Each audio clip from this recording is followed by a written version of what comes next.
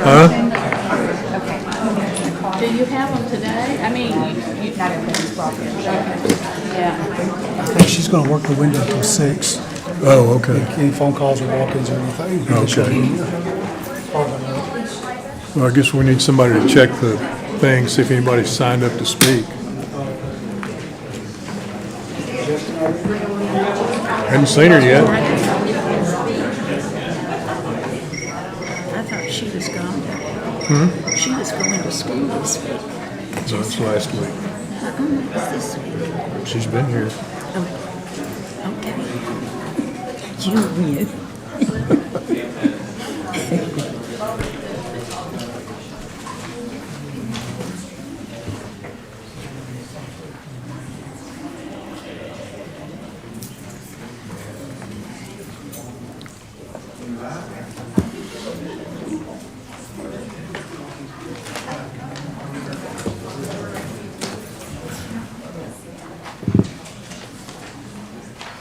Well, it's time, but we're waiting on staff.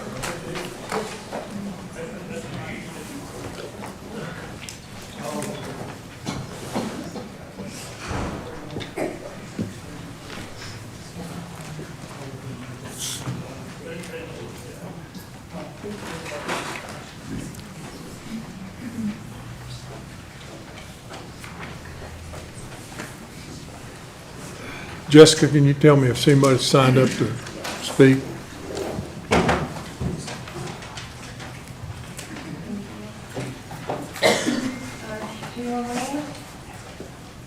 Are you speaking? Yes, ma'am. Greg Cooper? Okay, you're speaking as well? Yes. Teresa Cornelison? You're speaking as well? Yes. Mark Donahue? Here. You're not speaking, correct? No. All right, are you ready? Yes. Okay. Good evening, my name is Kayla Lane. I spoke at a city council meeting on August 16th regarding my harassment complaint against Godley ISD. Jason Jordan seemed very concerned about the events I described to him, and then Cass Calloway tells Jason Jordan that he will not investigate my complaint. I want to know why the city would be against investigating a harassment complaint. I was very concerned when I heard of Chief Jordan's resignation. He did a fine job and we miss him. I want to applaud council members Poppenfuss, Cornelson, and Thompson for their efforts in bringing these issues to light. I so appreciate the transparency. It's something that Godley School Board could learn from.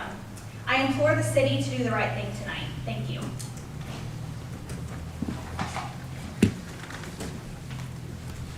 Who was next, Jessica? Oh, I'm sorry. Greg Cooper? Good evening. My name is Greg Cooper. Today I'm here to talk about transparency, accountability, and how our system of government is intended to work.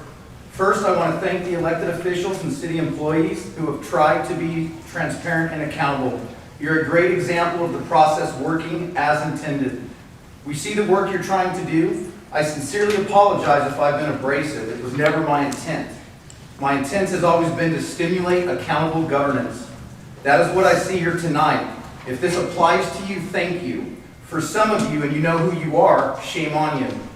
Because some of you have not been transparent and seem to believe that you are above accountability.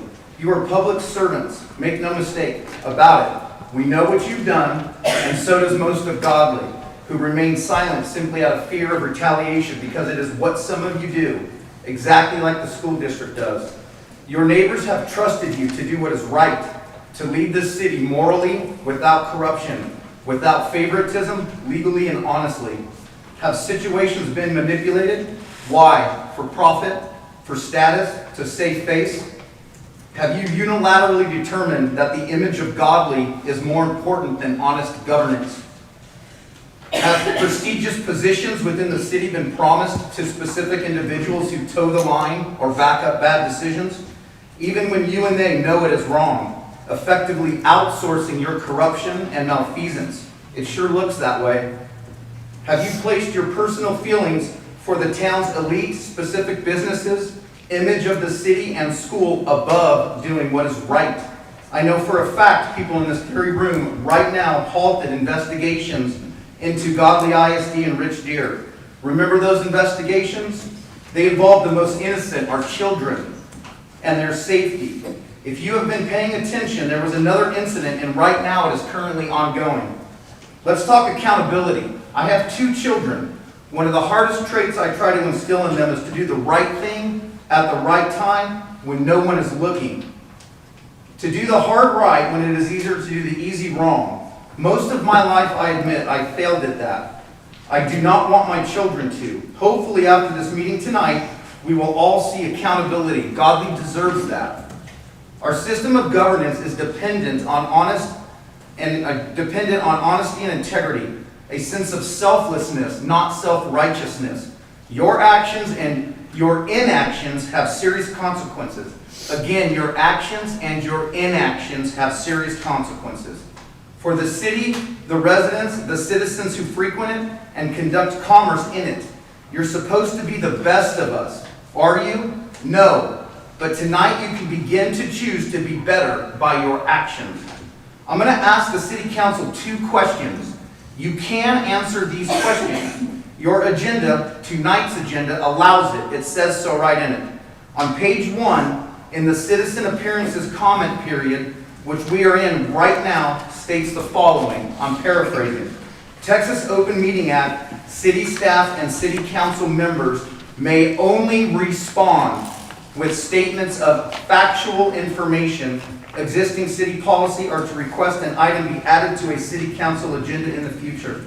My 2 questions are, has the city council been provided with allegations that Attorney Cass Calloway and City Administrator David Wallace compromised investigations into Godley ISD regarding the safety of children and mandatory reporting requirements? A yes or no question you can answer factually. Question 2, who is the certified school resource officer providing a safe school environment to Godley ISD since Godley police employee Dusty Ford departed? The memorandum of understanding mandates this, which Godley Police Department employee is currently certified as a school resource officer. Who is it? Both questions only require a yes or no factual response, and you can provide that answer right here, right now. Thank you. Thank you. Time's up.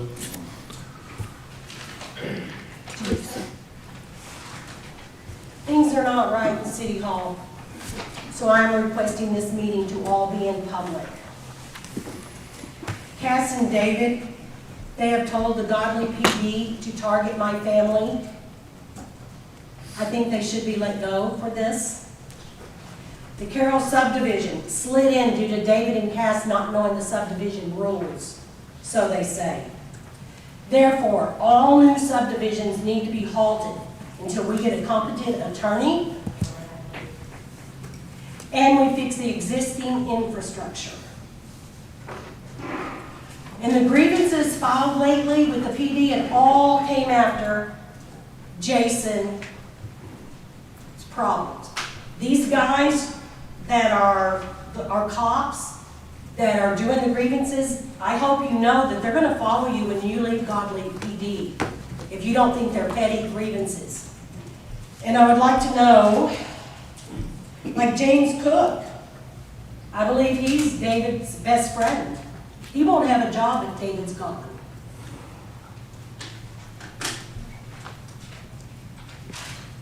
And I want to know if P3 Works LLC is owned by Cass Calloway. And if this damaging about Michael was so bad, why were the cops laughing about it and taking 2 months to file a grievance about a bag of dicks? You know, it's funny. It wasn't a bag of pigs. It was a joke. It was funny. And they shouldn't be that freaking sensitive. I am done. I hope y'all do the right thing and fire this guy. Thank you. All right. We have any department reports tonight?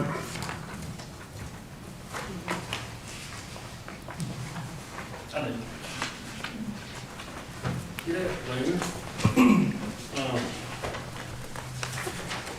Let's see, our November numbers, shoot times averaged 49 seconds for the month.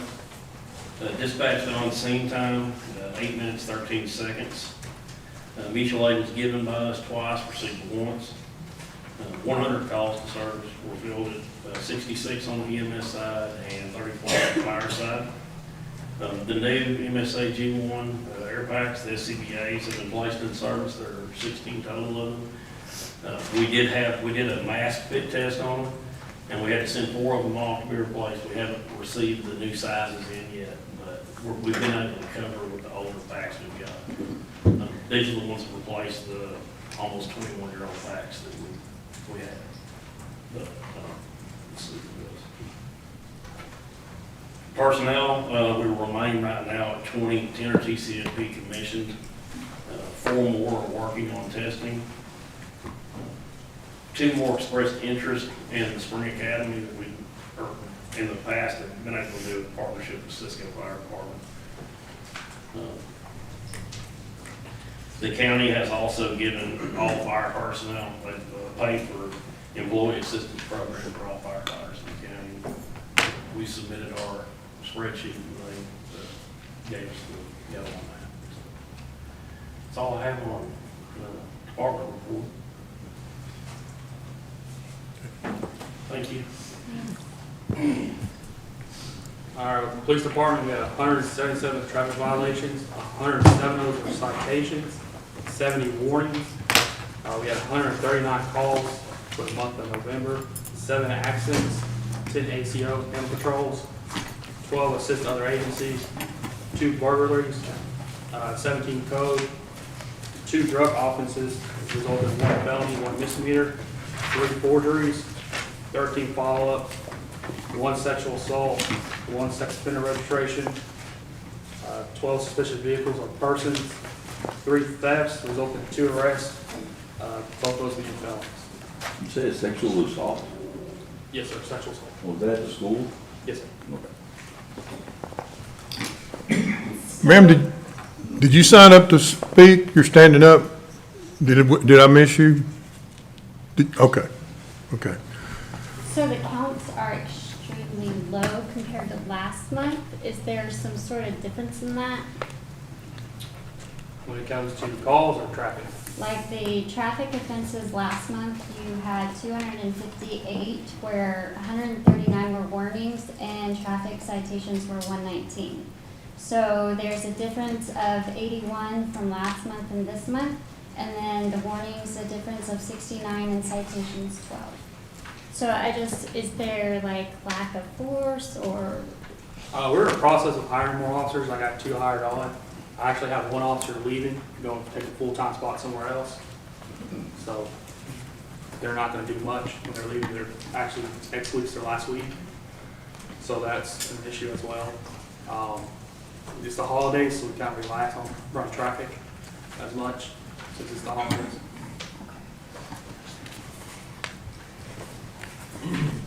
SRO program. We actually hired an SRO officer, Mr. Quinteros. We're in the process, we got his fingerprints, medical, and everything done today, his uniforms. Talking to the school, they start dates January 9th for him. Finished. For the month of November, had 66 line locates, 1 meter replaced due to damage. The sewer main out on 171 between Del Norte, just past County Road 1128, and up 1128 was having drainage issues.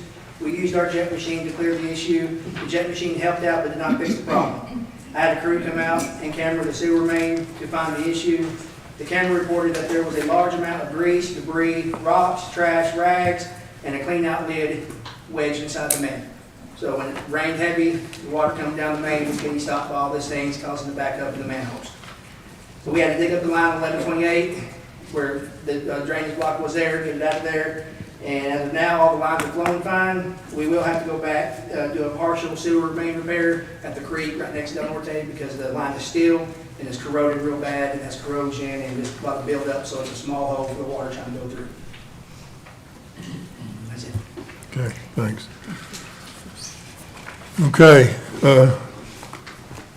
I accept the motion for approval of the council meetings, previous meeting, and the department reports.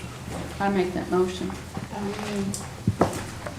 Now, I have an issue for the last meeting. It We states. we need to vote on that one. Oh, okay. All in favor?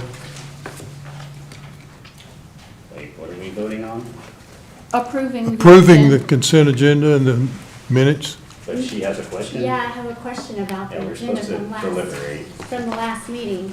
Because on D, where it says that Jan Whitehand motioned to keep Cantrell as acting interim police chief, Jennifer Thompson seconded the motion, motion carries 3-1-1, that's not true. I was against it. Yeah, so that's not true. Okay, so what is it exactly? On D of the last agenda, I'm not sure who seconded it. We have a motion to approve the agenda and the consent agenda and On the consent agenda, she's pulling that item for review. So you can vote, the motion is to vote on the consent agenda, she can pull that one off, and then you can vote on the rest of them. okay, but it's But not you from still this, need to have discussion on that it's one. not from this consent agenda, it's from the previous meeting, right? Well, no, Mayor, the approval of the minutes is exactly the issue she's bringing forth. The minutes that were created, she's saying that there was an error, was a typo in the minutes. Okay. So, We can vote on doing it, and if it passes, fine. If it fails, then re-vote again on her exception to the one thing and approve the other part. Do we have a recording of the meeting? Yes. Not that one. Not that one, okay. Council members, who remembers that vote? Does anybody remember? I think it was Mary Ann that seconded. She did vote against it. That would make sense, right? Mhm. Okay. I don't know. Because you wouldn't have seconded the motion if you were opposing the motion, right? Right, so I think it should read, if Jan's correct, it should read the same number, but the second would be Mary Ann instead of, so that would be the correction. I mean, you guys would need to agree on Well, it that. says 3-1-1. Would it be 3-2? but- Correct, yes, correct. Okay. You and your math. Yeah. I'm in degree. Sorry, it's not my strong. And so you could approve the minutes with that edit. Councilman, if you want to say we want to approve the minutes with the edit of, and the council would need to vote as to that correction.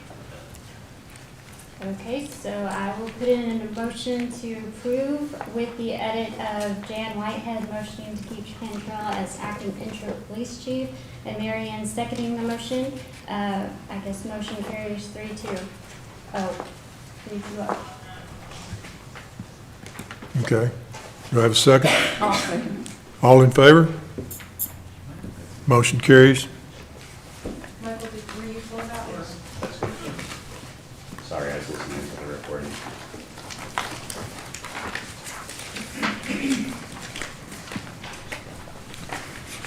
All right. We have public hearings. The first one is from Christina K. Chambliss regarding her property located at 209 North Highway 171 to change the zoning of the property from residential single family to commercial retail.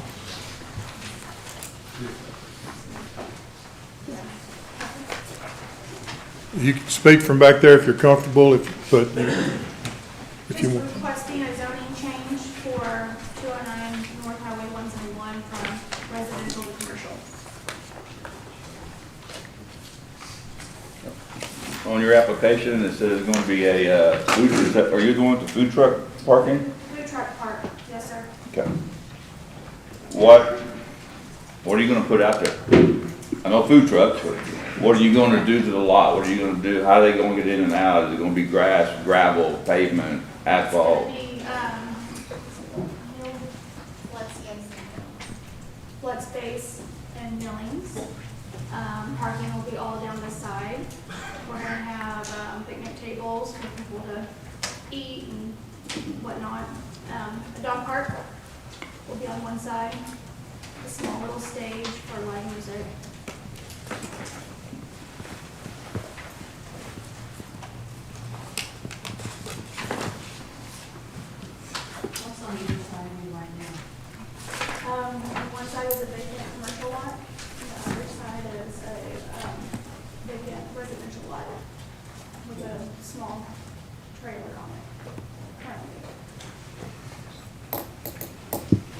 how much parking are you going to have available, and will you be doing any sort of special events there?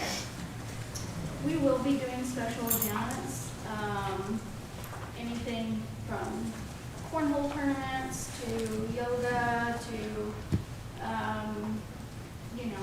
sports watching parties, stuff like that. As far as parking, there's probably about 15 spaces along the side, about 8 in the front, and then we're working with the gentleman that owns the lot next to us for any sort of overflow parking. How large is this property? I have to figure How many food trucks you think you'll put in there at a time? Or the most at any one time? out. 4. Are they gonna be stationed, or will you have different ones at different times? Most likely there'll be different ones coming in. Some of them can stay, they will have to move to go and do their clean outs and all that stuff. We won't provide any of that. Okay, are you going to pull trucks like here locally, or are you going to pull them from All other? around, locally, Fort Worth, wherever. Yeah, we hope to have a whole variety.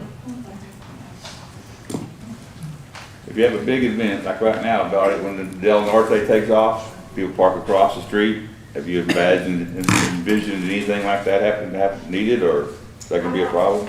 I don't think that would be anything to that scale, no. Okay.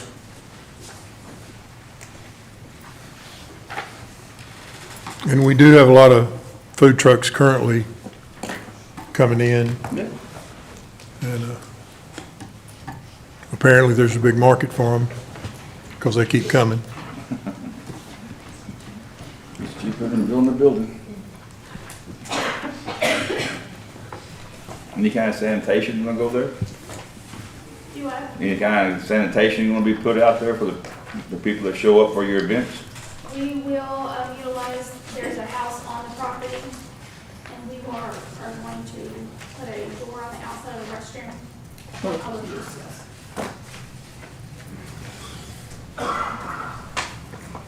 If there's no other discussion, I'd entertain a motion.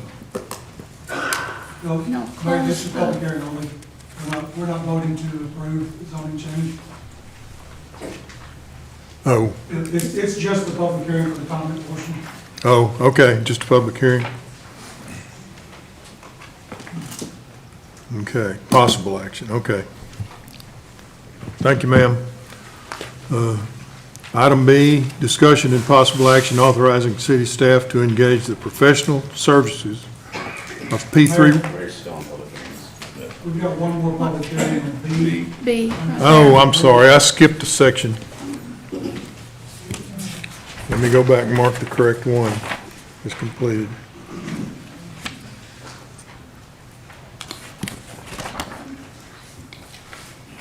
Public hearing, hear from the citizens and community on a request from Barbara Gay Giles Barisi regarding her property located at 213 North Highway 171 to change the zoning of the property from residential single-family to commercial retail.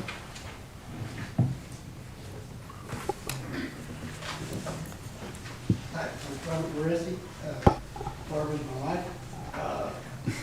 We just like to change it over. Actually, we always thought that it was already commercial, it was just that they were waiting for somebody to move out, and we did. So, yeah, we always thought it was set up for that, and I guess it wasn't.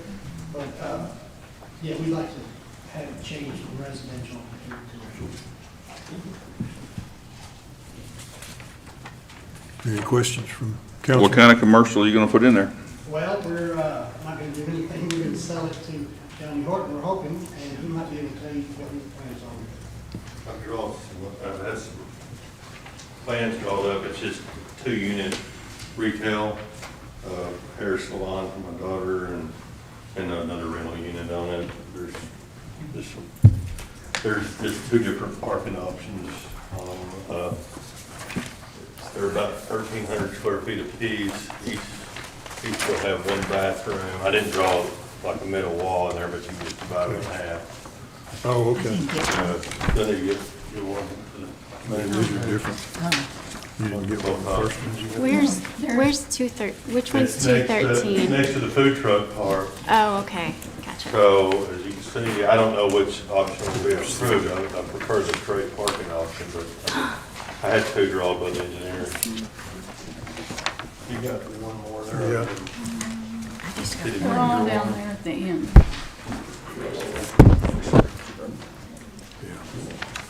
Well, here's, But it'll just This be, will be- one will be a hair salon, the other will be, I'll just rent it to whatever, they're only 1,300 square foot. I had them engineered, and he said that's the number of parking spots allowed for the building size and everything. So, I plan for all mine to be concrete. Gotten with the state, I know I'm only gonna be allowed one driveway by the state, which is Yeah. drawn in there. This is like a shared driveway, there's homes back behind there and another house to the other side. I don't know, but I won't be able to keep people out, but I will try to direct them into my driveway. okay.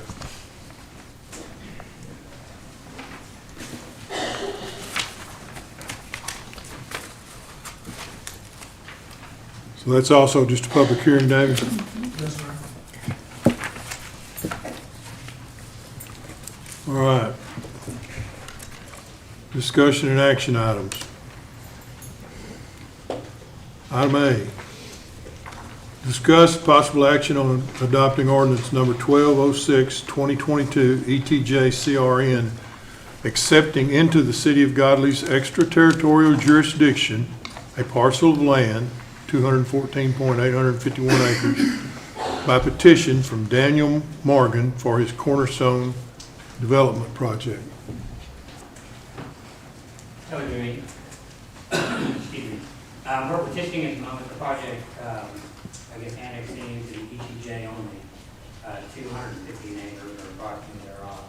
I'm actually representing the engineer of the project, and the project is going to be 2 acre and 1 acre lots. And we're going to end up with probably a mix of around 150, but we're going to try to push that a little bit farther if we can. But there's some of the gas pipelines out there and ponds that we haven't worked around that our density is going to fall off quite a bit. And this would all be in our ETJ? Yes.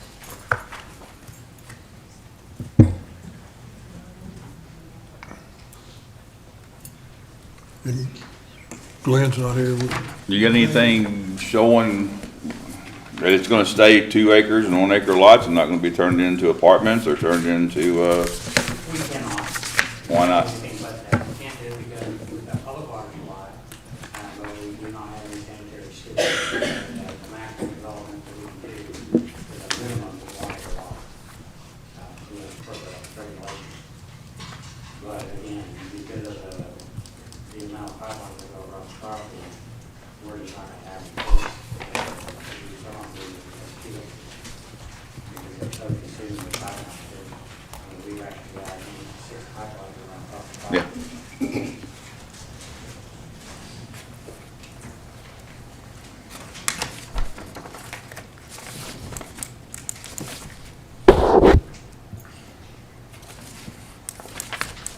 How does that affect, if he's in our ETJ, what does that affect the property next to his property? And does it affect it at all? No. It'd be like the property we already have that's in the ETJ. They're just in our There's one ETJ. property about I think it's about half a mile south of there, Lee Ranch. It's pretty much the same thing. Where is this? What's the farm market right here? I can't remember. Looks like 1128. 1128. 1128. It's the old Aldridge Road track. Of what? Yeah, they. My car was in there, it was about 10 of these at the time, they all have numbers. So I see a web map. Do you guys have any kind of like forecasted blueprint to show us what you're going to do with this land? Well, single family development, single family.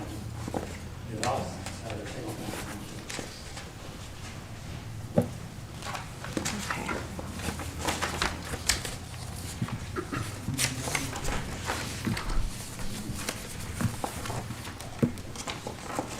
And Councilman Thompson, the EPA request is the first step. They have to come back with their plans for your approval later. Okay.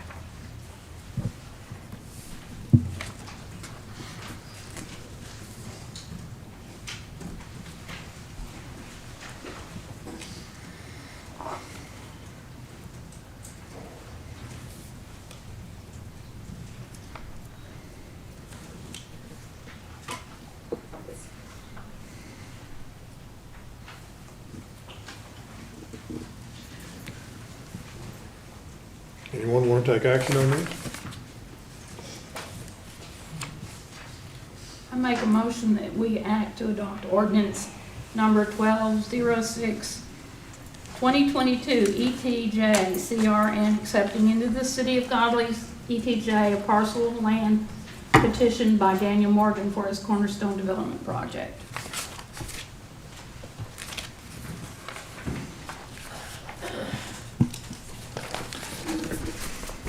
I'll second it. Have a motion and a second. All in favor? Motion carries. I abstain on that one. Abstain. Not against it, just don't like voting for it. Oh, I thought you didn't like little lots, and I thought this was built. No, this looks pretty 1 and good. 2 acre lots. This looks pretty good. I agree, but just, I'm not against this at all, but. What road is this on? I think he said 1128. Oh, okay. All right.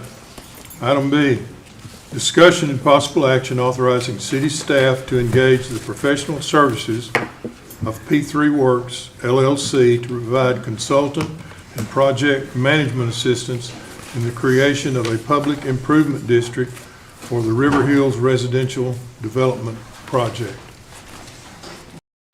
Mayor, this is a project that we've been working on for, I think, about 9 months now. We've had 2 requests from 2 different residential developers that want to create a PID, which is a public improvement district. A PID is a similar structure to a MUD, but it's better. And the reason it's better is it gives the city a lot more control over the development itself. You guys as the council went through the MUDs, and it was a challenging experience, yeah. And so we have kind of put a position forth from a strategy standpoint not to promote MUDs, but to try to come up with smarter path forward where we have control. The city has control of the development. The cool thing about the PID is that it's funded through its own taxation, so the city's burden in terms of the cost of it are quite less than us developing it ourselves or contributing in a big type situation. The other good news is that all of the expenses and costs of the PID flow through to the people who purchase the homes instead of specifically the city, and the city would still have the ability to collect taxes. With the PID, we have not done one before, and so we consulted with other cities and said, hey, what did you guys do? And they all said, hey, we used a company, a consultant. And so we researched the consultants, and the one that does most of them all that we talked to was this company here called P3 Works. We had a conference call with Mary Petty, who is their chief person that does all of their initial contacts with cities, and had a really good, productive conversation with her. And she also had some great ideas for us on how to minimize costs and how to have good control of the project and try to promote good quality homes and good infrastructure and all of that, that would all benefit the city. And she laid out for us a path forward to make it happen for any time somebody comes to the city and says we want to fit, so that we're ready to kind of take action when they do contact us. I do not own P3 Works. I wish I did. They gross probably over $2 or $3 million a year in consultancy fees and otherwise, because they're so well respected and they have such a a grasp of the issues that are involved in the creation of it. We like them very much because they do all the work.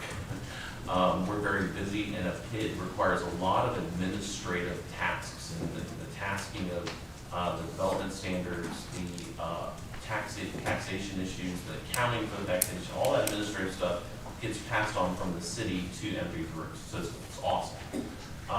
And they would manage that over a long period of time. And they do that for a lot of cities. In your packets, I sent you guys the PID 101 that tells you more details about the PIDs, but it also talks about the process. And I sent over to you as well the kind of statement of qualifications and otherwise. Our hope is that we would like to engage them and have them on deck and have everything executed in probably within a month or two, because we do have one PID that is coming around the corner in the new year, and we'd like to be able to engage and do that at every time. As I said, we've never done one of these before, and so having somebody that has done before and does it very well and is well respected in the community is a good choice. Staff recommendation is to authorize staff to engage with them and to come back with a contract for your approval, and for you guys to be able to engage your services, and you don't have any long for that. And our hope is that we have a long-term relationship with them with any PID that came into town, and they would manage the brunt of the work. And as I said before, their fees and otherwise on a large part of the project would flow through back to the project and not to the city. So, any questions?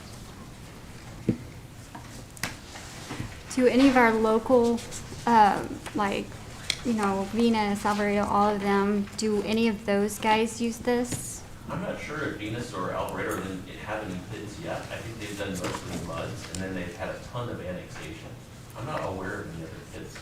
I know City Fort Worth does thousands of PIDs. They've got a whole bunch of them.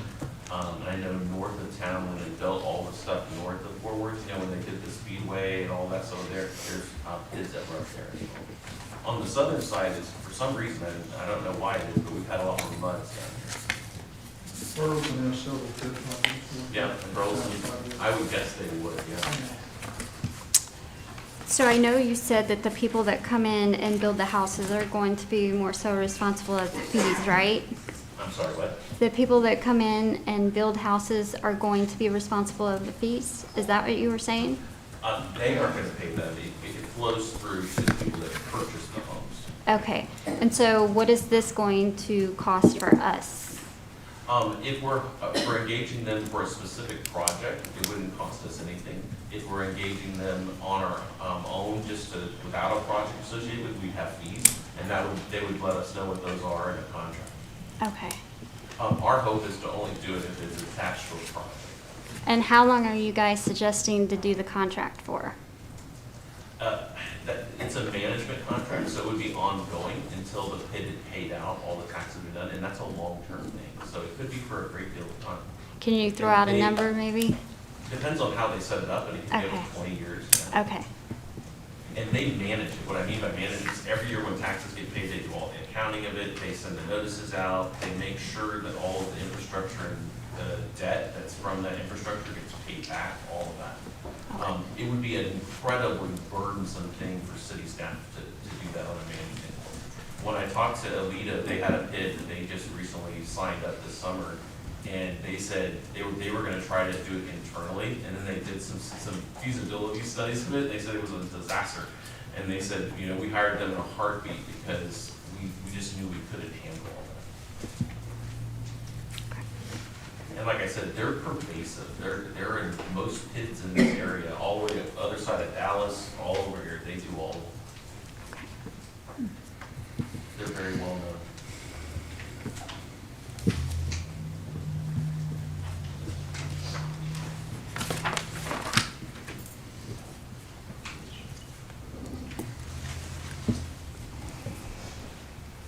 I make the motion to authorize city staff to engage the professional services of the P3 Works LLC. I'll second it. I have a motion and a second. All in favor? Motion carries. Where is the River Hills residential development? It's in two places. DW, you have to tell me. One is just south of town on 2331. As you go through the curve that you have now found, the other portion of their property is on 171, the old James Wallace place. It's up in the area.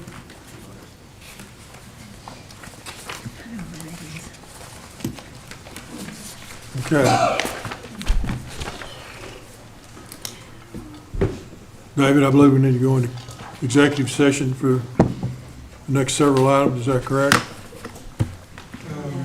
No, I think Cass was going to address those.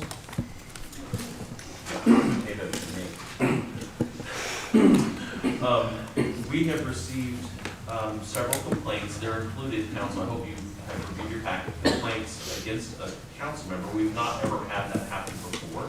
And so it's kind of new territory for us. So we submitted them to you guys. We complicated it to you guys for consideration and for action.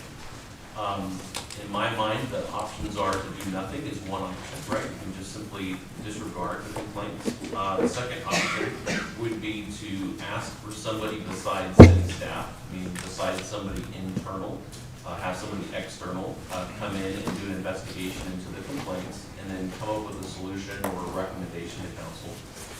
The third option is to address the complaints tonight and go through all of that. But I would advise the council not to do that because we just got the complaints on Friday and Thursday of last week. And so I don't think that from a due process fairness standpoint would give the council member enough time to defend against those to be able to present a defense. And I think that if the council were to act tonight, I think that would be an unfair thing to do without any kind of opportunity to be heard and for there to be a defense because we just got them last week. So those are kind of the three options. And obviously the city staff are making no recommendations to that. I only give the advice on the third one because I think that's a fairness and due process.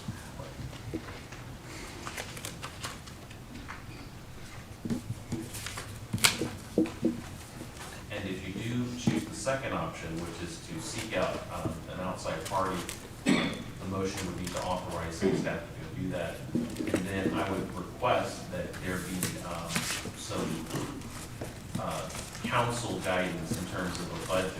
If we're going to retain a law firm or we're going to retain some kind of retired council member to do an investigation or something like that, I would want to not have it open-ended for a long period of time or to be super expensive or anything like that. Essentially, create a limit.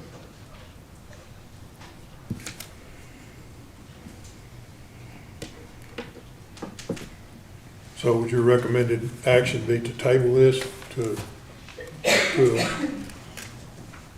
another time? Well, as I was Makes saying, it- there's three options. You do nothing, like you said, just table it, and then you have to come back and deal with it later. You have the option of authorizing there to be an investigation, and I would highly recommend it be outside of the city, right? Have it be somebody third party that is independent. The last option is to act on it tonight, but as I said, I'm really advising this. Am I allowed to ask questions about this? You just did. Okay, so the event was on October 8th, correct? I don't have it in front of me, I don't know. Yep. Okay, so the complaint I mean, is, the event that allegedly where this occurred. yes. It was at that big festival, remember we closed Right, the street? and each one has the October 8th date. So I essentially would say that October 8th was the date of the event where the infraction occurred.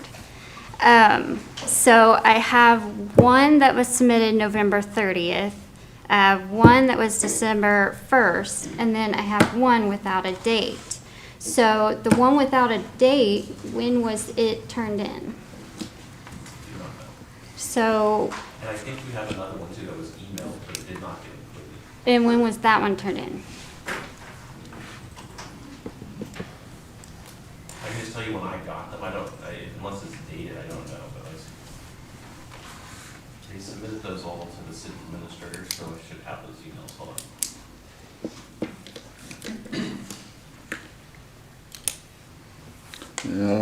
My question is, why wait for a month? When we had a meeting, we could have brought this up to the last meeting. The second thing is, well, we'll get over that when we get this blue folder, but is this 3 people, 4 people now? Is this a concerted effort? But I'd like to have this, I don't know. It just seems like this was so important, it would have came up last meeting, and that would have been a great thing, instead of waiting for another opportunity, waiting another month. I don't think we had the complaints then. We had, Well, I know, but we knew that it had happened, but there was nothing we could do. Okay, so I already have his. And then I have, can never say his name, but Jeremy's, and it doesn't have a date. And then I have, I believe. I think that one was sent on Friday, December 2nd. I have the email, the original email. So that one was December 2nd. Okay, and so here's my issue. The event was on October 8th, okay? I have a November 30th, I have a December 1st, and I have a December 2nd. How ironic that 3 people turn in complaints days apart on an event that was 2 months ago. And then the last one I was saying, it came in on Thursday, December 1st. So there again, you have 4. So, I mean, Were some of these waiting on people to get attorneys? it to doesn't represent matter. them? If you're Email came in, but he offended, didn't in the handbook, put it it in the meeting. states Came you in need late. to go to your supervisor at that time and put in your complaint. The handbook? Yes, and that is on the agenda too, so we'll get there whenever we do. Legal representation takes a bit to get a hold of. Do what? Legal representation takes time to secure. But was it even acknowledged at that time? There's no statute of limitation on bringing up sexual harassment. Okay, so I find it ironic that legal representation got back to each of these people days apart. I mean, Are you questioning whether or not it happened, or you're questioning I'm why not the questioning timing it for- happened, but I'm questioning why all 3 of these 4 turned in their complaints after Michael Pattenfuss has done all of his homework concerning the issues that we're here tonight about. Now, all of a sudden, there's complaints on the agenda stating that he's, I guess, sexually harassed, I guess, is that the wording? I'm not quite sure what the wording is. But, okay, let's back up. I sat down with the same officers because there were other complaints. I had the meeting. None of this was ever brought up.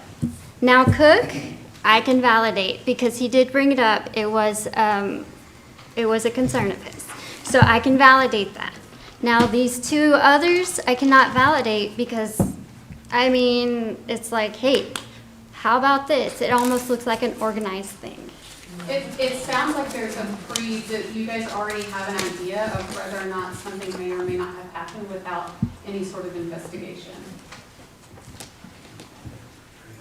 I mean, if you're- Does the timing of when things were submitted take away from the fact that it did or didn't happen? And is sexual harassment allowed? Well, no, but I mean, if you are sexually harassed, then you're going to put in a complaint at that time. That's not. That's Not not necessarily. required. No. Not necessarily. Not at all. Not at all. We're talking about people acquiring attorneys, In fact, and there are a that lot takes of a long laws time. about that. Okay, but we are also talking about letters that are days apart. I mean, it doesn't make sense. What is the relevance? It looks organized. Do they all have the same attorney? I have no idea. I have no idea. It just looks organized to me.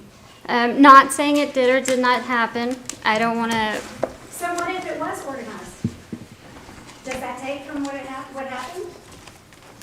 I mean, yeah, because it's And I'm almost not like it's saying it was. retaliation. I'm not saying it was, I'm just saying whether it was or wasn't, Sexual harassment is illegal.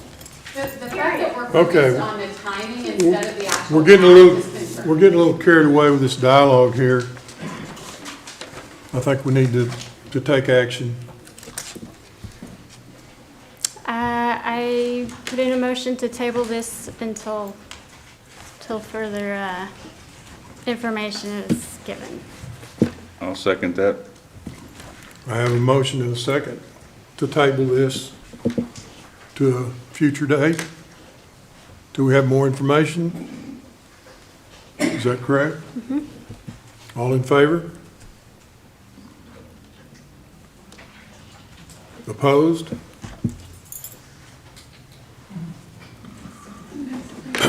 Well, 2-2 and 1 abstention. Well, I can't vote, it's about me.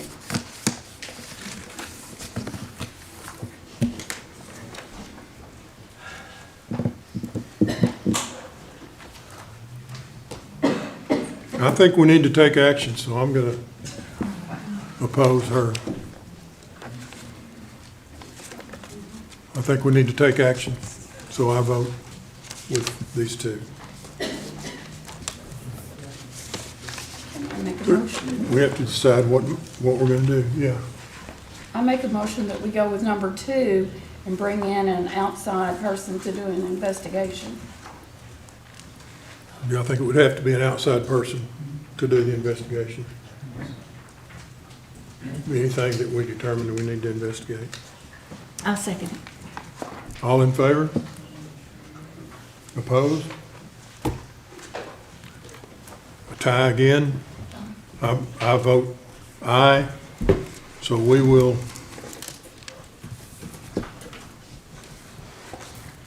So that motion carries. Shane's motion carries. Question, is that for all three of the items or just one of the items? All 3.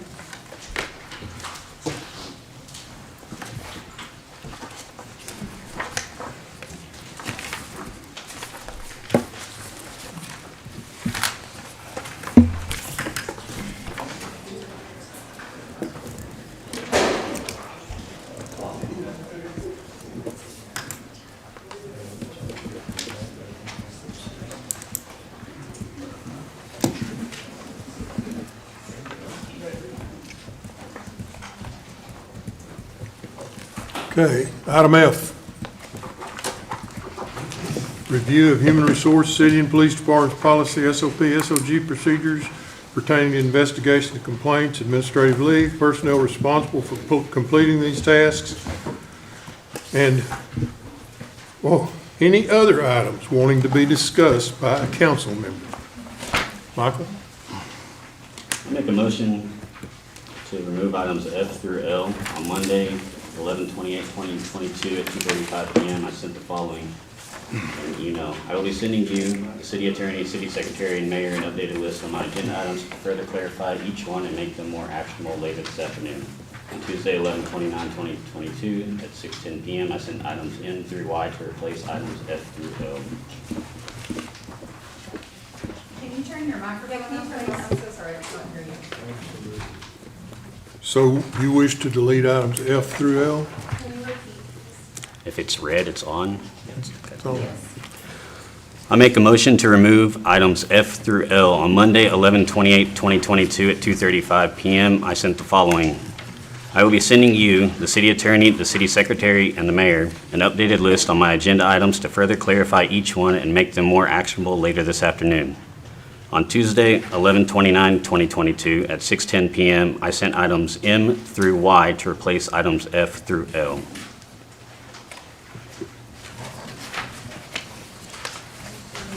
F through I or Y? Y.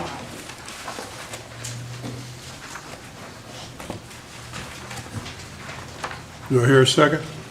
I'll second. All in favor? Deleting those items?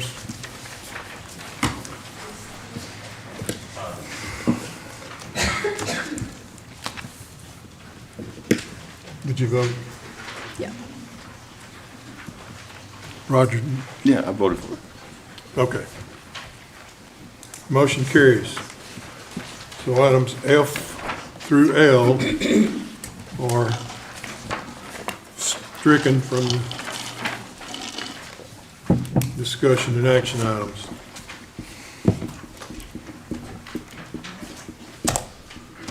Item M, review and discuss the applicants of the steering committee, committee member roles and responsibilities, first meeting date, time and location, and other related details. Direct staff as necessary. So I requested items M through R to be on a council workshop so we could just discuss the items without voting. This was to combine some of the duplicates listed later on and make the meeting run smoother. Since a workshop is not listed on the agenda, some of these can be skipped as they will have the proper verbiage to vote on them later on in the agenda. So item M is an action item as item S.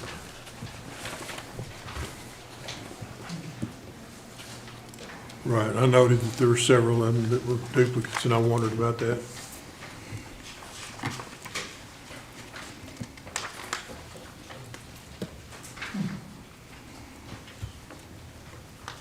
So would you repeat your motion again, everybody listening? I did not make a motion. I requested those. For some reason, our agenda is 6 hours long. Instead of combining these issues like usual, everything that was placed in layman's terms was placed on our agenda instead of being legally put on there.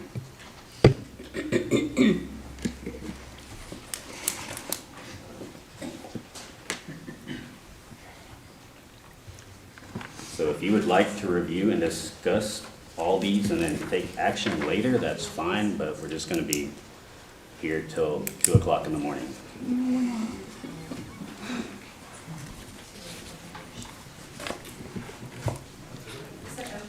So you don't want to remove them, you just want to ignore them? No, I don't want to ignore them. We can review and discuss. It was supposed to be in a workshop agenda, so that way we could discuss them and breeze through our agenda. But that did not happen. They got placed as agenda items. So you have a review and discuss about the steering committee. And then item S is discussion and possible action on the steering committee. Okay. So remove items F through L. And I requested that items M through R to be in a council workshop. That did not happen. So they got placed as regular agenda items. But they are not actionable because they are review and discuss, not discussion and possible action, as has been as far as I've been on council, the way we write our agendas.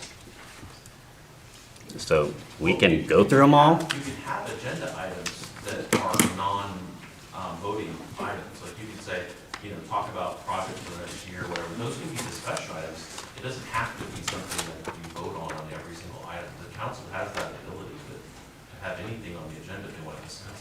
I understand that, Just like we have but public there's hearings. action items later on for some of I'm just these. saying, it is absolutely a legal thing to have on the agenda discussion. So you would prefer to put these in to have a meeting, a workshop for these items? That was my intent whenever I sent that email, but it was not done, so now we have We've a, never done a workshop, so if the council wants to do a workshop, set one up and put these items on it. That's perfectly acceptable. We just never done one. I don't remember, we've never had, we've done a bunch of workshops like that. We've never done some city councils do like a 3-hour meeting before they have their actual meeting.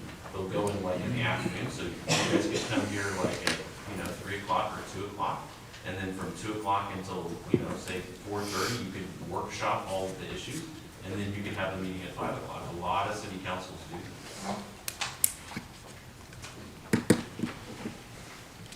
I mean, that's let's just go down the list and we'll just duplicate them later. And then we'll take action then.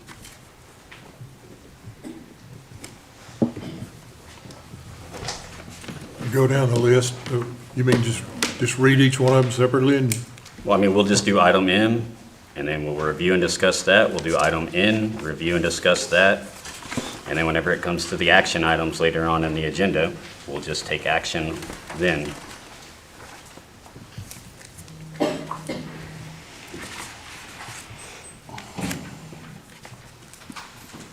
So did we need to review the list of who's gonna be on the steering committee? Do we have a list for that?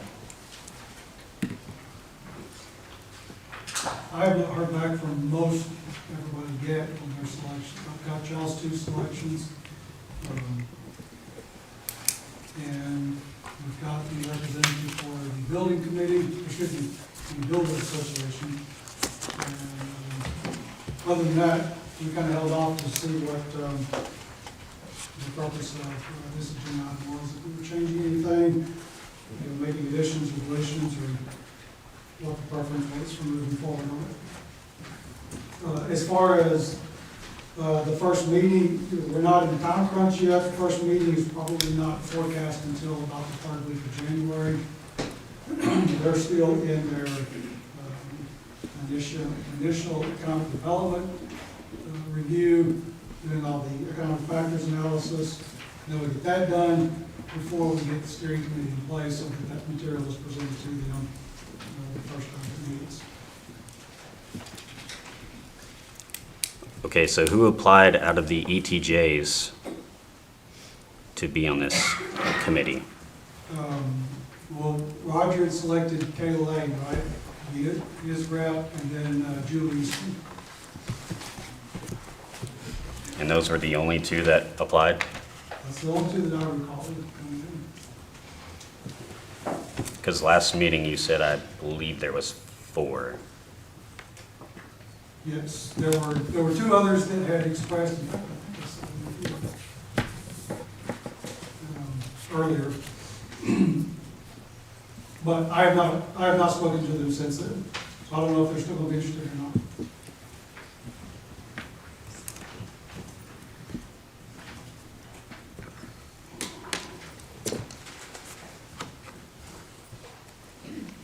So at what point will we contact these people so we can start this steering committee? At any point. I think the more crucial selection is going to be members from the rest of the council to get that portion finished. So 2 have, and the other 4 are still waiting to do that? Well, I assume they're still investigating who the people will be. I just want to clarify how many have done it. I understand they're still looking, that's great. But how many have? 2? Okay.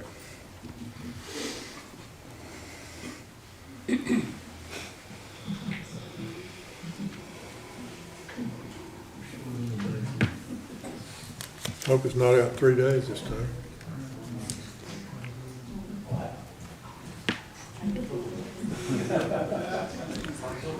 So, you submitted yours. Just a dimmer switch. Me and you, and the other, no one else has yet.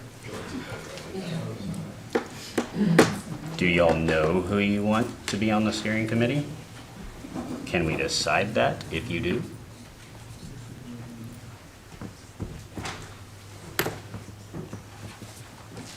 I don't have anybody on hand that I can think of. They'll have to be contacted and see if they're willing to do it before we can give a name.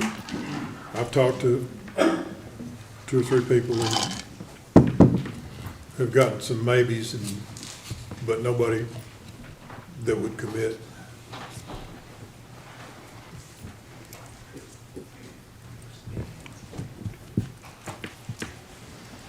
So do we want to set a date in the near future that those are required to be in so we can get this committee formed? Let's just do the January meeting. That'll still give us roughly 3 weeks between the approval of the steering committee and the first meeting with the consultant.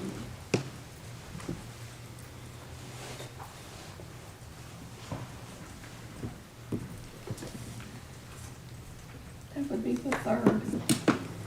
Yeah, or we could look at the 26th of December. That's right after Christmas. And that's 3 weeks to finish it up. Now, is there some way that we can kind of advertise this to kind of get some people that are willing and wanting to do this? Well, there will be. The steering committee is not the only opportunity to participate in the process. The steering committee is the more stable body that follows everything through. There's going to be several opportunities where the steering committee and the public at large will come in and look at the status of the research, look at the SWOT analysis that's been done to give different types of testimony or evidence on each stage of the plan itself. So there's lots and lots of community feedback opportunities. It's just the steering committee is the one body that sort of shepherds this process all the way through. Right, but we don't know every resident that lives in the city, like personally. So, I mean, you guys are asking us personally if we have somebody that we want on the committee, is that correct? And if not, then I'd like to give like equal opportunity for other citizens, even though they're not, you know, related or friends or something with one of the council members. So is there a way that we can advertise, hey, would you like to be part of the steering committee? This is what it is, here's what you'll do, yada, yada, yada. Well, we can, or you can advertise your own, that you're opening up your selection on the committee. If you want to take applicants, essentially, or interested people, then you can just solicit that yourself. If you don't have somebody in mind.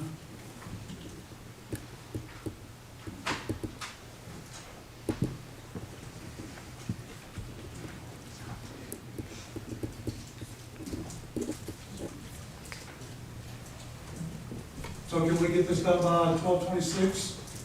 You think that's enough time? 12/26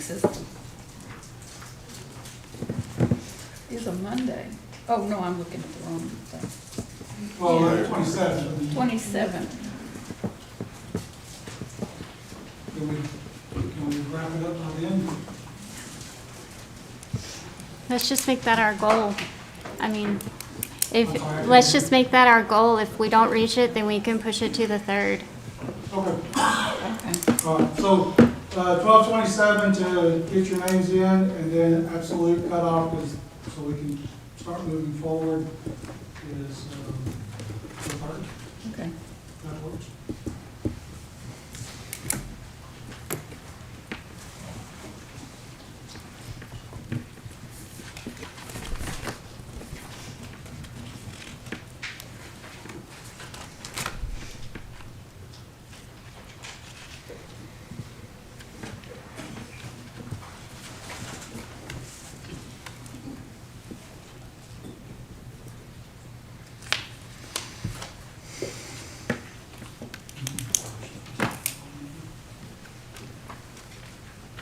Okay. Is that good for you, Mike? Is that, Yeah, that's just review and discuss. We have to take action on it later. yeah. No, I meant what we've decided to. No. Okay. Item N, review and discuss any planned or future projects at the Godley City Park. Are there any planned or future projects as we exponentially grow? We replaced everything but the structure, the play structure. I'd like to see that eventually replaced sooner rather than I later. think we did some work on the play structure, didn't we? At the park? Okay, are you talking about the swing set or the other climbing thing? The actual play structure, the climbing Climbing thing. things, the slides. We have, the only other thing that I would like to see, just as a personal goal, is those sunshades that cover up the playground. Other than that, we talked about it as part of the previous project discussion, the paving for additional parking on the south end. Other than that, there's no other projects we're contemplating. Yeah, I think any big projects would need to be in another city park. I think that one, you know, more play areas and such as that, because we've got the basketball courts, we've got the roller in the meeting. We've got some area there, but it's something that we allow people to use for some of those special events. Are you advocating using up some of the green space as well, or just replacing the existing? I mean, there's multiple options. We can keep what we have. We can keep what we have and add to it and fix what's there. All the bolts that are missing, the handholds that are missing around the slides. Or we can look at completely tearing that out and buying a big one, like what most cities have nowadays. On average, there's probably a dozen kids up there every single time I take my kids. They kind of overrun that little play structure. I haven't been up there in a while, but if there is bolts and handrails and stuff missing, we definitely need to be getting that fixed as soon as possible. Yeah, I agree. You're talking about one of those wood structures that they have in a lot of parks? I mean, you can do wood, you can do the composite, the plastic. I mean, it's a big chunk of change. Yeah, it gets a lot of use every time I drive by, there's somebody there.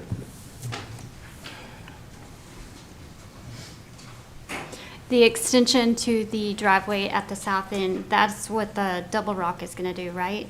When they do, okay.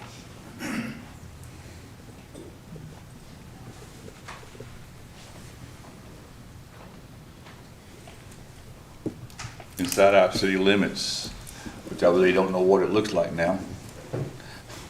Is there room for another park that we can purchase and make a bigger area, another area for a park, for city park? I don't know that I caught the first one. And, you know, I don't know exactly what size our city looks now, the city limits. We would Is just there have area? to sit down and get some property out there. It's probably more feasible from the city's perspective that we acquire park space from developers that come in Yep. than to go out there and just flat out buy property and take it over. Is there programs out there to get money to do that? No, we're not spending our money, but we're spending donated money, government money, or whatever. There is some of the grants.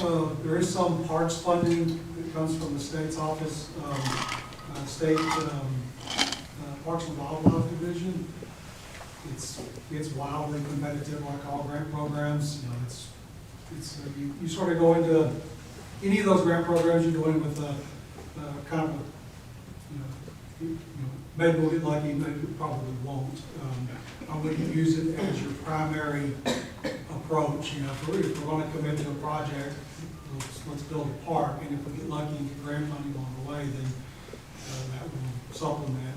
But otherwise, you know, we would just commit to paying for it out of pocket, you know, if we're not acquiring one from a developer as part of their project. It seems that some of the builders that we've had in here in the past have had plans for some park areas for their residents. I don't remember any actual parks. I remember green spaces and maybe a soccer field or something, but I don't remember actual parks.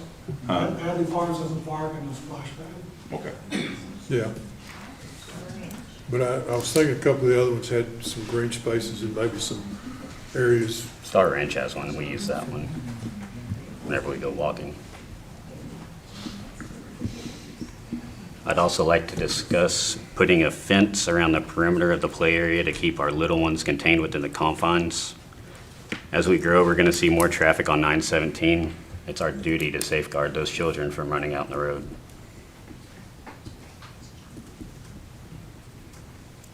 So just the play area, is that what you're saying? The play area, the concrete around it, or include some of the benches, which, by the way, the benches look great. Actually, when we did the park originally, that was one of the items we discussed was this fencing, and we held off on it just to house manageable. But we left the existing bar occupants that's in there now to ensure vehicles won't pop up in there. I think it's a valid addition.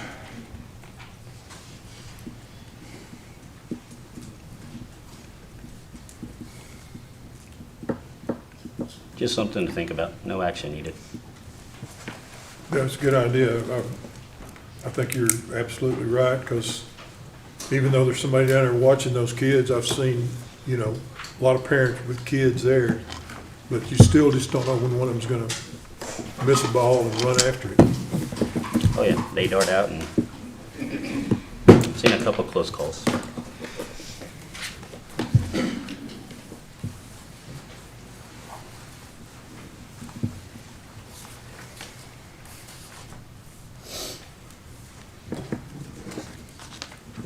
We're ready to move to the next item? Or does anybody have anything additional on that?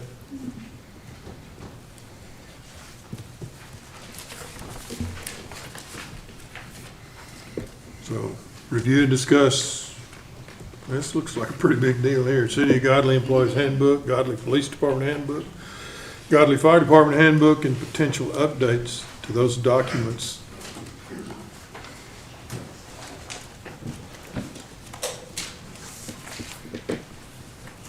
I'm not very well versed in any of that stuff. It mainly has to do with some of the stuff in the folder and item V, which we will discuss later on. I do have a question. Has every city employee seen this handbook? Should have, as far as I know, yes. Okay, so 100% of the people that I spoke to didn't even know we had a handbook. So, in the back of this handbook, there is actually a page. Let me get it. And it's acknowledge of receipts. How many of these are signed and put in the folders, like the personnel folders? I have these. So if there's some missing from the departments, then it's probably a conversation with the department heads. They need to go over those and make them available. So the handbook is a very serious item. How often do you guys audit that information in those files to ensure that everyone knows what they're supposed to be doing at the city of Godley? It's only on occasion. Okay, so do you guys have like big meetings to go over these things, or how are you making sure that everybody's on point as far as what they're supposed to be doing? No, it typically comes up on a case-by-case basis, question arises. Since Okay. we haven't traditionally seen a whole lot of employee turnover, it's been pretty stable. So once they've gone over it once, even if they, say they don't have access to a copy of it, or they've signed for a copy of it, nothing's changed. I don't think our employee handbook's been updated since 2017. And that was adopted into the minutes, right? I think so, yes. Okay. Now, with the issues that we're having as far as sexual harassment, racism, all those types of things, has this been brought to the attention of the employees since it's on a case-to-case basis? Not since all this stuff has come up, no. Okay, So let this process work its way through, and then we'll evaluate from there. But don't you feel like it's an important product to bring to the table when all of this is going on so that these city employees are confident in the steps that they're taking? Oh, of course. Okay, so what are your intentions as far as bringing this to the table? Well, probably just a discussion right now, at least touch base with each employee and make sure that they can understand the basic obligations and rights. And beyond that, because our employee handbook is a little, I guess it's roughly 6 years old or so, I think it'd be appropriate if we go out and hire a company to have a new one done. Yeah, who actually wrote this? Because this is not a very good handbook. It was a combination. Don't say that until you write that. Who is it? Yeah, it was a combination of feedback from council at the time and staff. Okay. All right.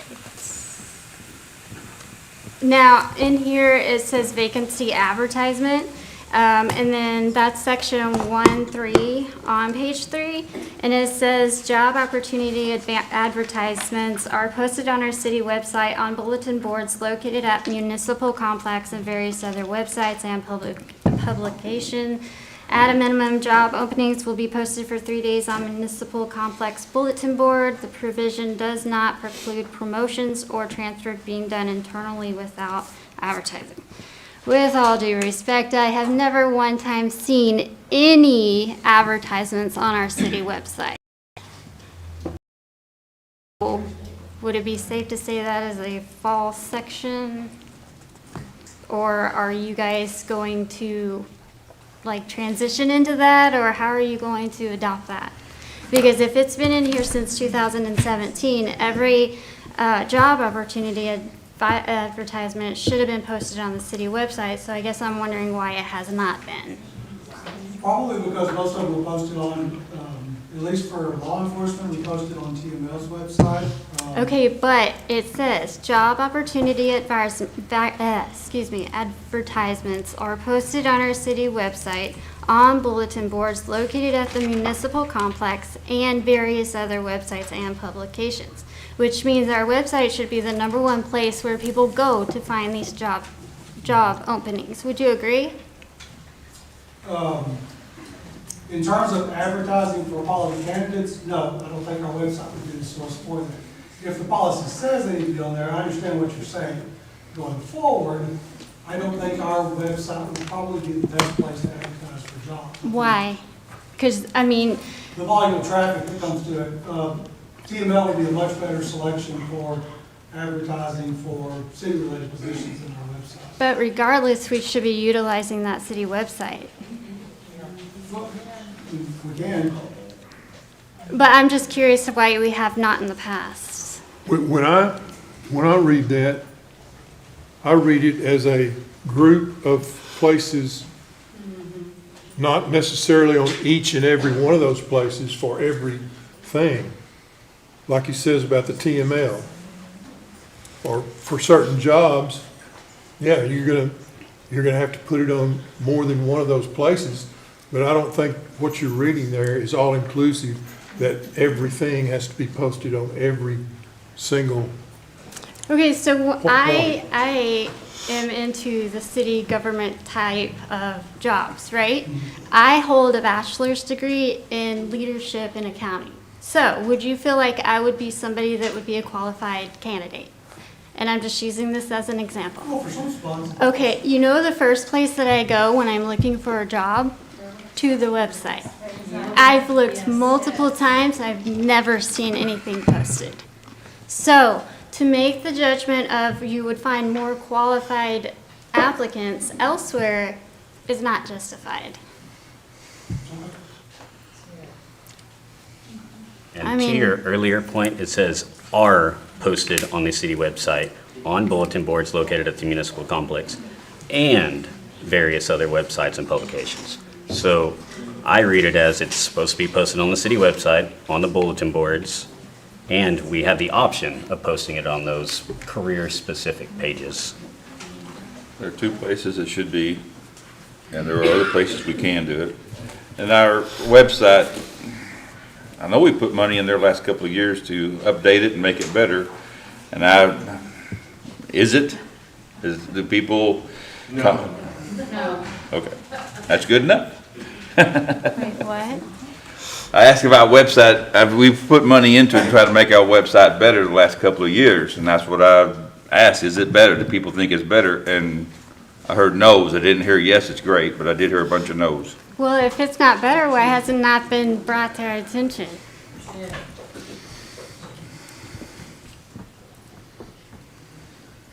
So, but I feel like the #1 source should be the website. That's where city residents are gonna go for their information.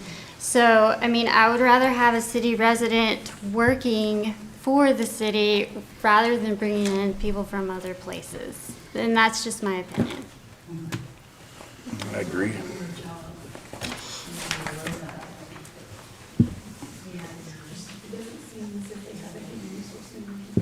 Also, it states department director multiple times.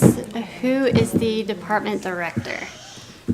Well, like the police chief or the fire chief. Okay, so, I mean, that is kind of a weird way to verbiage that, so I would suggest something like department head or something to that effect, because the department director seems like that should be a name title.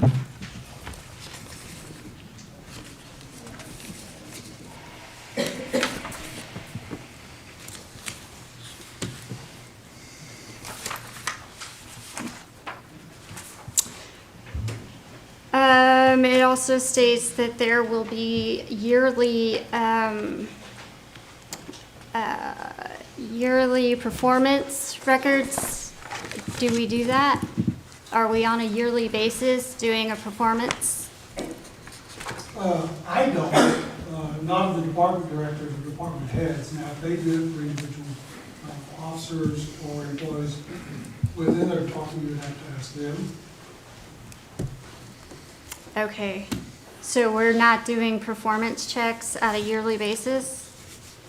No, well, not in terms of sitting down and having a exit interview with each individual employee. No, we don't do that. We're a small enough group of people that we can spot issues that arise.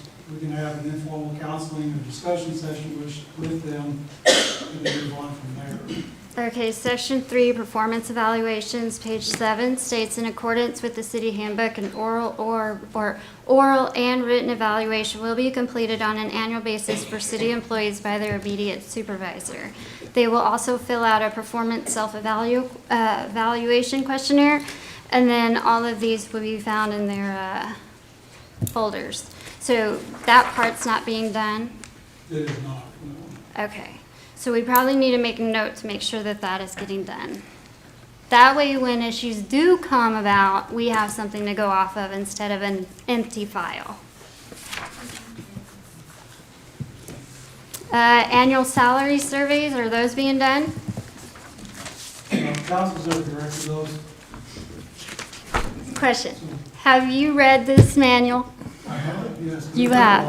Okay. So then you know all of this is in there.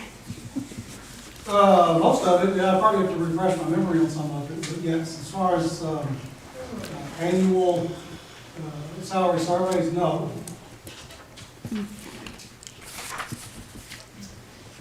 Okay. Second, or how many ever more?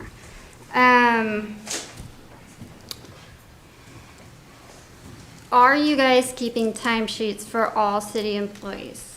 For hourly, yes. For hourly? Okay. Who is exempt from that? Well, the exempt employees, so, me, Stephanie, Jimmy,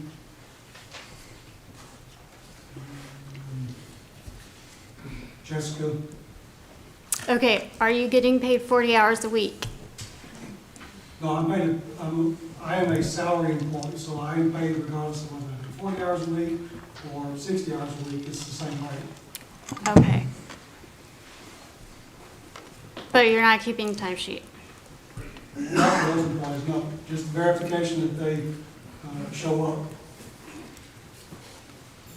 Okay, and do you guys have some sort of report showing vacation, sick, all that sort of thing? Like a report saying accruals of X amount of hours? Yes, it's done at the department level. Okay, so how are you calculating that throughout your, I guess, pay period if you aren't turning in timesheets? For the employees that are just the exempt employees, For your salary employees, how are you calculating that as far as time used if you're not doing timesheets? we just keep a note within the payroll program.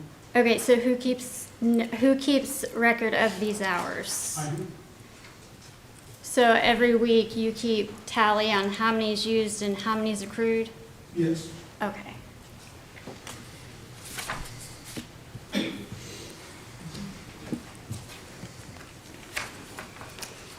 So, are you salary or hourly? Salary. Okay.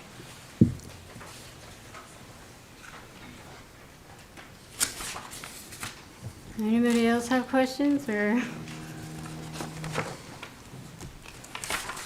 Mine are covered in agenda items.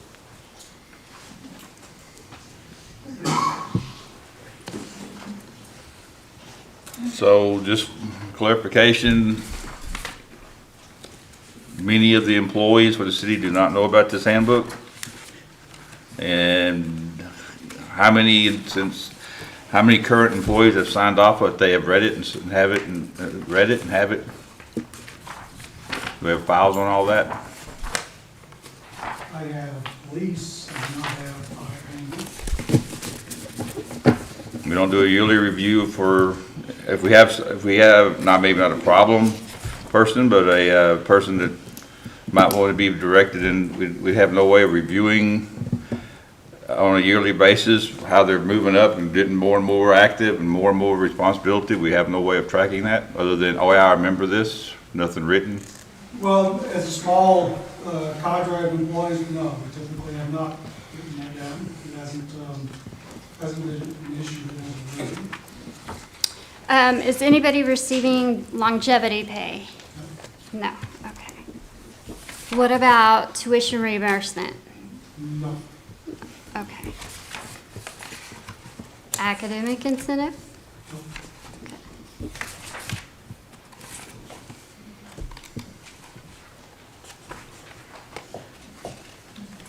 Okay, so when you see any sort of, like, let's just say, for instance, an employee is not working up to their potential and their performance is lower standards than what you like, what is your process as far as, I guess, informing them of this situation and possibly reprimand?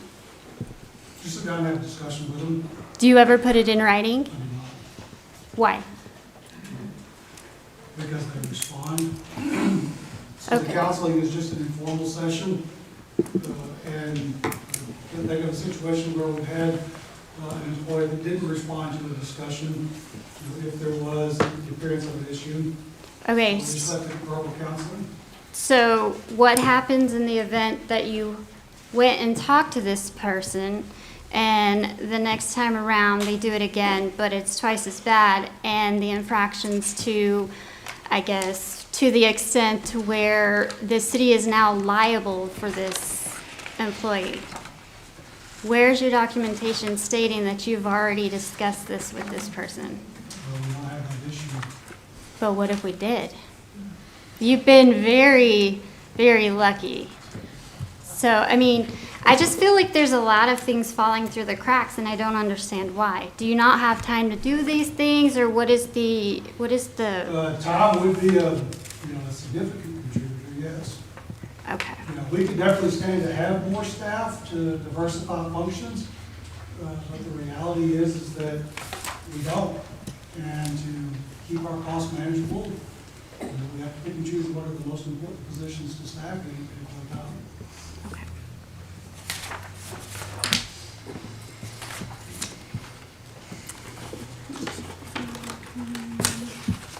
So we don't have a micromanagement policy. It has nothing to do with micromanagement. We also don't have a Well, it paper has trail. Has everything to do with micromanagement. We also do not have a paper trail for any of the events that have occurred in the past. Has nothing to do with that. And plus, you know what? There was a reason why this book was put into the minutes. But apparently it doesn't matter because nobody's following it. I'm rather disappointed that you just called out a council member for micromanaging the city.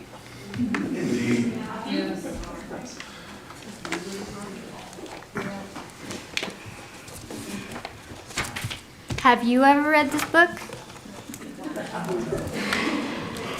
Not in a while. Okay.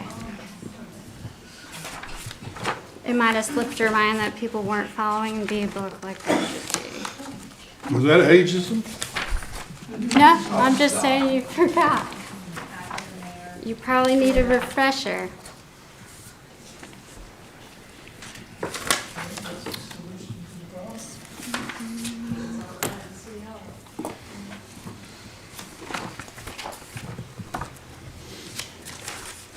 So are there any active open positions that obviously have not been posted and need to be posted? Nope, don't believe so. Oh, Cantrell, do anything in the police department?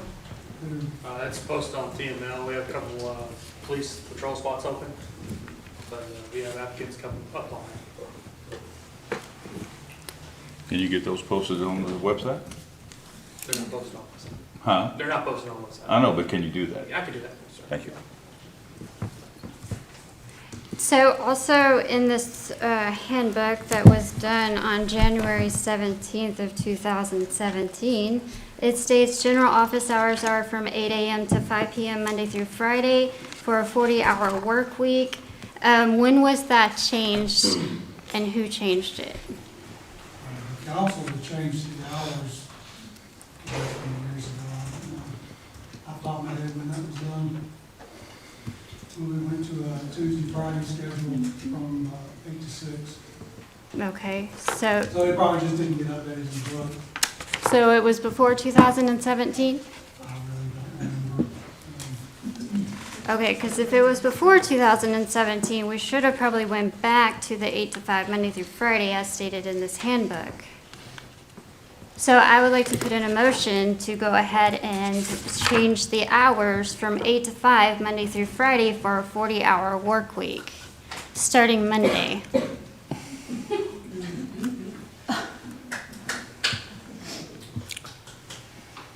Which section are you reading? Section 24, hours of work, page 42, 24-1 attendance.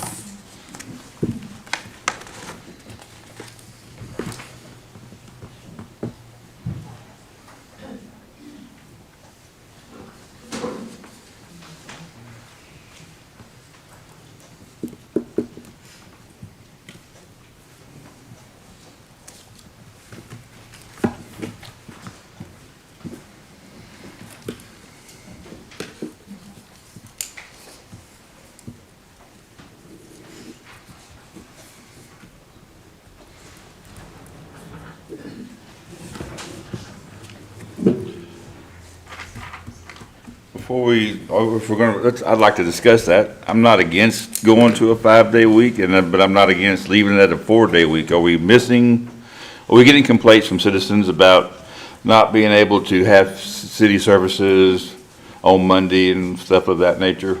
I've seen multiple complaints, yes. I've also,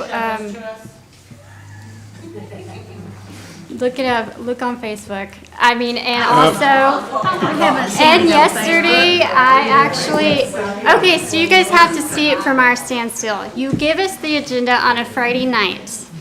You are closed on Monday.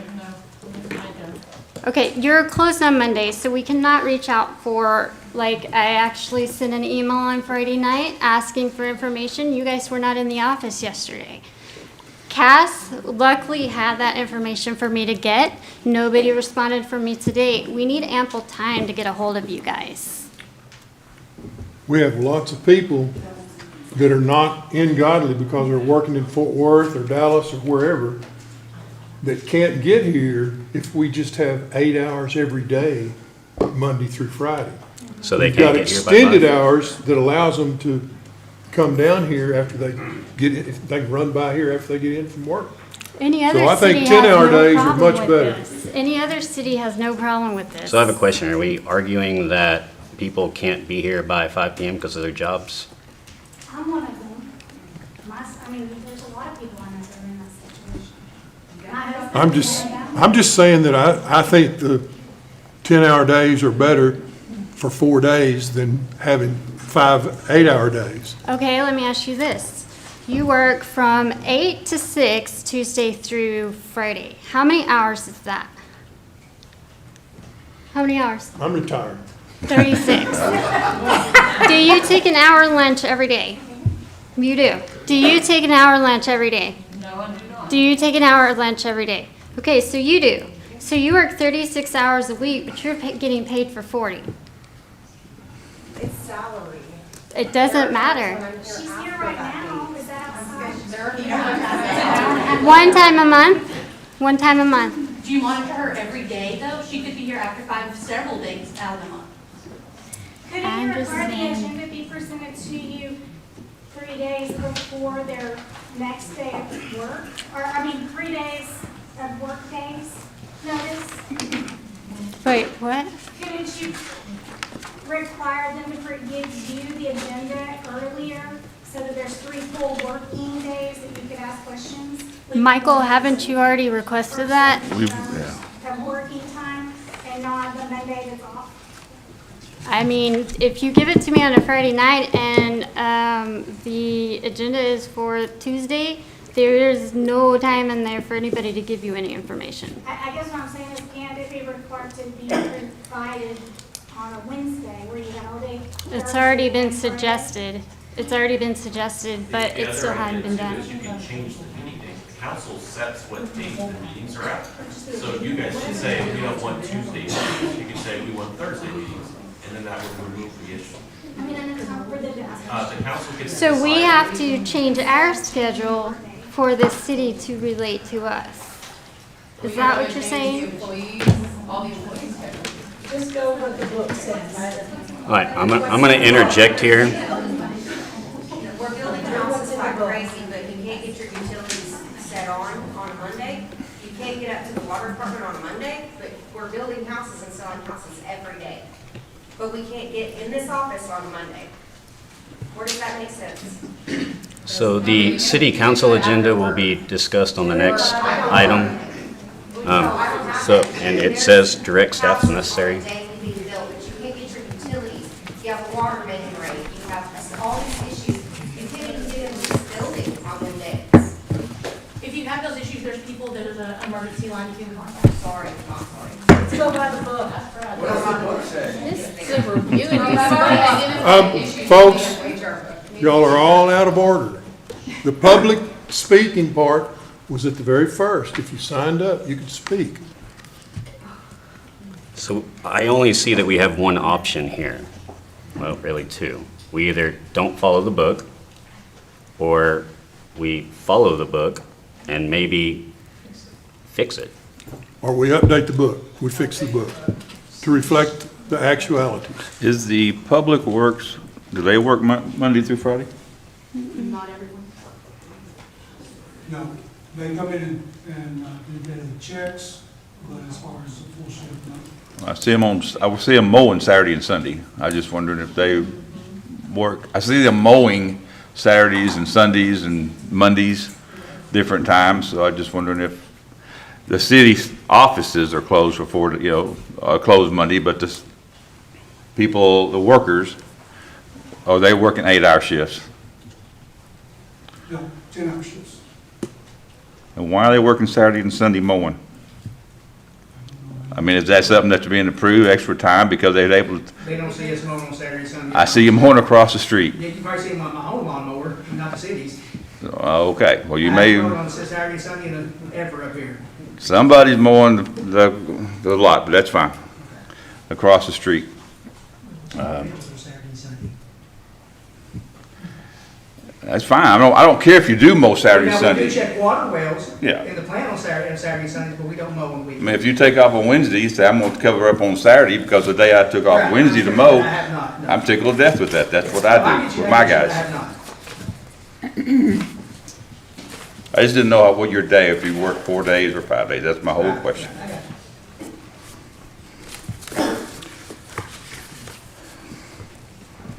Personally, I don't care about the 4 days or 5 days. It could be, both of them have problems unless we have overlapping, if someone comes in at 8, someone stays till 6 every day. But I would like to make it a rule that our agendas come to us no later than a Wednesday. If we're gonna have our 3 working days before the meetings, whatever our meeting day changes. If we decide to do it on a Thursday or a Friday, that's fine. But our paperwork must come to us a certain number of working days. So that's only, right now we get it the same, we basically don't have that time, that option. Well, I think Councilman Thompson's concern is that she wants access to the staff, right? Yep. Like, Right. if you get the agenda, you want to be able to digest it. Right. And then you want to be able to ask ask questions of the staff and give them time to respond. Right, and if I need So it needs to be documentation more or than 3 something. days, I think. We need to be like 5, 6, 7, maybe even a week before. That'd be great with me. Because that way council could get the agenda first, right? They could review it, and then if they had questions of staff, they could access staff. Is that what you're saying? Yeah, I mean, that'd be great. But, I mean, I also know that there are a lot of people that want to reach out to people on Monday, but they cannot. So, I mean, to have access to people Monday through Friday would be also great. And I understand some of the concerns of, hey, you know what, people can't get to town, but you know what? That's life. We have to deal with it. We have to make those arrangements. I mean, I wish my job would do that because people can't come see me before they get off work.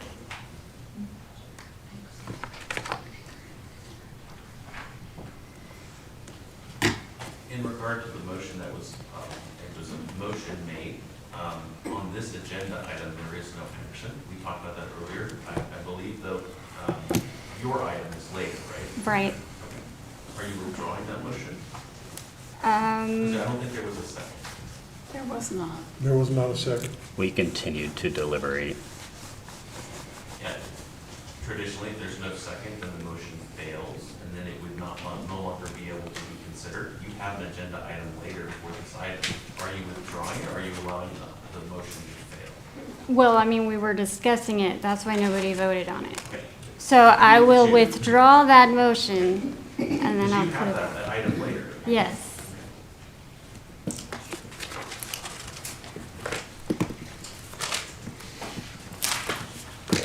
How many people are in this, in that area working? How many people work Monday through, Tuesday through Friday for the city inside the office here? Huh? How many is that? 3? Okay, so there's also a section saying purchasing policy. It says that if you're authorized to make purchases on the behalf of the city and have not received a copy of this manual, they need to request a copy from the purchasing agent. Who is actually the purchasing agent? You are? How many people are able to make purchases on behalf of the city?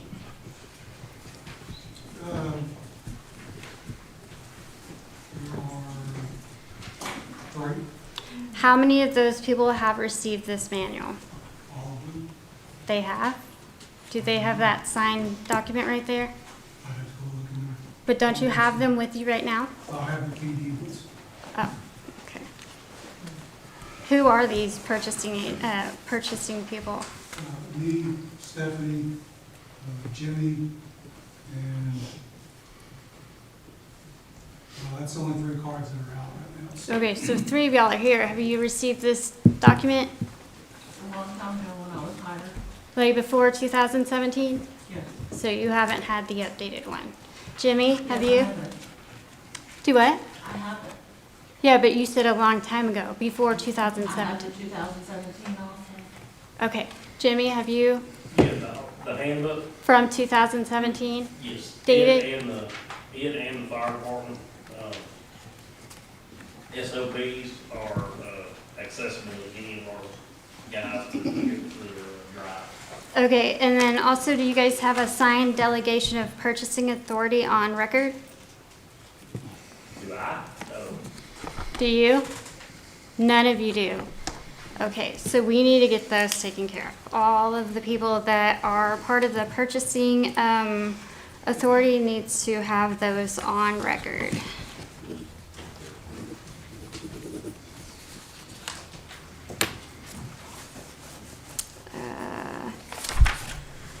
All right, when is the last time you guys had your emergency drills?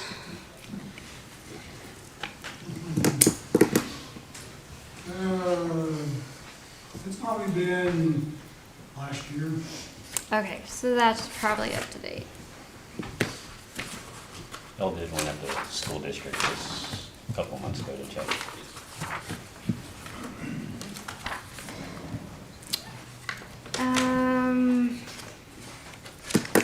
Oh, I have a question about this purchasing one. It says something in here about being able to buy drinks and stuff. can you kind of elaborate on that?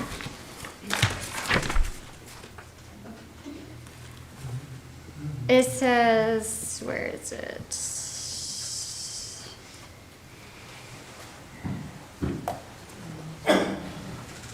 I did read it somewhere. It said you could buy drinks, you just can't buy food. So I was a little bit puzzled on that one. As far as what drinks they would be buying.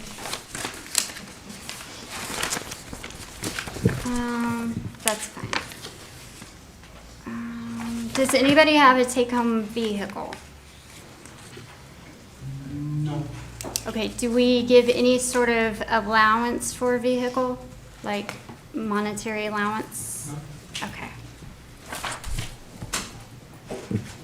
And the tobacco, no use of tobacco of any form is regulated, okay.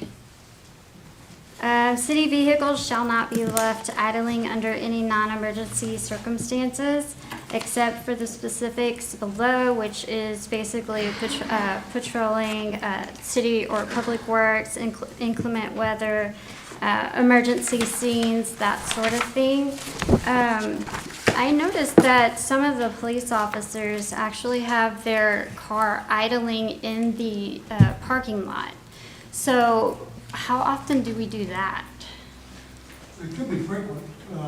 Usually that's to keep the electronic equipment live. Okay. Section 3612 for fuel cards. How many people have a fuel card? Oh, this is where I saw the drinks. Okay, yeah. So how many people have the fuel cards? Fuel cards are all assigned to vehicles. Okay, and do you guys do any reconciliation according to the fuel usage, the unit number, and the driver? You do. How often do you do those? Okay, so I'd like to request copies of those.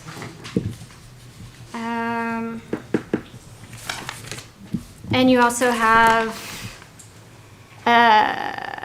you have the form indicating understanding and acceptance of this policy for everyone that has those cards, correct? It says all users will be required to sign a form indicating their understanding and acceptance of this policy. Any users who refuse to sign the form will be denied any privilege to use fuel card. So Yeah, do you it's have? been several years since we've done that. There's probably something we do need to refresh. Okay, yeah, so it says here, the purchase of ice, drinks, or items reasonably related to these functions are acceptable. Purchases for any other items, including food, fuel additives, or any other items strictly prohibited. So what kind of drinks do you guys buy with those? With the fuel cards we call. Okay.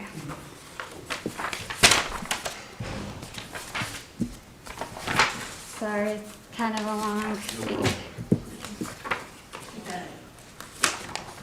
Okay, and then I guess just the last thing, the acknowledgement of receipt. If we can get one of those for each and every employee put into the file, that'd be great.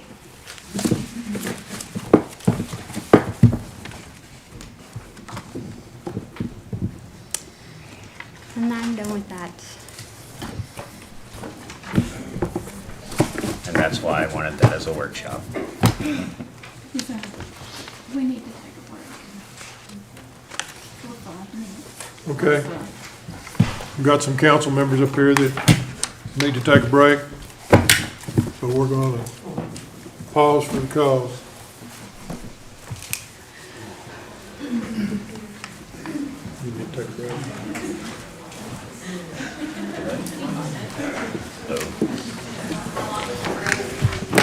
We're still reviewing.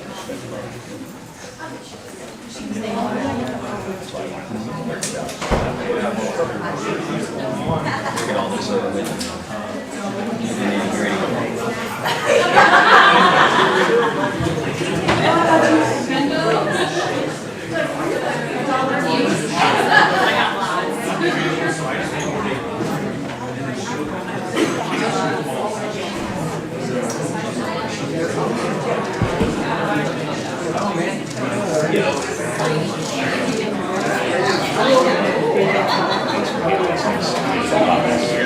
Thank you for giving us the digital copies.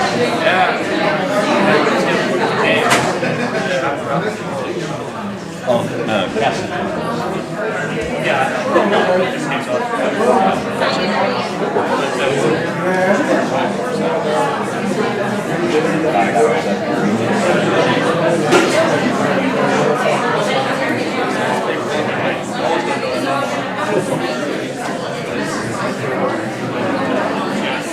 Suspicious person, elementary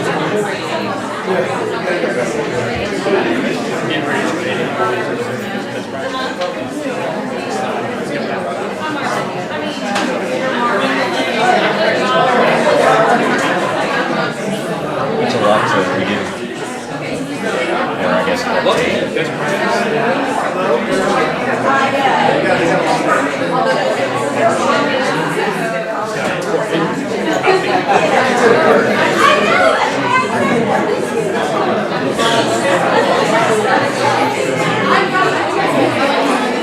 Over here. And we go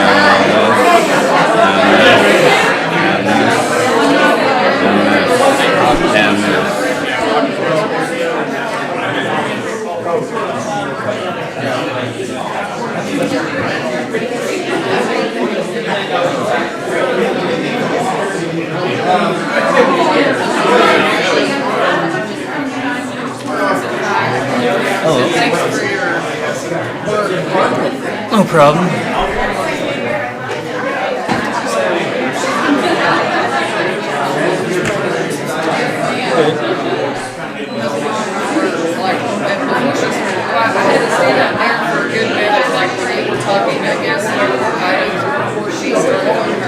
Oh no, we're still on my item.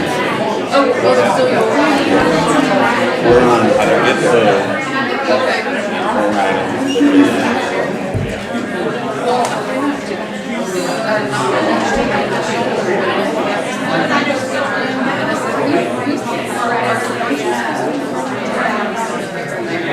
Is this a slumber party?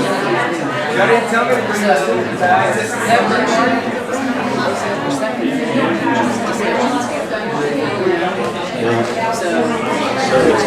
These were supposed to be on the agenda, that's why I put them on there for us, that's the way I read it. They were to review and discuss, instead of discussing possible action. So is this the workshop, or is this the actual city council meeting? No, this is the city council meeting. Oh, okay. I asked for these to be in workshop, so that way. So they just put them in the city council meeting? Yeah, I mean, your request, so who did you request that they be in the workshop? And they just said, we're not getting a workshop. This is my daughter. It's nice to meet you.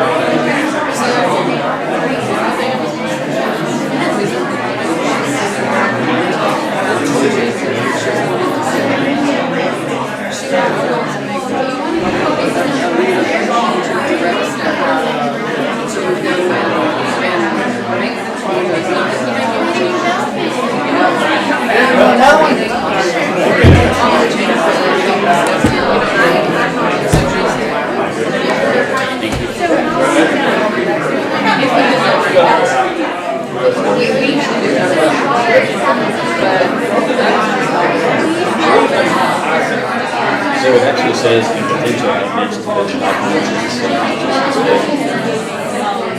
Yes, I know. Yeah, I know. But I'm here's trying the to write thing. them all down. So I still ask that no matter what, every single citizen discuss the conservation, discuss the conservation. So these are, those are, I wrote those because of the workshop. So everything else is discussion and possible. So, your packet, Friday, you don't have a week to look over your packet?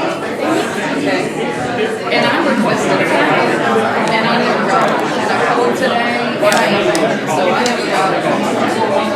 So I just wanted you to know that, and I'll tell the ledger back to you. Hopefully, whenever we get to the next item, actually Because I won't speak, I almost didn't get on it actually is on the next one, they're posting all of that on the city website. Okay.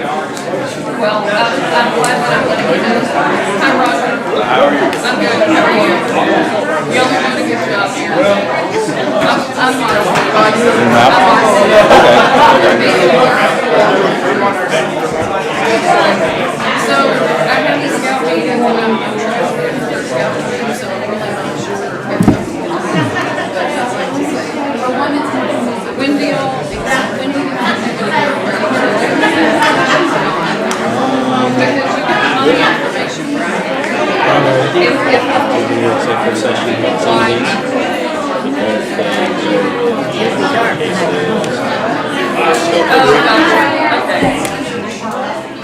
This is kind of ridiculous.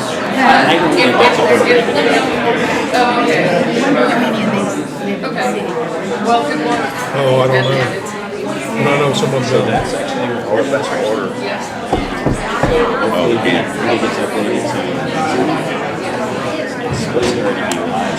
Oh, it is, because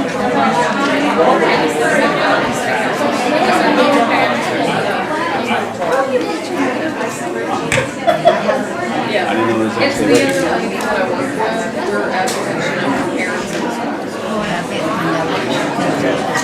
So people watching maybe. I hope so.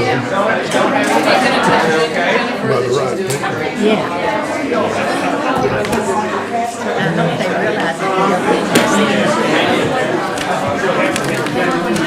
Hi, Jennifer, Marcy. Okay. Oh, I don't know if she's gonna show. I'm stressed out. I'm stressed out. That lady's not gonna shake her. Thank you. Thanks. Oh, hi. Yeah. Just nervous. It was one of those food trucks. Oh. All right, ladies and gentlemen, everybody's back. Thank you. If you'll please take your I seats. don't know. Where are they at? We'll resume The the name. council meeting. Oh, okay. Yeah, thank you.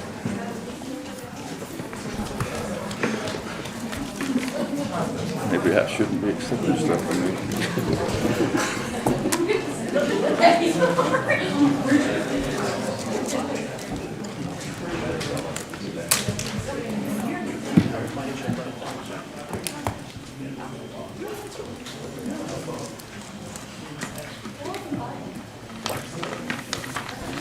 You know where we are, Michael?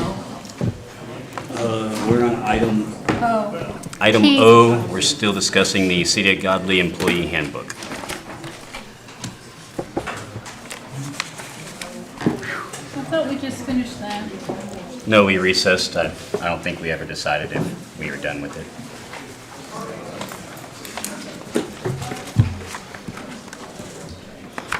I think we need to abide by the employee handbook and review it pretty soon if we want to make all these changes.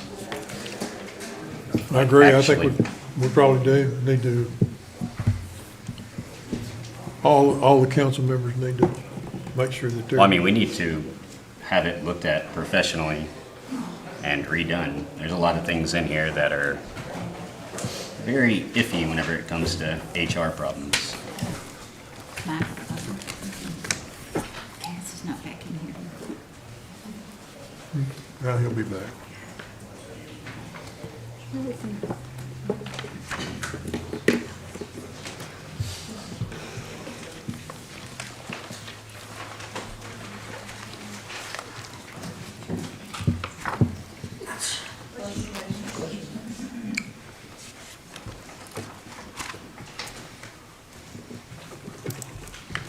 So do you know, are you aware of somebody that, of some group, some company that does that? Or do we just need to try to find somebody that's in that business? I would just try to find somebody. I mean, there's HR professionals all over. I mean, we could even have someone from our own town consult. There's plenty of high-powered people in this town now.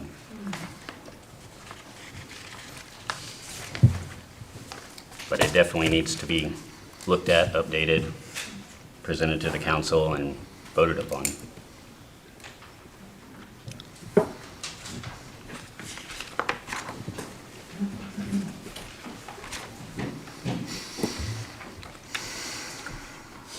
I'd like to see that done every 3 to 5 years. There's a lot of HR rules that change, Right. so we're, And with our growth, it's gonna, situations are gonna change.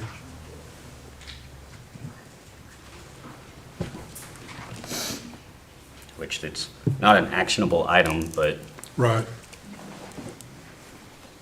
I But we think can you put had it it on- later on. Yeah, mine is. Okay, so we can take action then to do all that.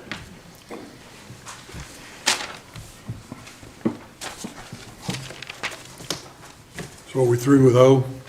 You think? I wanted to say police department. I spent 4 or 5 hours down here reviewing y'all's. That's very all-encompassing. Learned a lot of things. Does the fire department have its own handbook also? Yes, sir. You moved. Yes, sir, we do. We have a standard operating procedure. You get everybody to read it and sign off on it, or? Yes, and they have access to it. No. That is the first thing I think we need to do, is make sure everybody has read it, give them a couple of weeks to read it, and everybody sign off on it, what, their particular one for all the cities, so we have that. Other than that, I'm good. I know that was one of my duties at Comanche Peak, since I was on the fire brigade. We had to keep our training up with NFPA. Yep. Is it the same SOPs, SOGs from way back when? No, No? it's about 400 pages now, and they're updated frequently. Okay. Is there any way you can email me that or put it on a drive? Thank you. I'd like a copy too. Okay.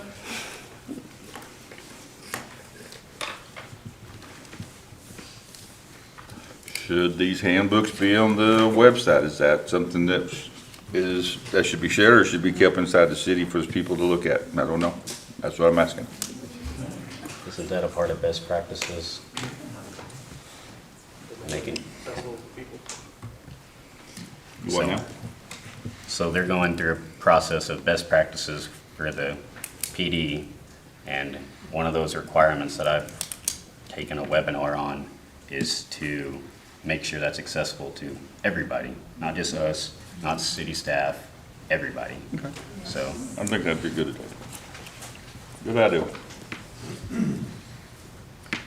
It's not a very entertaining read, but it's definitely all-inclusive. I gotta read mine every second year and I gotta sign off on it, so it's not.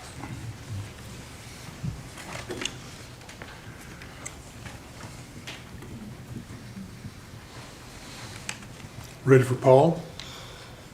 Yes.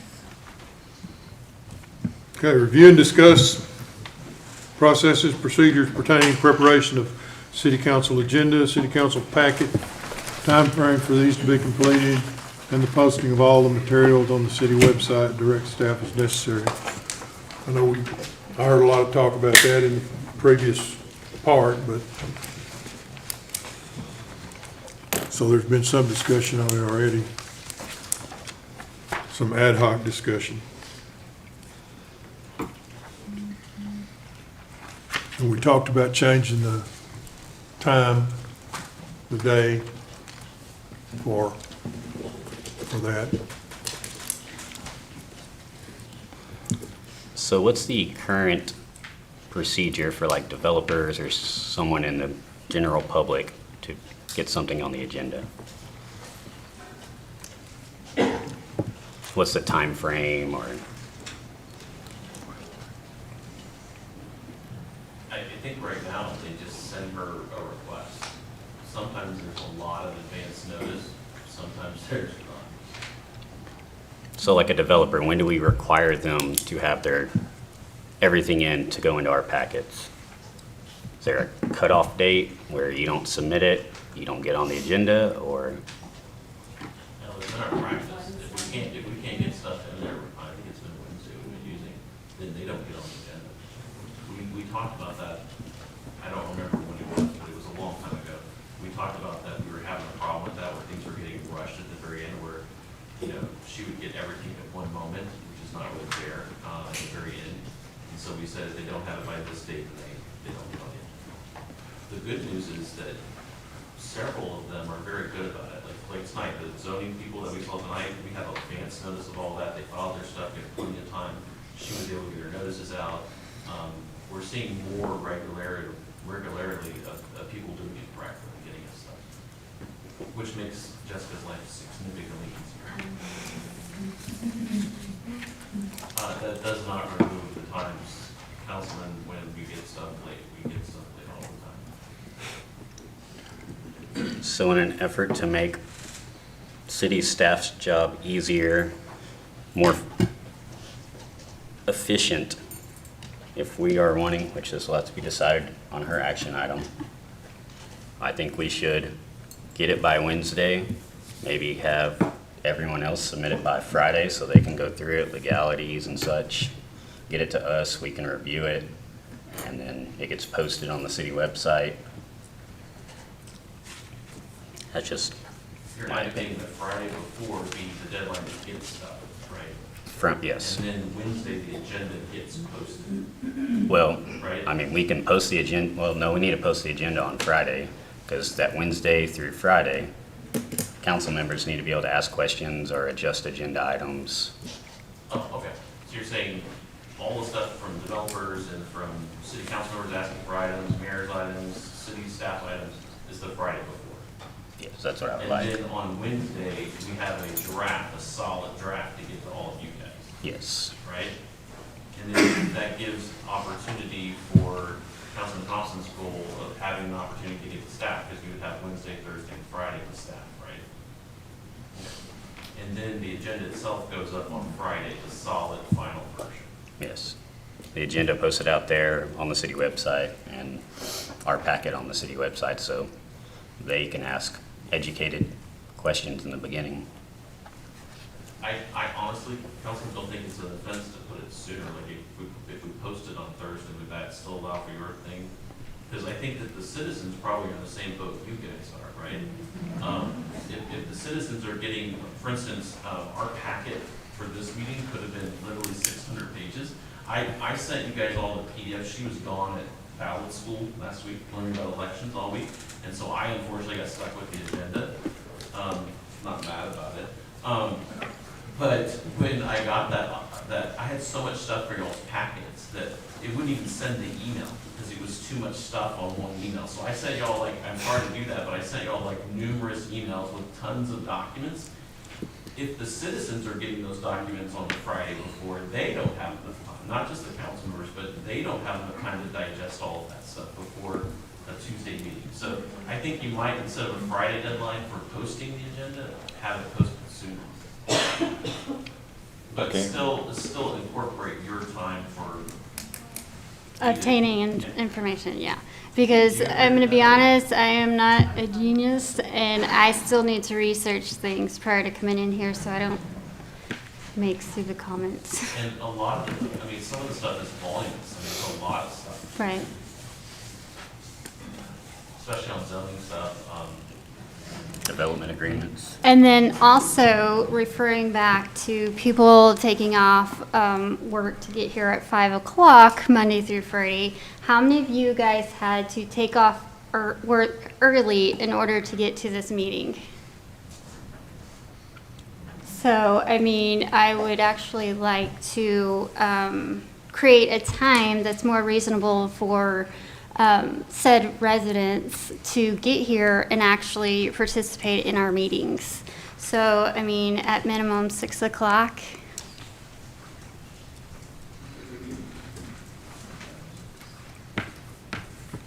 I go for that.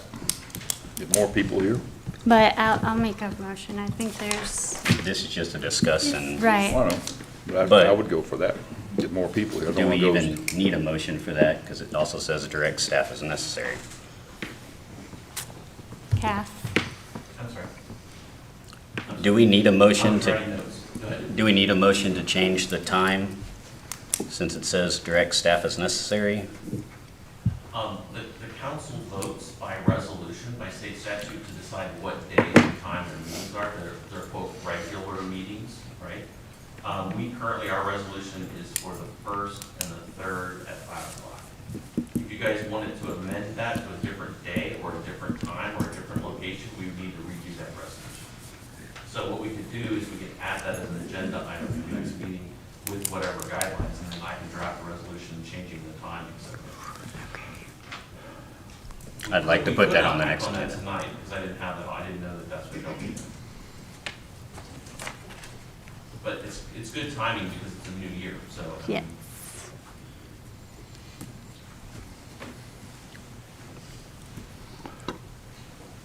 And I think council, and I emailed y'all this, and not a single one of you responded to me, but I really think that it would really help the city staff, and it would really help you guys in a big way if the city of Godley's council had rules and procedures that you guys adopt and that you guys formulate. It gives a lot of structure. The state statute for type A cities like ours doesn't give any guidance, really. It's, I mean, I know you've looked at it, I know you've looked at it. That's right. There's not a heck of a lot of guidance, and the way you get around that is there's just one little provision that says the council gets to decide the rules and of the procedures of their city. And the state lets you have a lot of authority on that, right? You, as long as you come up with smart policies, et cetera. And I emailed you guys, I think it was like 8 cities.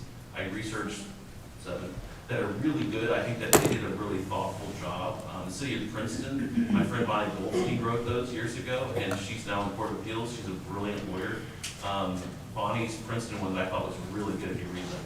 But what it does, like for instance on this stuff, agendas, when the agendas have to be there, who gets to put items on the agenda, how that process works, the language on the agenda, who decides what the language is, who makes final authority, as the city secretary, is it the mayor? You know what I'm saying? All of those questions are part of that. And so I would highly advocate, a lot of what you guys are asking for is for those rules to be created and promulgated.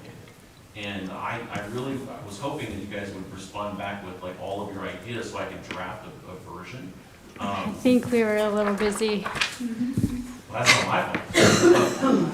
But there again, you sent it Friday and we didn't have time to look at it. So, I mean, or I didn't have time to look at that particular item. Okay, well, I would highly, highly advocate that you guys come up with that. Tell me what you want, I can draft it, and if come back to council, you guys would then vote on it, decide if you like it or not. But it would give staff finally some good direction as to what you guys want. And it's not just agenda, it's the rules and procedures can be about defining specifically how long meetings are, if they go too long, live streaming meetings, making them transparent.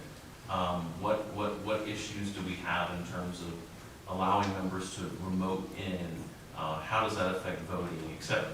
And all of that's in writing. All of you would have a clear idea of what's expected, and the public would also know what's expected. For instance, our council, just as a matter of practice, has always given public forum time more than was required by statute, right? We've always said, let's do 5 minutes instead of 3 minutes, right? Most cities do 3. That's not in writing anywhere. That's just something we've done, right? We need to put that stuff into a rule so that future councils can't change that unless they change the rules. Does that make sense? And all of that can be encompassed in those rules and procedures. And I know that all of you guys have been emailing me questions and stuff, and I've been trying to respond to them. But all the questions you guys have asked are really questions that you guys should be promoting and creating. It shouldn't be my decision as to how you guys run your meetings.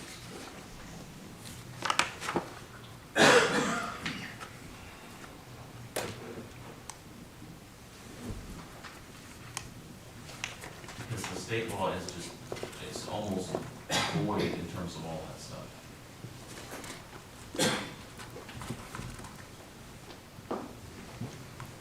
I think that kind of rolls into item W for attending training to learn about these things and learning how to do those things.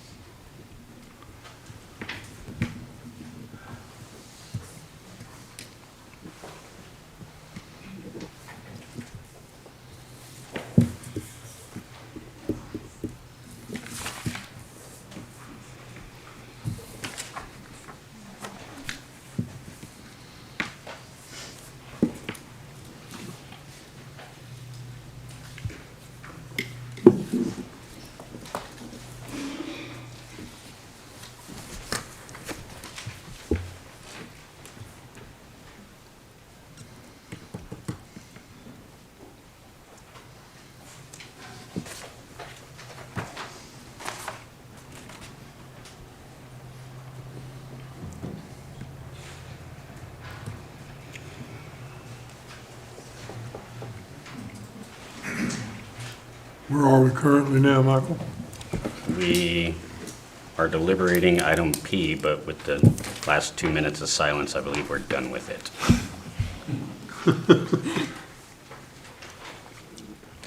So now we're on item Q, which is training opportunities, and it'll be an action item later in the agenda, item W.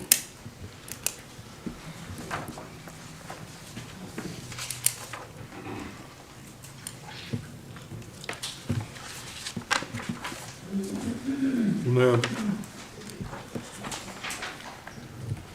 U is discussion and possible action on selecting a council member to serve as president pro tempore. Q. Is what I Q. have. No, we're on Q. Q is in Queen. Oh, Q, I thought you said U.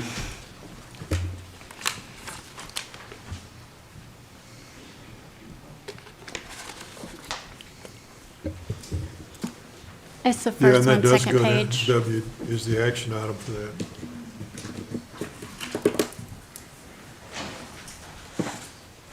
I would like to see us start utilizing more of the online and in-person classroom options that are out there. We're a younger council now. We definitely need more training besides just the Open Meetings Act and the Public Information Act required by statute. You can go to there's plenty of training. Some of them would be the Texas Municipal League On-Demand Training, which is online. You can participate in the certification for elected officials, the TMLI, which is also a part of TML.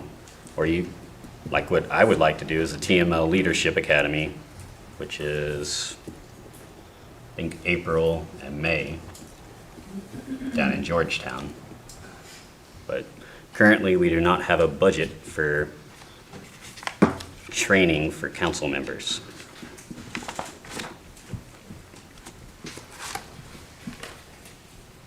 Yeah, I believe we all did the online, there's 2 TML things that you have to do. Yeah, the Open Meetings Act and the Public Information Act, but Yeah. if that's all we expect ourselves to do, then we're horrible council members.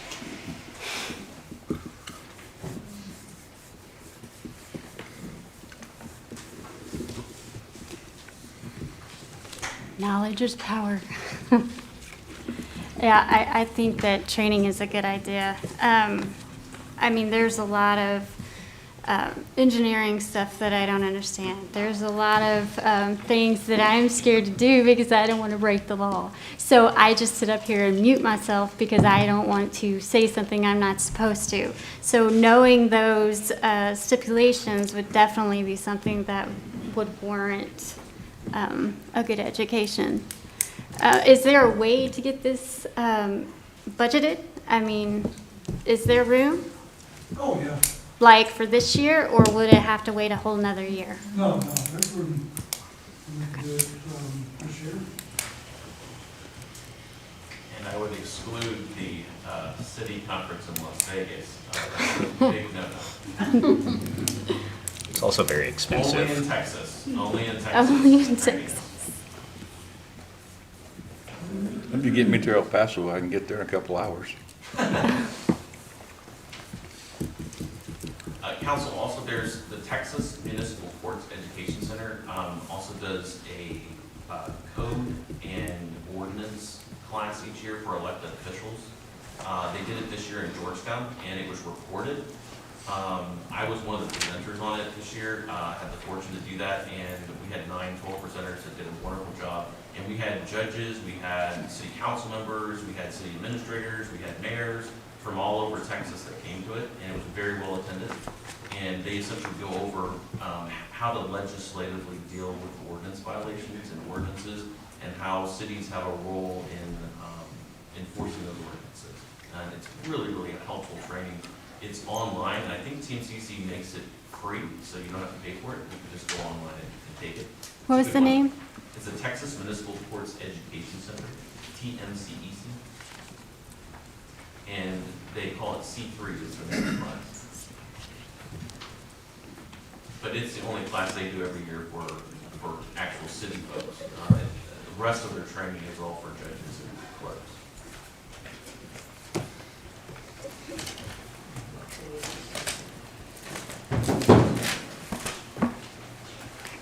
So I'll dive a little deeper into this for y'all, since there's no discussion. Your on-demand training is anywhere from free to $40, $50, $100. Depends on which class it is, how old it is. TMLI is more of you participate in, I think it's 70-something hours of these webinars, in-person conferences, and you actually get a certification as an elected official. And the TML Leadership Conference is a multi-day class down in Georgetown over 2 months. You go twice down there. But there's tons of training opportunities. We just aren't budgeted anything.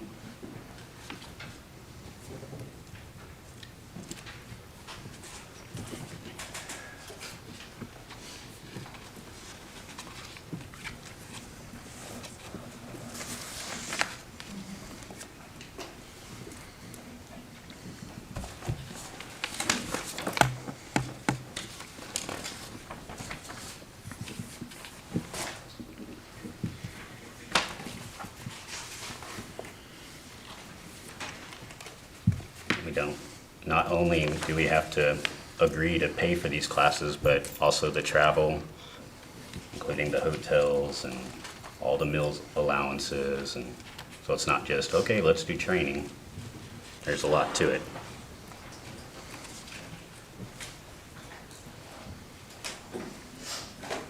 David, what line would you take that out of? I would just say, once we put on the next agenda, we just create a line item for council training and assign funds to it. I believe it's already on there, on Is this that last what one. it is? Okay. It was just at 0.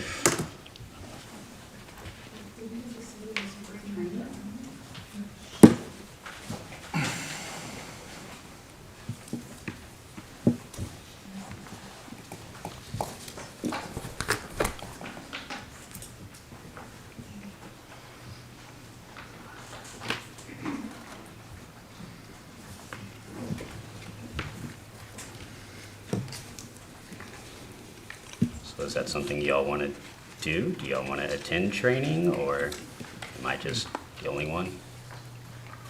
No, I feel like it's something that, if possible, we should all take advantage of.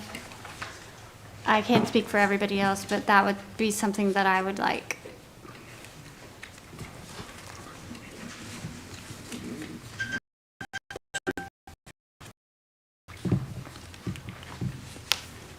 I mean, some of these are more demanding. If you have a job, like a leadership academy, you'd have to take off for the on-demand training. You can do it at home, watching webinars. And there's just so many resources out there, but we haven't taken advantage of those.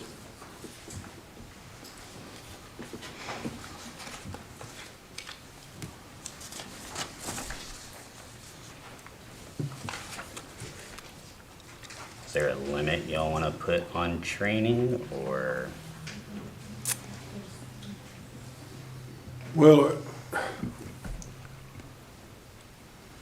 aren't we still in the review and discuss? Or discussion and possible action? Oh, wait, that's W. No, there's That's- review and discuss on Q. Yeah. Okay, so do we want to review and Discussion, discuss? possible action is W. So do we want to discuss how much we want to potentially spend?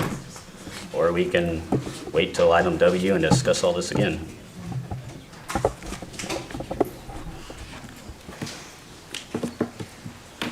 I mean, you've done the research, so what would be the amount that you would suggest? Depends on what y'all want to do. I mean, hotels are expensive. The travel there with the IRS rates is expensive. I think the Leadership Academy was $750. The on-demand training just ranges from free all the way up to $100 that I saw. And we as a council just need to decide how much each member gets if they want to do training. That way one person doesn't drain the whole thing. Well, I mean, Do it. No, like a yearly allowance for each council member. And well, first we need to make sure we know how much is in the actual budget for that particular item so that we don't insinuate a price and then come to find out there's not even that much there for us to even negotiate. So do you have that available or no? No, there's not actually anything budgeted specifically for council training, so you just want to select an amount, and just post that. I think what we need to do Okay. is find out about the training. I know 25, 30 years ago, when I was having to go for a week of training as police chief, I had to do that every 2 years. You went to a big hotel, but it was a package deal. So it's not like you're having to pay this much for the course and this much for the hotel, and then sure, you've got a little bit of travel expenses.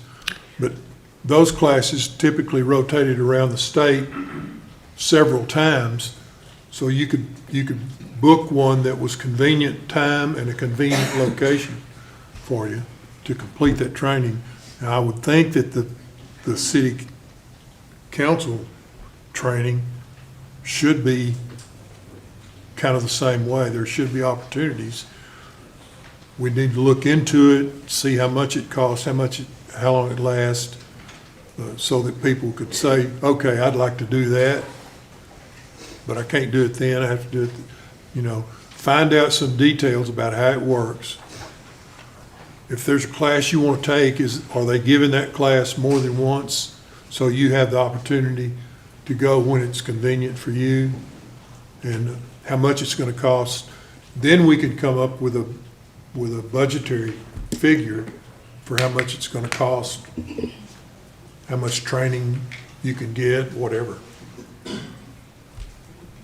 I mean, I can pull out my laptop and tell you all of it, TML listed on their website by a calendar. But what do you look at? If you're gonna budget $200 for each council member, well, it's not gonna get very far. You can't do any of the travel. Well, that's why I think we need to find out the numbers, the expense numbers, and tailor our budget to that. Well, I mean, but like he said, I could ask to go out to Vegas, and that's gonna be a couple $1,000s. Then I think that we ought to not put that in our Well, I agree, but group. am I looking at that stuff, or am I looking at the $40 webinars, and that's all we want? And they're like 40 minutes. I feel like maybe in the prelim stage, $1,000 per member would be sufficient. And then when we bring the documentation in and we do an analysis of, okay, so is this going to be beneficial? Is this one going to be more beneficial? But we got to do the cost analysis, but we also need to do an analysis of what are you getting more bang for your buck type thing. So I guess, correct me if I'm wrong, but what you're stating is that you would like to see the materials in front of you so that you can analyze what we're actually talking about. Well, yeah, I'd kind of like to so we give enough money in the budget to complete the training that we think is good and we need. We need to get the numbers and the training types. So what numbers would you like? I think we're in pretty good shape as far as financially. I would like to see reasonable numbers for training, and the training that people want, they should be able to get. If you want to get 2 or 3 classes because they happen to really appeal to you as far as completing your job, then you should be able to get that, whether it's in 1 year or 3 years or however. I mean, there needs to be some logical way to do this instead of just saying, oh yeah, we'll give each council person $2,500 a year for training. That's not logical to me. What's logical to me is Okay, here's this training, costs this much, takes this many days. Here's this training, costs this much. Bring that in, make a motion to approve it. Boom, it's in the budget. Sign up for the training and go take it. But we still need to set a budget, so we need to figure out how much approximately for each council member. Because if we set a budget for $1,000 and I want to go to the TML Academy, I mean, that's probably $1,000, and I use everybody's budget. So the TML is, did you have an estimate on how much that one was? It was 700 And is that the one in Georgetown? Yes. Okay. So he would have to get a room. So estimated room is probably about $100 a day, right? Estimate. Mine was, I haven't added everything together, but I spent maybe like 500 with the room and everything, and I was there for 5 days. But I don't know about the one that he's talking about, I have no idea.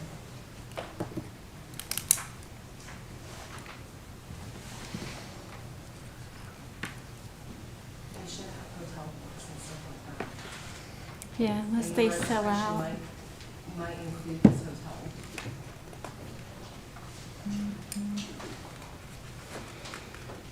Yeah, I would think that the registration would include the hotel, but not necessarily.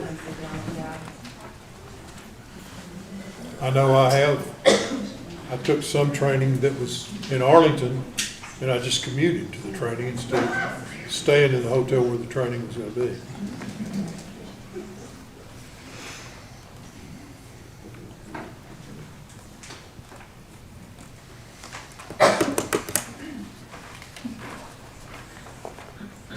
I mean, we could always, because we do have a discussion and action that kind of mirrors this. So if we want to keep going, and then we're going to have to add it to the agenda anyway to make a ruling or a vote on it. So essentially what we could do is go ahead and move forward and then do our homework and bring that information with us on the next round. So it's April 12th through 14th of 2023, May 17th through 19th of 2023. It's in Georgetown. Covers Course 1, Personal Leadership Effectiveness, Course 2, Ethical and Influential Leadership. The rooms are $159 a night, and the cost of the conference is $795. And it's 3 nights. Is that correct? It's, So 3 that's days. just shy of 1,500. 12th to the 14th in April, and then So 17th 3 each and time. 19th in May.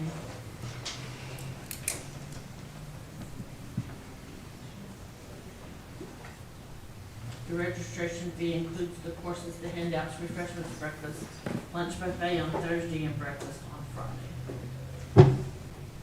So then the only food would be dinner. So and that one was 14? That one was the 14 package, the 1,400 package? April 12th through the 14th. Yeah. And then you'd have to do it again May 17th through the next. So it's 2 classes, or you just pick There's a one or course the? 1 and a course 2. Okay, I see.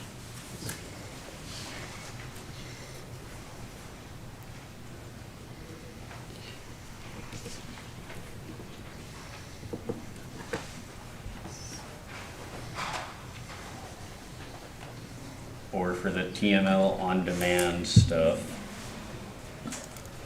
just choosing a random webinar and workshop.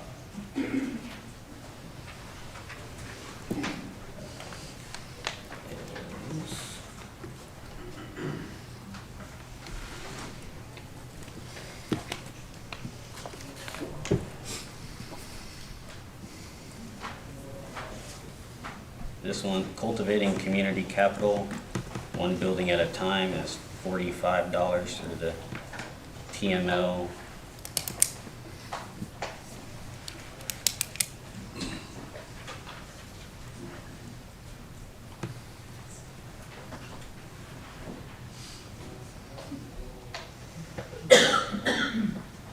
Looks like most of yours are like $44.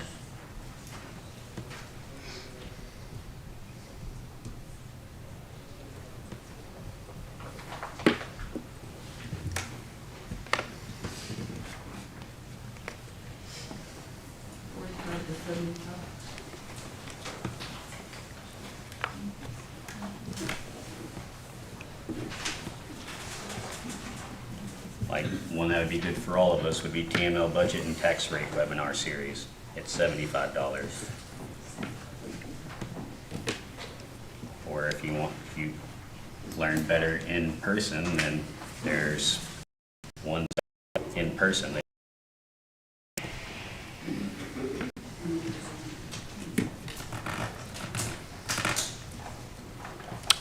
Okay, so do we want to kind of take the next week to put something together and then maybe put it on another agenda item? That way we That's fine with can, me. that way we can research and keep going. You just have a lot of stuff coming up in January for newly elected officials, and like this one's down in San Antonio, that one's in Austin, there's one in Dallas. Well, council, to be fair, if there's a class coming up in January, you should sign up and take it. You know, and you can do the amendments and meeting, Okay. and it's to sign the budget to it.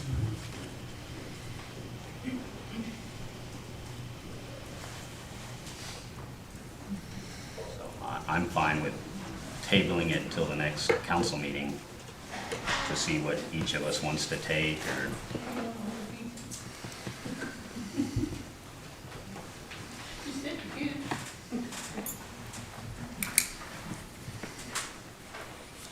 So you're good then? all good. Okay.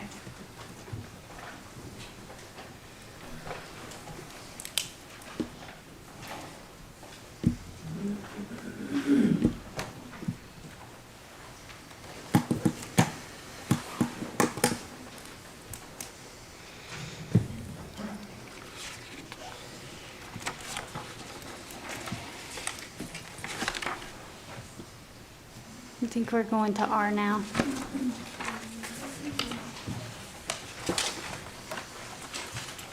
He said he was good on that. He said he was good on that one. Okay.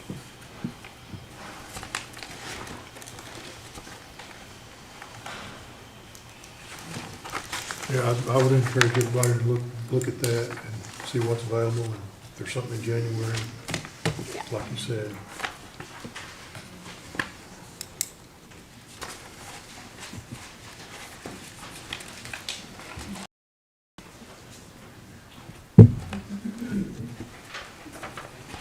I would like to move item R to after W.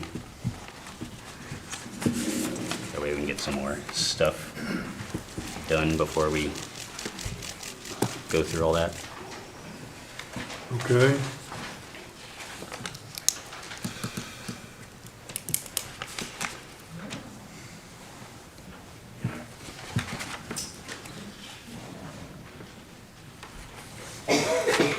So do we want to do item R? He wants to move it to after W, Oh, I thought we were doing W. or S, if you would.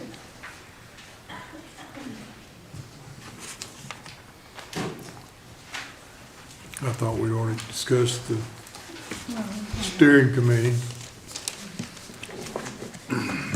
So on item S, we discussed moving it to having everything in by the next meeting. December 27th, Yes. Yeah. so go to T. So I will table that until the next meeting on the 27th T. Are you talking about T? for the steering committee, Oh, since it's okay. an action item.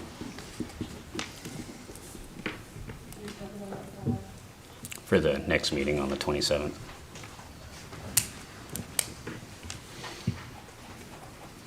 Now we're on T as in Tom.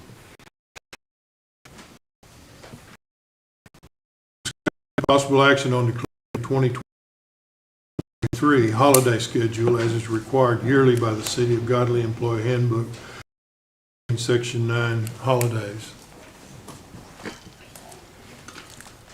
So I was unable to find anywhere in the employee handbook that actually listed what holidays are.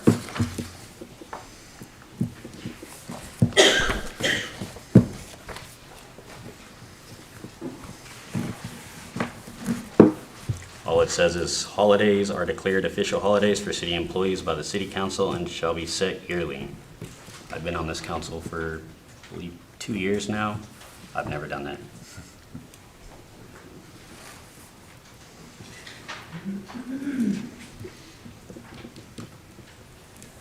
Does anybody know when how we do that? Follow the federal holidays, what we normally follow. So everybody gets paid for every federal holiday off? A lot of them fall on Mondays when we are already off.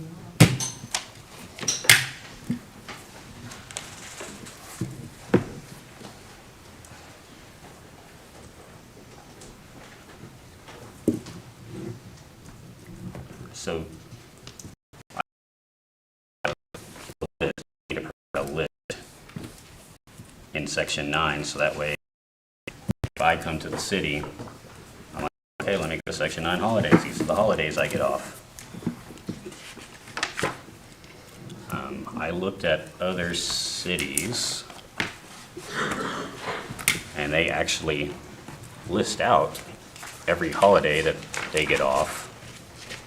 Somewhere in this giant packet of information.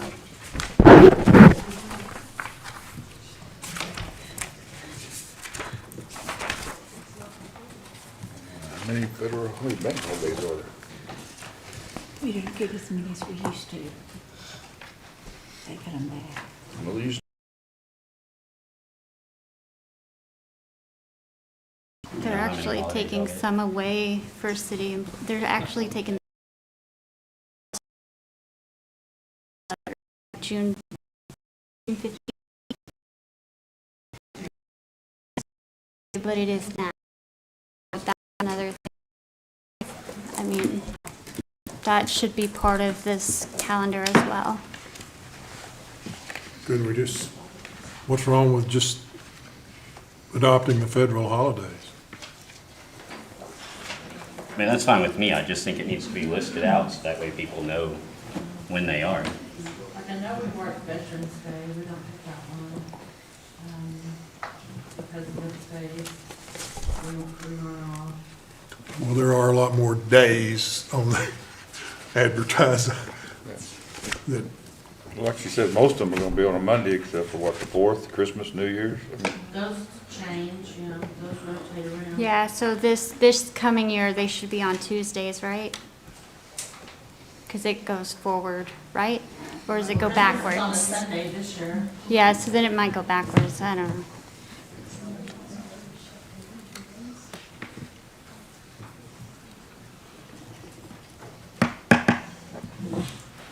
We just need to declare which holidays are holidays as a holiday schedule. So, do I need to look up a list of federal holidays? Or do we want to choose? I have a Or- calendar, hold on. I also work for this city, so we have a calendar that we use. Every city that I looked up took off different ones. Is that the city of Fort Worth? Yeah. The city of Fort Worth has some weird holidays too. They Um, have like, they do Caesar Chavez Day and some other. Which one? They do like Caesar Chavez Day. and some- No. We didn't get that, we only got a few off. Fort Worth, holiday schedule. All right, so Martin Luther King on 1/17, Memorial Day on 1/19, Texas Independence Day, March 2nd? No. Wait. We didn't ever take that one down. Hold on, is this the right one? So the city of Cleveland has 11 Oh, paid that's holidays. not the right one. Okay, let me see. Did you What- find yours? they have them listed. Yes, they have them. I found them on their website. They take New Year's Day, Martin Luther King Day, Good Friday, Memorial Day, employee's birthday between 7 days prior and 90 days after, September 11th Memorial Holiday, firefighters only, Labor Day, Thanksgiving holidays, Thursday and Friday, Christmas holidays, Christmas Eve and Christmas Day, Independence Day. The City of Joshua does New Year's Day, President's Day, Good Friday, Memorial Day, Independence Day, Labor Day, Thanksgiving Day, Friday after Thanksgiving, Christmas Eve, Christmas Day. So, I mean, it just ranges. So the Cesar Chavez and all of that stuff are city holidays, but we don't get to take them off. That's why that calendar's out there. So the holidays I have are 118, May 31st, July 5th, because it falls on a weekend, I believe. September 6th, November 25th, November 26th, December 24th, because Christmas falls on a weekend, and then Friday, December 31st. That was the calendar for the 2021.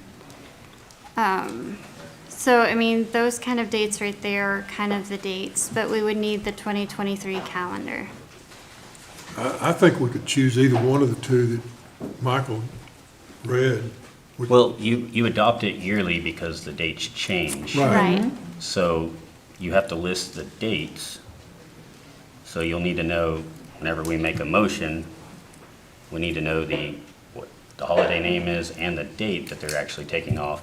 And then further in section 9, if it's on a Saturday, or if it's on a Sunday, it's observed on the Monday. If it's on a Saturday, it's observed on the preceding Friday, which covers the weekend stuff. But we need to know specific dates we want to set the holiday schedule as.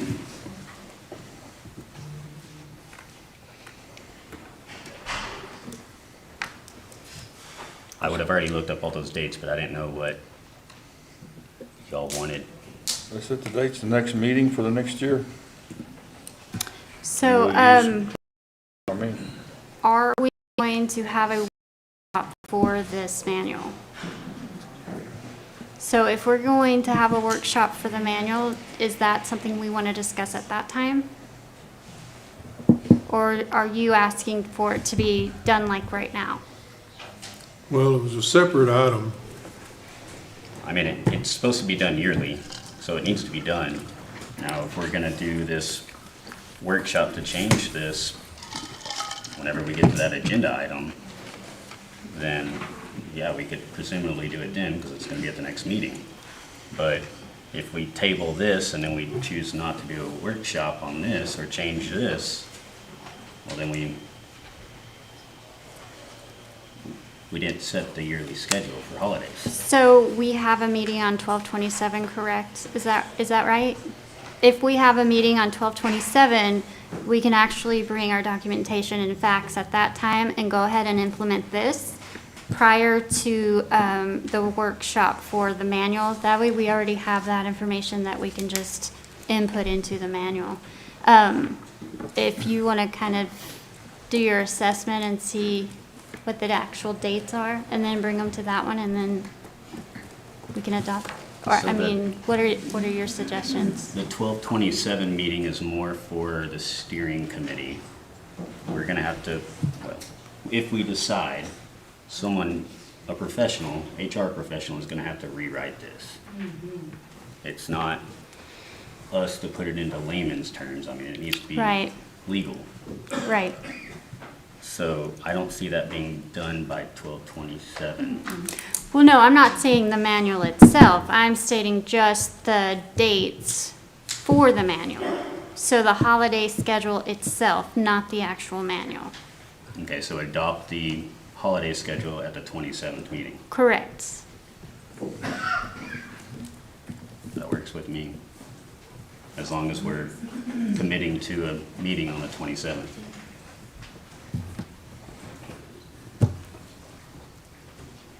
Are we? Fine with me. I have a question. Do y'all have a certain number that you should get off every year for the holiday? Like, isn't that not something that's normally already, like, okay, every city gets this many holidays a year? Is that not something y'all do here? Cities do different days, not every city. Yes, does but the normally exact they same days. typically have, like, my brother works for a city, my father works for a city, my We brother-in-law. normally do the normal New Year's. We don't do Good Friday, we don't do President's Day. We do, Thanksgiving, Christmas, 4th of July. Memorial Day, Like, and Labor Day. So do we want to decide on a number of holidays? 11, 13, 2? So like, for example, the city of Fort Worth in 2021, they got 8 holidays because of the way that they landed. In 2022, they actually got 9. However, some cities are getting 13 and 14. So again, it just depends on which way we want to go as far as the calendar. So I think we need to choose a number now and say we do 8. Then we look at the schedule and see how they fall. Because if we say 14 and then they all fall on the weekends, well, we're just going to choose random days. True. And I think that's where your larger cities run into that problem of choosing random days off. How many federal holidays are there?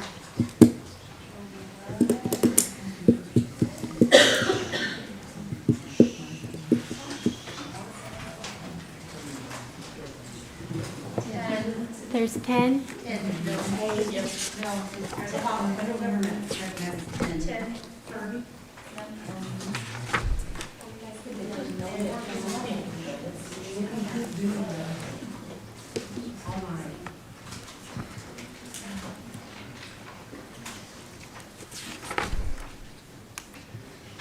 We have 11 in 2023?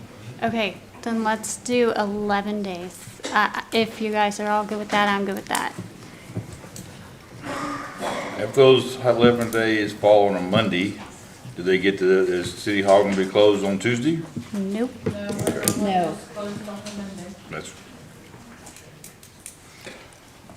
The only time there's a difference is if it's In like for Saturday. 2023, New Year's is on Monday. Martin Luther King Day is on Monday. President's Day, Washington is on Monday. Memorial Day is on Monday. Juneteenth is on Monday. Labor Day is on Monday. Columbus Day is on Monday. Christmas Day is on Monday. So next year's a Monday is. well, certain days, Christmas, Thanksgiving, New Year's, if it falls on a Monday, we need to have a core day they get off no matter what. Mondays next year. They get the Right. next day off, because they would be taking it off during the week. But that's why we need to set the holiday schedule. And then further on, it says if the holiday falls on a Saturday, it'll be observed on the preceding Friday. If it falls on Sunday, it'll be observed on Monday. And we can change that to read if it falls on Monday, it's observed on Tuesday. But for the handbook, they're supposed to work Monday, they're supposed to don't fix that, you know? I got lots of things to do. There's lots of cleanup to do in this thing. Right. So we can adopt the number of days and figure it out next meeting on what exact days. Now, whether it gets changed to Monday, goes to Tuesday, or it's a Monday through Friday schedule, I mean, that's whenever we do this. the holidays, and then it doesn't matter what day it falls on? That's where we're headed towards. Instead of this 11 days, just say July 4th, like they've been off, Memorial Day, Labor Day, just name the dates. So 8 sounds good to me too. You want You to do said- 8 or 11? Because Cass just said there's 11 federal holidays next year. Yeah, but most of those days are getting off anyway, because it's on a Monday at this time, and. Some of those we don't observe. Currently don't observe. 8's a good number. All right, 8 sounds good. Okay, we need to take a vote on this, or we just gonna finalize it at the next meeting? I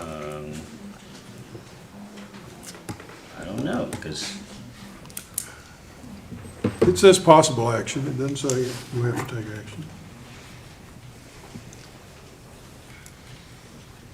make a motion to table this, knowing that we're going to do 8 days for the 23 holiday schedule, and set those exact days on 12/27.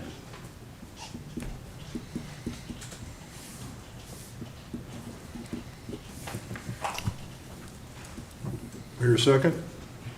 I'll second that. All in favor? Motion carries.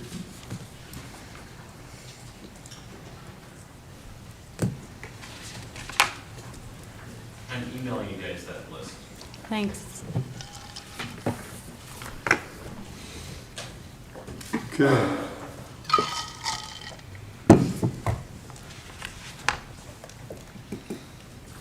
Item U.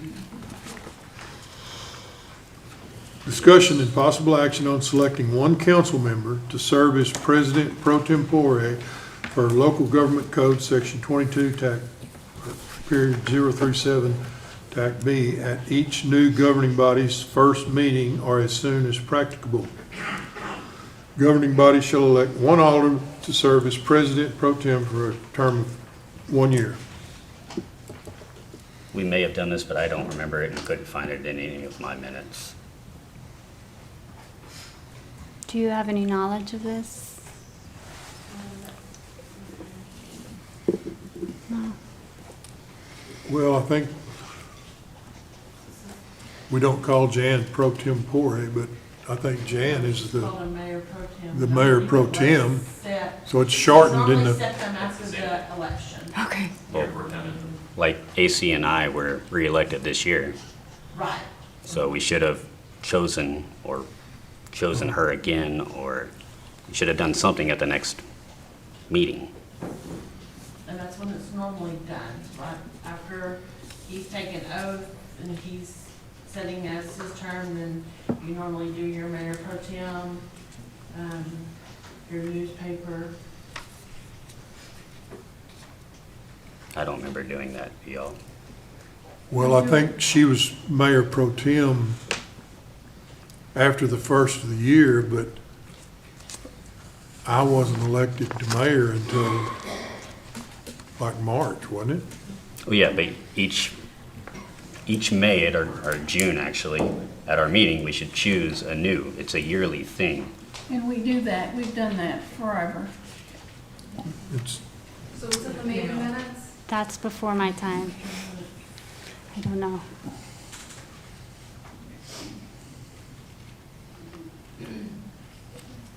And this is where that training will go into par, but what is the, I guess, what is the role that the pro tem is going to have? Just so that everybody, including myself, will understand.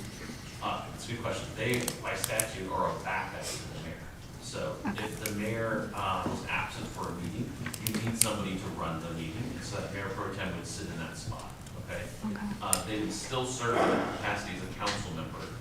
They don't become the mayor for purposes of the non-voting and all that. They still get to be a council member, but they would run the meeting. Some cities have even a second one. They have by charter, they have another one, but for state statute, for us, we only have two. So it'd be the mayor and the mayor pro tem. The mayor pro tem also can act in situations of emergency where the mayor is unable to act or is out of state or something like that.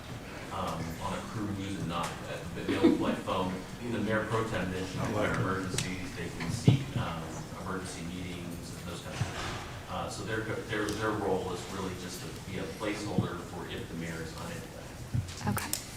And they serve in that role based off of council appointment, but they also are a holdover in that role if the mayor left the position or the mayor resigned or something. And how often is this supposed to take place? It's an annual thing. Annual. It's supposed to be done on an annual. And if the council hasn't voted on that, that person before becomes a holdover and they just remain until council changes the mind. You guys are not prohibited from voting outside of June. You can do it anytime you want. Okay. And it's a council decision. Okay. yeah, I don't recall that coming up after I took office. So, I know it hadn't since I've been sitting here. so Well, it would have been like, Jan's talking about the years and years that she's been on the council. I think this year, I think that we had a transition to a new city secretary, and I don't know if it happened. I don't remember it. I don't recall. And that transition happened also where we had one of our council members, I think Councilman Pappas, you had not been sworn in, I think you were away. And typically, we don't make a decision on mayor pro tem unless we have a full body. Like if we had 2 vacancies, or if we had somebody, and he hadn't been sworn in, and he hadn't taken oath of office, he was not available. And so I think out of abundance of caution, we delayed it, but then we never put it in. Gotcha. But again, Just more Jan- cleanup. The law says that she's a holdover, she stays in that role until there's a change, and you guys can put that on the agenda, and you can actually, is it on your, you can It is. do it right now. And it's a system too set up where nominations have to come forward. It's an appointment of the council. So nominations will be made, and then once all nominations have been made, then they would vote on the first one, and then they vote on the second one. And until you reach somebody that actually gets a majority vote, that person is voted.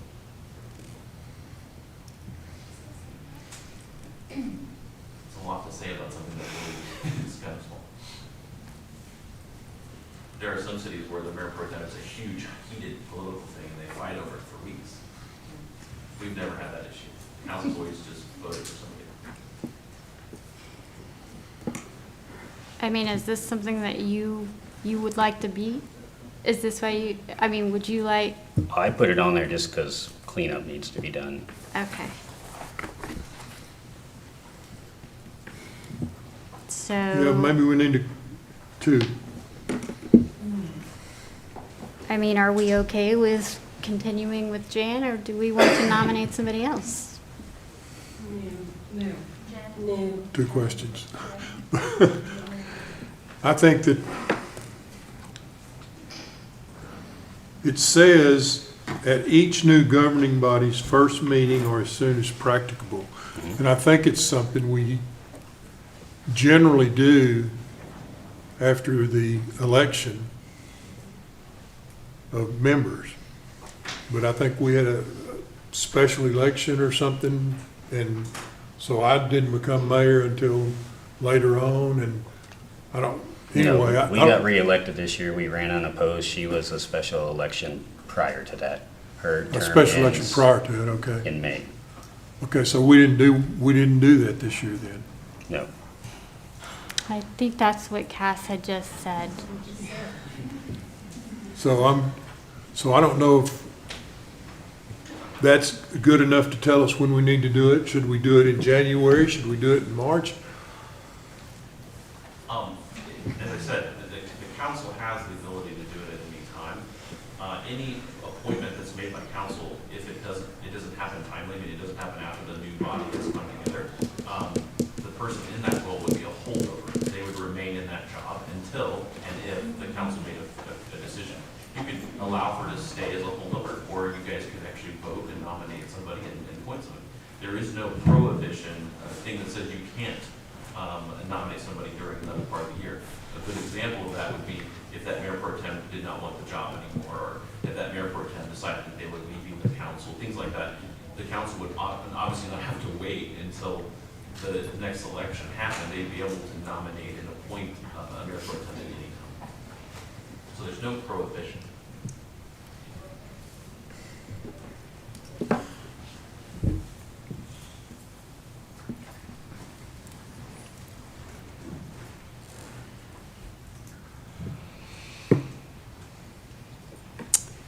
I mean, we are making changes, so I guess with that being said, I guess I would like to nominate Michael Pappenfuss for pro tem.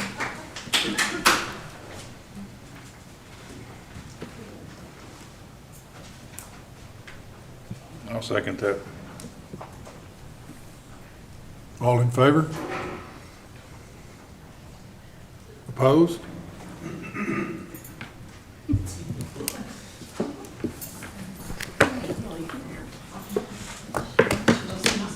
I abstained. It doesn't make any difference to me. Is she allowed to vote? Just out of curiosity, if Michael's not allowed to vote, is she? Michael is allowed to vote. No, earlier. You can vote for yourself for pro tem. Can you? Yes. Oh, Did you vote for Yeah, yourself? you don't have to abstain just because you're the person that's the subject of the motion. okay. Just like at the election, No. when you go to vote for yourself at the polls, Can someone, you can vote for yourself. I abstain. So were there any other nominations? can someone be Oh, was voted it? if Oh, there's an okay. investigation? Did you vote for yourself?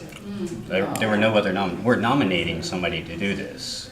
So if there's no other nominations, it's, Okay, the vote was already taken.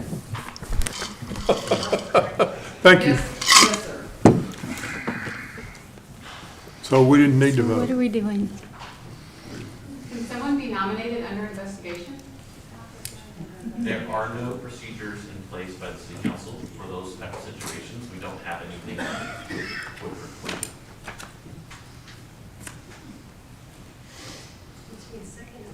Michael Pappenfuss is now pro tem.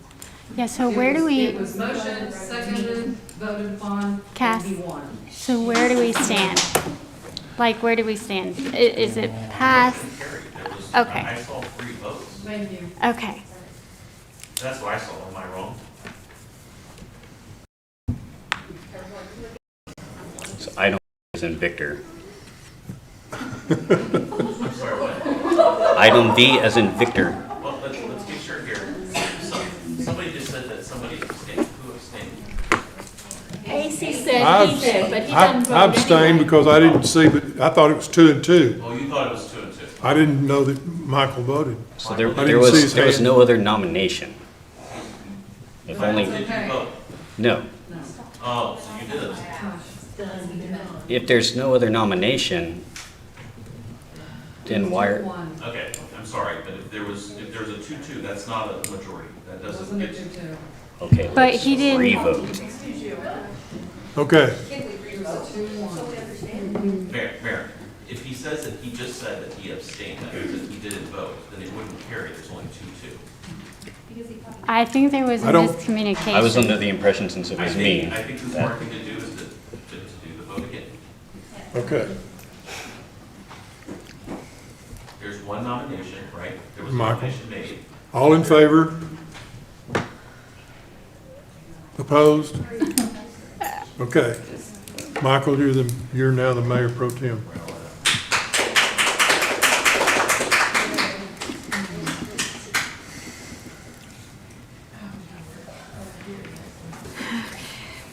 Okay.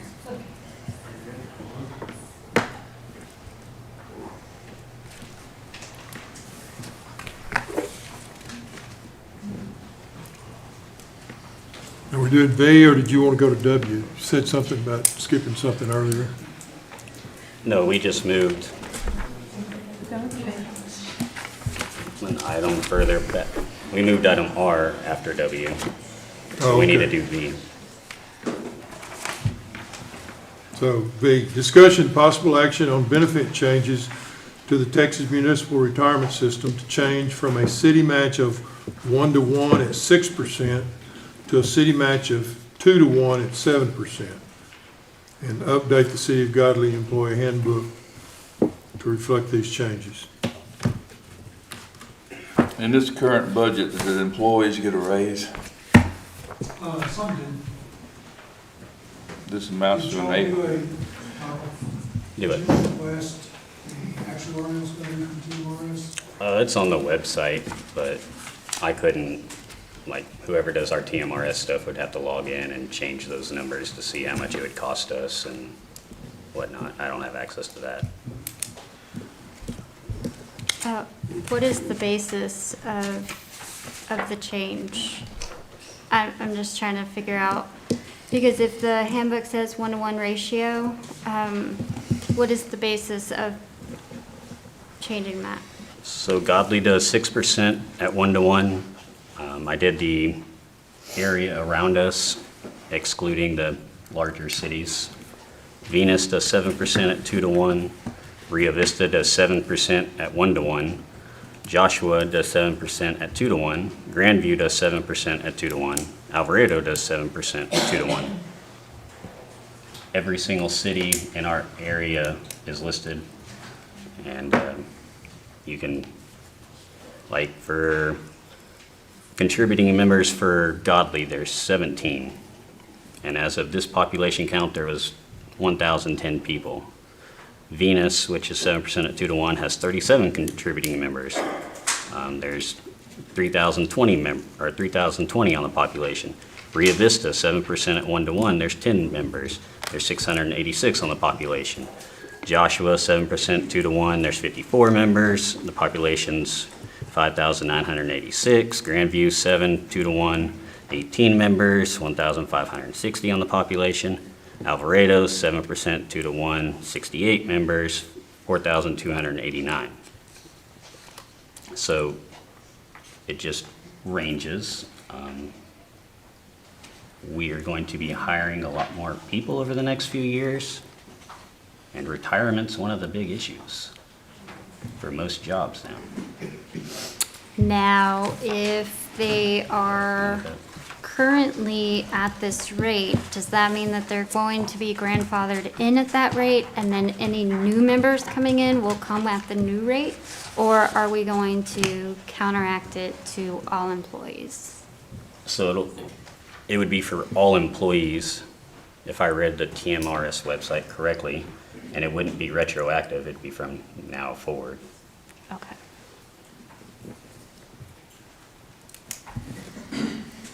That's how much it costs. I guess you want to see the chart. I would have provided how much everything would cost us at what percentage, but I don't have access to that.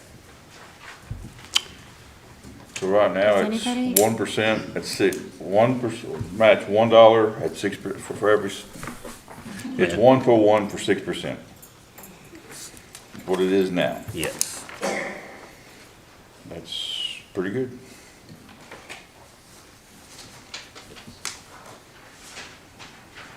So I would entertain a motion. I make a motion to leave it as it is.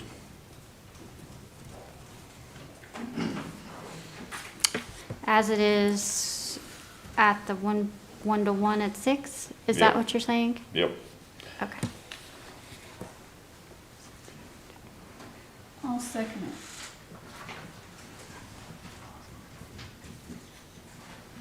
I have a motion and a second to leave it where it is.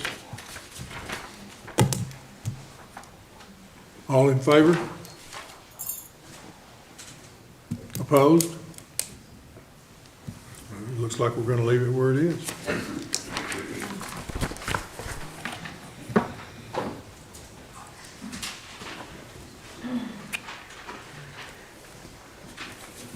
Okay. Now we're down to discussion and possible action on paying for city council members to attend training to learn about their governance roles and city government through a variety of educational opportunities. And we had some discussion on this earlier, but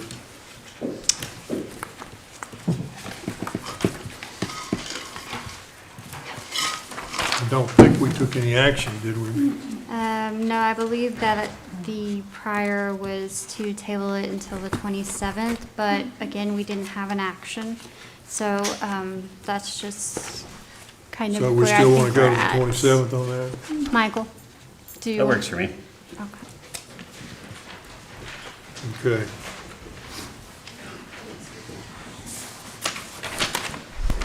And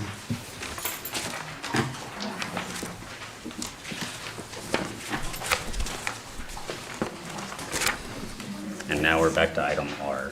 yeah.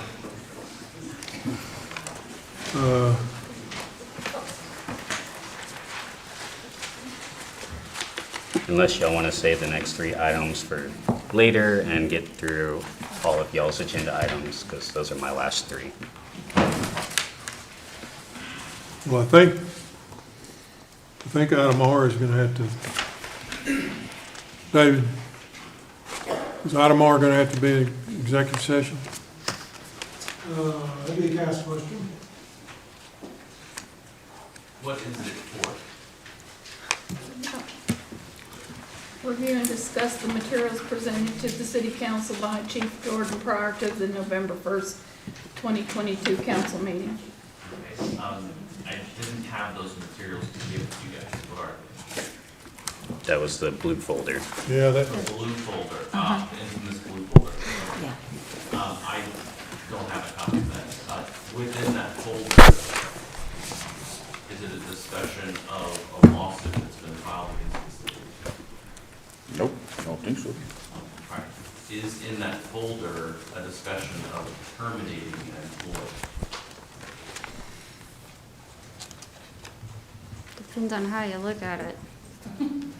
Is there anything in that folder that is for a discussion to purchase land or to negotiate a contract? No?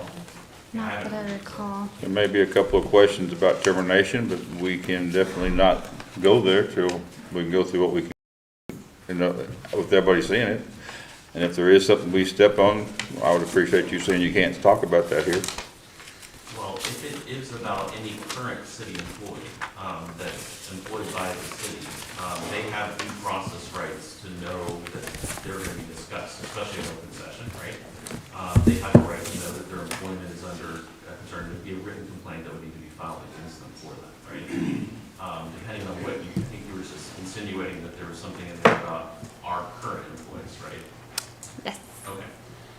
The other thing to say too is if it's about a former employee, namely if it's something about Jordan that's in there, we have an agreement that the council voted on that has a non-disparagement on there, so you guys should not in open session talk about negatively or say anything that would be negative in any sense, true or not, about Jordan, because that would be a strict violation of that. Okay, so executive sense? session it is. All right, so you're saying that there is stuff in there that would fall under that exception? I believe so. Okay. Then we should go into executive session. And we invite Jason Jordan into our executive session. The council, by a vote, can decide for any person to be in there for purposes of discussing with them. Now, do we need to vote for that in open session or executive That's a session? very good question. Yes, if you go back there and you guys decide, hey, we want to bring in somebody, a witness or an employee or something like that, you guys can ask for that person to come in, but you have to have an agreement at home. Okay. 100%? 100% have to agree? No, it would be majority as always. Okay. Okay, so we need to, Well, I don't know, if all this stuff needs to be, there's certain things I don't think need to, we're not actually talking about either one of them. I have some questions that are just general questions, not about Jason, not about any particular person. One of my questions, just as an example, would be what is the TLETS? Which employees need this certification? Which employees are current? Which employees are not? Who should be? Who has the, you know, that type of stuff. I'm not asking about any specific person, but in this folder, there were certain questions that came up that don't pertain to the law, to his employment, don't pertain to anybody. It's just a general question that may be covered in this handbook that we've been discussing, but. Well, I don't think TLETS is. TLETS is a statewide entity that controls criminal record histories, and they are the ones that make sure that people's criminal record histories don't get shared publicly, right? They teach and train people to be accessors of that information across the state, and they promote and require their rules to be promulgated in terms of not sharing people's criminal record histories, that people don't search for people's criminal record histories for improper purposes. It has to be for a criminal justice purpose. And then they are essentially the ones that enforce if somebody has violated the rules for TLETS. There are different levels of access, meaning higher security versus lower. Dispatchers have a very high clearance because they have to access lots of criminal records. Police officers all have to have knowledge of all of those rules because they access TLETS daily in their normal job. That's the database that they go find and see if people have warrants, to see if people have protective orders against them, warrants in terms of bond amounts, all that stuff's in TLETS. And it also, TLETS interfaces with NCIC, which is all of the national database, the FBI database, and so all their rules promulgate down to the state. And TLETS controls those rules for the feds too. So do we have people in the city, in the city's employee who are certified in this? It would be our police officers, I would think, right? You guys all have your TLETS. Which one do you guys have? We have less than full access. Okay. Less than full? We're not dispatchers, so they get the full access. Okay. Yeah, dispatchers get everything. They get access to dig deep. The officers get access to be able to run somebody in terms of their driver's license, get to run somebody for that kind of thing. I don't know of any other employee that would have access. Anybody in the court need that? No. You take it? But I don't have access to that kind of stuff. Yeah. I have mobile access, but as a Texas judge, district judges, county court of law judges, and municipal judges, we all have to take it. It's an evil class. It's like 8 hours. I had to do it in Grand Prairie this year, and it's the most boring, horrible class you've ever been to. It's How often do you have to do this boring class? once a year, and it is horrific. I can't even describe it to you. It's like paint drying, horrible. The only exciting is this year they have an Australian lady that teaches it. And the whole time she was talking, I actually paid attention because I thought she was going to start talking about kangaroos or crocodiles. You know, she was very interested, but it's a horrible class. And then they make you take a test, Roger, that's, they give you a binder this big, and you have to take a test that is like, you have to dig through the binder and final answers. It's just literally horrible. But TLITs is a serious thing because they don't want people to have access, right, to people's criminal record histories. And to get a court where you're actually a TLITs person to have it here, the requirements to get that would be just really difficult. We don't have one. We just access ours through Johnson County. Do what now? To get, well, I didn't get, you access your TLIT to Johnson County, but what'd you say before that? It takes a lot to get that access, to actually have an account with them, to be able to have the ability to enter stuff and to be able to change stuff in the system and all of that. Okay. But to your question, we do have employees that have to have that, and they do comply with that on a regular basis. Okay. You're current? Stephanie, are you current? Are y'all current? Yes, sir. Okay. Dun, dun, dun, dun, dun, dun.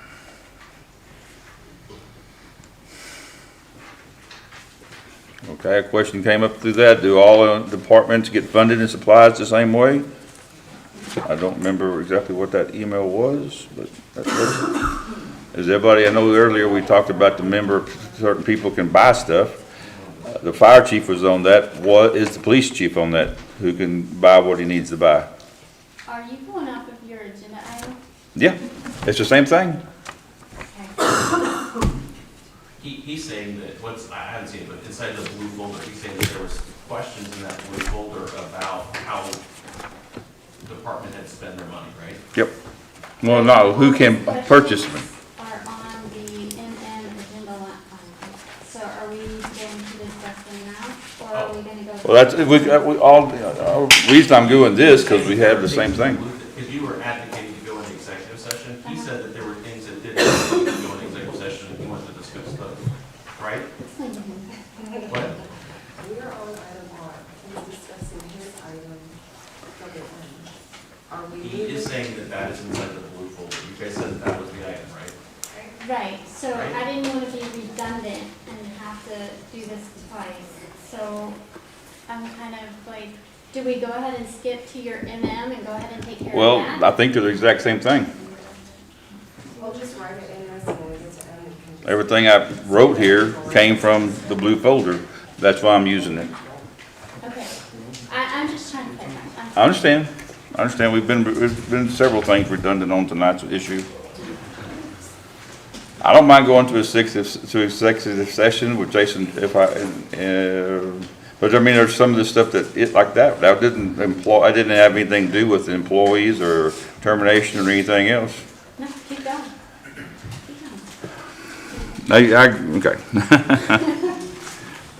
Now, to answer his question, that's a David question. I don't know how people, the Well- department heads, when they get their budget, I don't know how they spend it. Earlier, David said there were X number of people. Chief was wanting the fire department, and David and Stephanie, and I don't remember who all. And my question on this, was the chief of police also able to purchase items as he needed to purchase? Or did he have to go through you? Well, it depended on what the purchase was. Some of it he purchased on his own as he needed. Some of it he would come over and say, hey, I need to look at this thing, purchase this item. Do we have money to do it? Yes or no?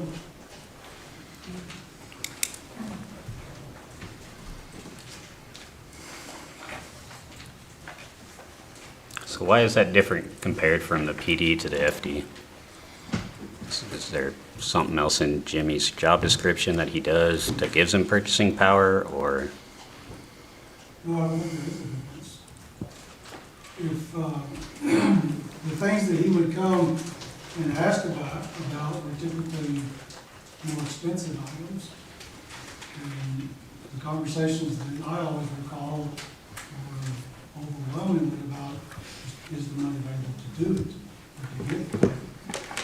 Well, I mean, like, Jimmy, Stephanie, and you were the purchasing agents. I think his question was, why isn't the chief of the PD a purchasing agent if the chief of the fire department's a purchasing agent? Well, he did have a purchase car before, but since he's no longer here. So the chief of police is a purchasing agent? Yes. Okay. Does that answer your question? Yeah, yep. Did you think we needed to go into executive session for some questions that you have? Well, I want to let him finish his thing first. But yeah, I feel like some of these items I don't want to get sued for, so I want to go into executive. There's a question in the blue folder about bills being paid, that the police department was having his bills not being paid, and he was getting duns from different people, different departments. Is there a issue with that, or everybody being paid on time? We're getting people not being paid No, everybody gets paid. on time? Probably 99% are paid on time. To say that one is paid late, sort of ignores why the bill was paid late. I can think of one vendor in particular that the police department used quite often, and we use them because they're one of the few that does that kind of work. It's our uniforms and things like that. They were notorious about their billing practices. They wouldn't bill on time. They would bill way after something was received. There were a variety of issues where we would constantly go back and have to follow up with them to see what the invoice was for, if we received the item, if it was ready to be paid, et cetera. So yeah, there were some of those invoices that were paid late, and it's because we're waiting on documentation from them to essentially prove up their invoice. Okay. There was a thing about text not being saved, and I would believe that any text and emails that we have in the city going on to keep from having lawsuits or whatever, every phone conversations need to be logged. Are we doing that? Are we losing text? Or some kind of program that deletes text automatically? Is anybody in the city using that a program of that nature? The reference, I believe that goes to is the use of Google Chat. I don't know. I don't remember the name of it.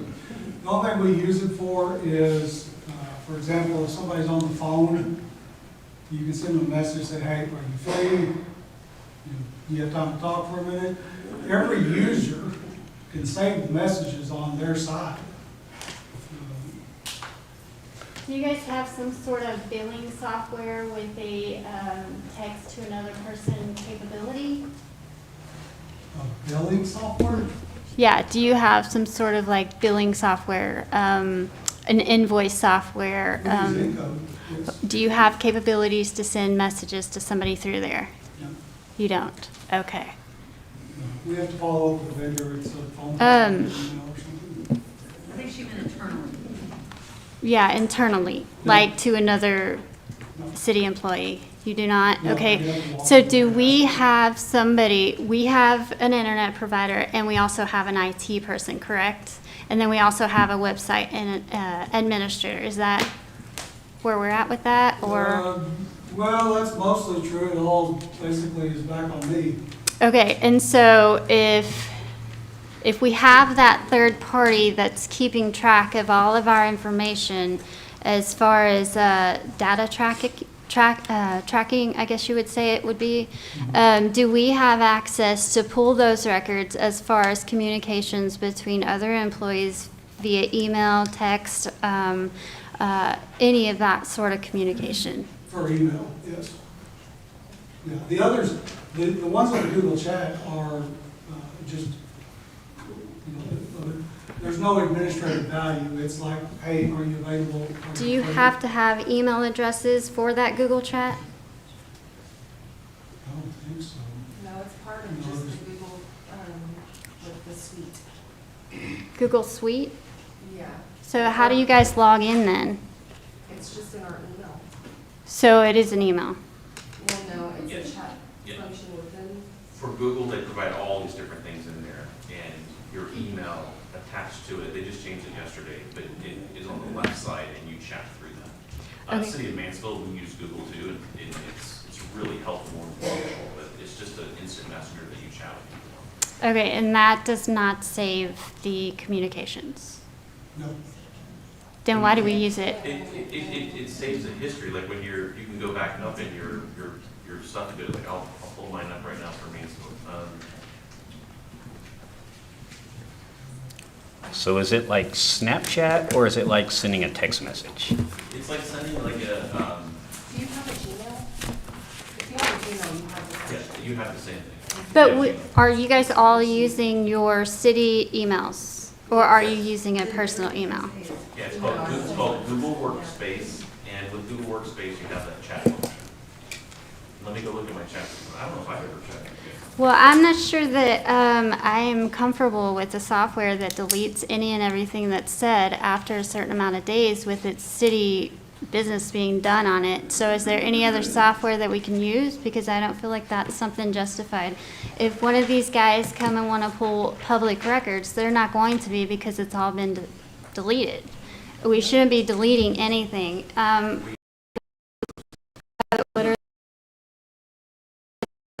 Yeah, if the city kept every record from this entirety of time, there's retention schedules that the state actually promulgates that after a certain time, like our court records, for instance. Our court's been in existence for over 80 years.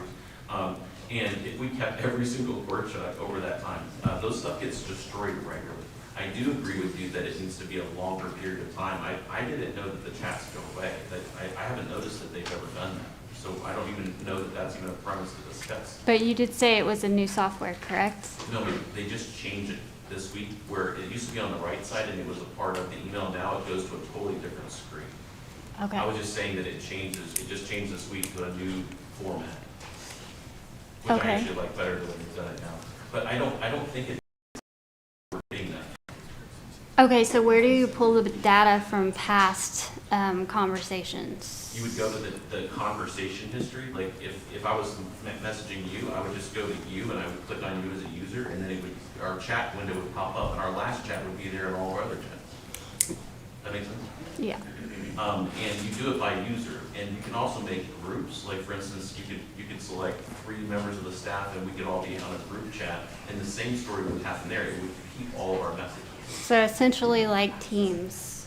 It's exactly like Teams. Yeah, Okay. exactly.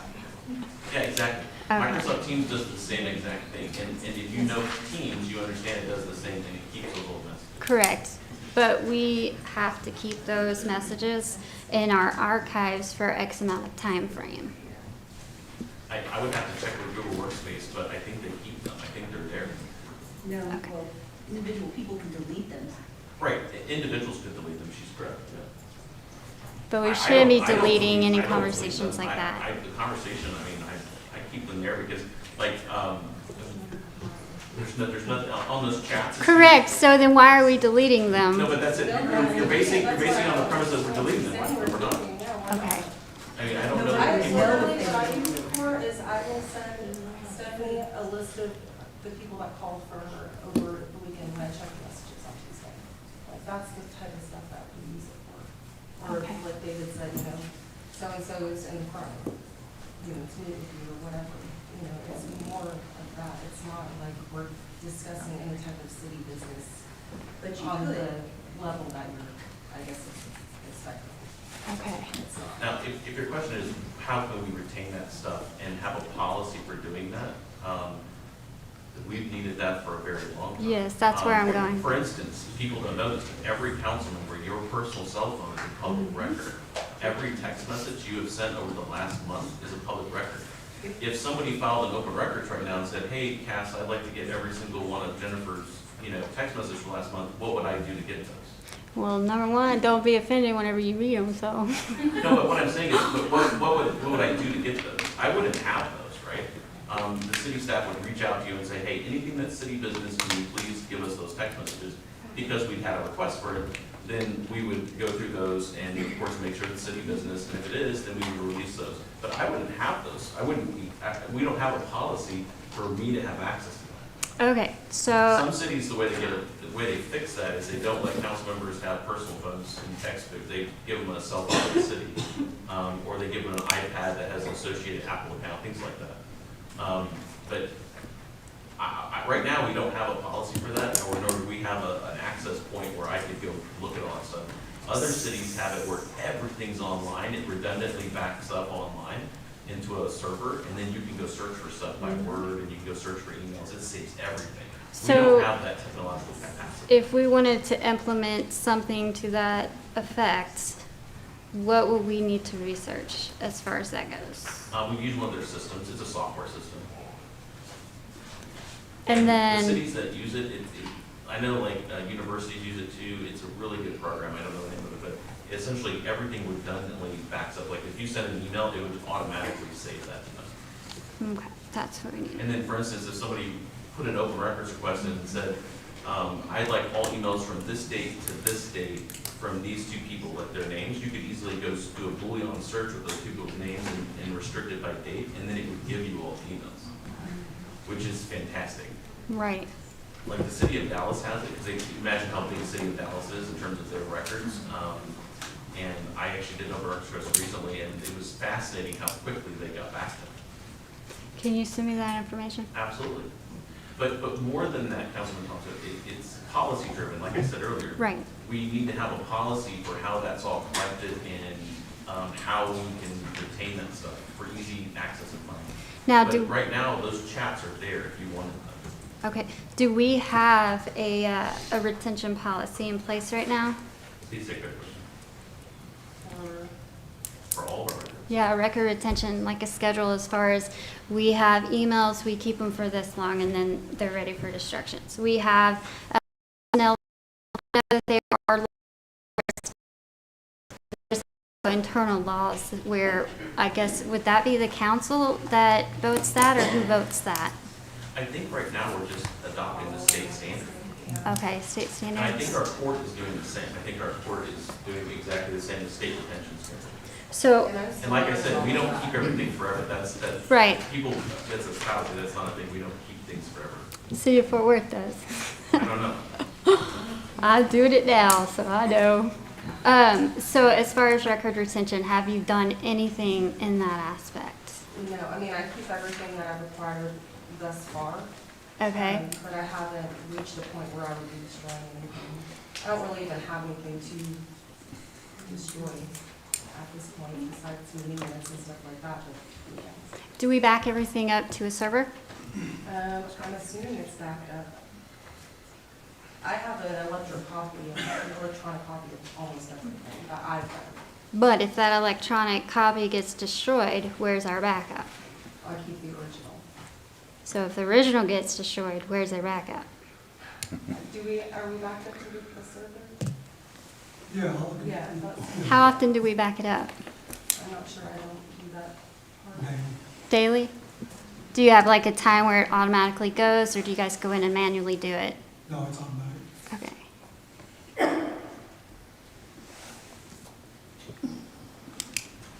Okay, I understand keeping text and emails may be a problem, but do we do daily journals? I have to keep a daily journal of every day I work. And it tells you, well, who was on my job, what happened that day, if there's an incident, it goes into it, and Procore saves it forever. Do we do that? I mean, I don't understand, you may not be able, I can't keep all my texts and emails because my phone will go, it quits working. But we need to know what our heads of departments are doing every day, I would think. Well, again, that would be something we need to talk about at another meeting, but we need to do that. So there's some kind of accountability. Hey, on this date, you told me this. I didn't tell you that. Do you open your journal and go to that date? Oh, that date happens to be missing. Or, yes, here it is on that date. I did not talk to you that date. And that's, I've always been, several people I know, other superintendents, have gone to court with their journal. That's the same thing, that's proof of whatever they said they did. Do we do that with anybody here?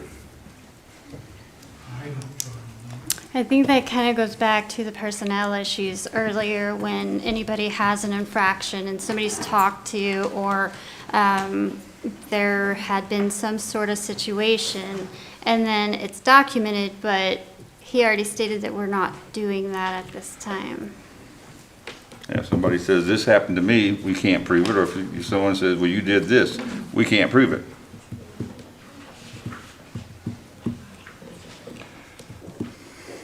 Okay. Do we have enough, well, you don't have enough police officers. Got out looking for 4 right now, right? Yes, sir. And how many have you lost in the last 2 months? No. None? So 2 months ago, we were 4 men below. 4 positions low. Well, the add 4 in the new budget. Added 4 in the new budget. So we have the same rate as we had before? Before the budget? We lost a chief, so. Well, I understand. We'll have the same rate, but yeah, we're at the same rate. How does our police force fare with other cities our size? Do we know anything about that? I do not. I'll have to look that up. If you would, I'd appreciate it.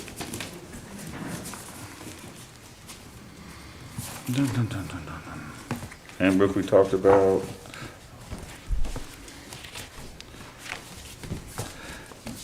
Going over to the process we just got through with the chief resignation. How many people in city council, David, whatever, when did this start that this happened? Because we get it in our packet, and we've already had several discussions on it. Or there have been several discussions on what it is, on meetings, either with Chief Jordan or with AC, his comments that he had made at the last meeting. When is our schedule to inform the full city council, hey, we have an issue coming here, a possible problem? How are we, how the rest of us informed of that? Because until I came to the meeting, I didn't know anything about this. But other people did. And so how do all of us get informed when something like this happens? When there's an issue and you see something happen, you and AC think we gotta have it, here's an issue, what do we do? Well, I think every incident could be potentially unique. But if I recall, after the initial conversation, then it was put up for council discussion, put on the agenda. Well, I remember here, and I didn't even learn about it, but it was brought to my, that's the one that showed me on Facebook, this website's going down, and that was 2 or 3, I can't tell you exactly how many days or weeks, but it was a time period between I saw this on an email to where I actually learned what was actually going on from city council. I mean, I hear. So again, if this has started, as soon as something like this starts, important things, I would like to see all of us on the city council being notified, hey, this is coming up. You have questions, send me an email, talk to me, give me a note, tell me something. And I understand that if we ask for that information, we cannot be out there sharing that information because it's, it's just like the same thing as a meeting. But we need to be informed when something like this happens. So we can have if we have questions, we can put those questions out. Yeah, I'd have to agree with that because we were a little bit blindsided. We didn't have time to do our research. So, I mean, we had to throw out a vote at the flash of a light, and not everyone understood what the heck was going on. So I don't feel like that was fair to us or us as a community in that aspect. I mean, I'm gonna have to agree with that. So what is your policy as far as, let's just say something of this multitude comes in and somebody was put on administrative leave. So what is the process from there? If it's a council decision for the purposes of council needs to take action. Right. I don't think there's a notification process besides sharing with you the information prior to the meeting. Some cities have procedures in place where council members go in the week before agenda items and they actually meet with city staff and actually confer with them. And then they are made apprised of those issues. I don't think that there would be any objection to that. I think people would want that to happen. Short of that, that would be the situation. I'd also stress to you that you always, as a council member, always, just like you did tonight, have the ability to say, I need more time. Council members always have that functional ability to say, you know, I think we need to have more thought into this. We need to take a break and we need to come back next month or call a special call meeting, things like that. But at times, it almost feels like we're being a little bit more pressured to make the vote right then and there. I'm stressing to you now, you always have that ability to say, no, I need more time. But that should have been stressed in that meeting particularly, when we were addressing someone's personal life. I mean, that was a big decision to be made, so that should have been stressed more at that time. Okay, well, I apologize, but it's something that you guys have done before. I've witnessed you guys table things before, and so I didn't know that was something that was not known. Does that make sense? Not really.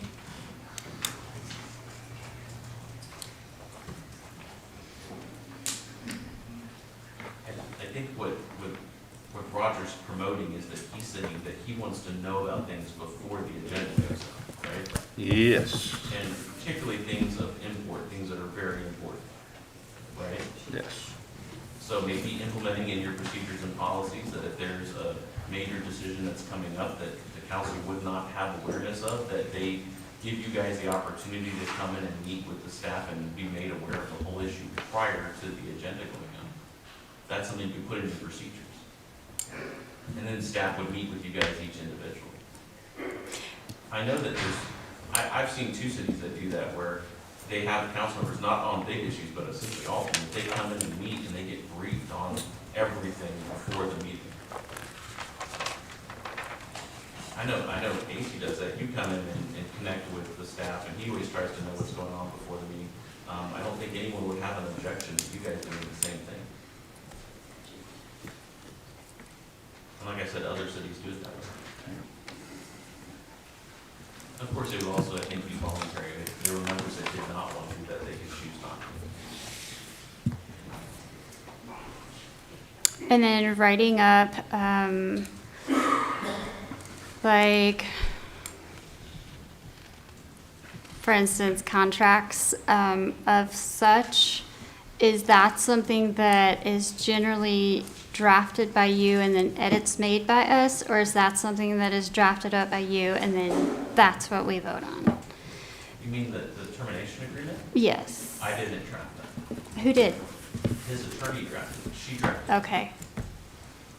No, I'm not going to draft a document and bring it to you guys if it was my work without conferring with the other attorney. And the attorney in this situation, she said she was going to draft it. She wanted certain language in there, and she sent over a draft. I negotiated some language changes, and then she finalized it. Emailed it. So she finalized all of the stipulations as far as what is given and what is not.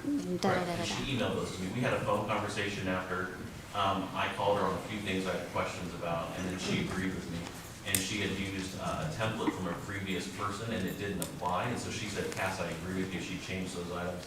And then she sent me a new version, and that final version is what got promulgated to you guys. Okay, and that's normal protocol, correct? Yeah, Okay. absolutely. Okay. Okay, next, some of the stuff, we may have to go into executive session because I don't want to mention names or do anything of that nature, but what exactly is a Brady list?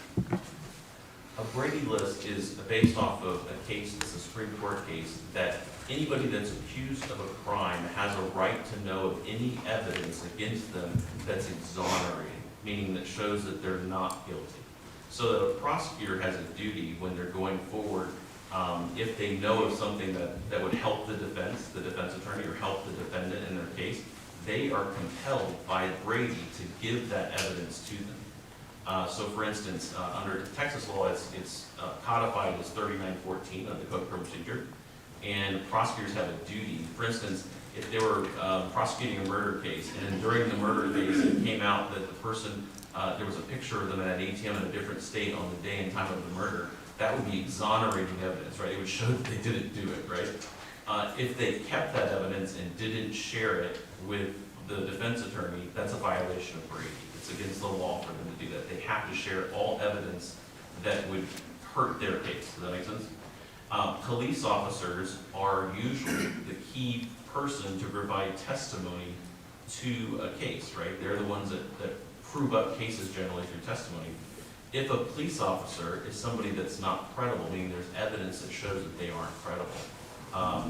Case recently in Dallas, a Dallas police officer had stolen a whole bunch of drug money. He was about to testify in a case. The prosecutors had to share with the defense attorney that Brady information that that officer had stolen money cash, right?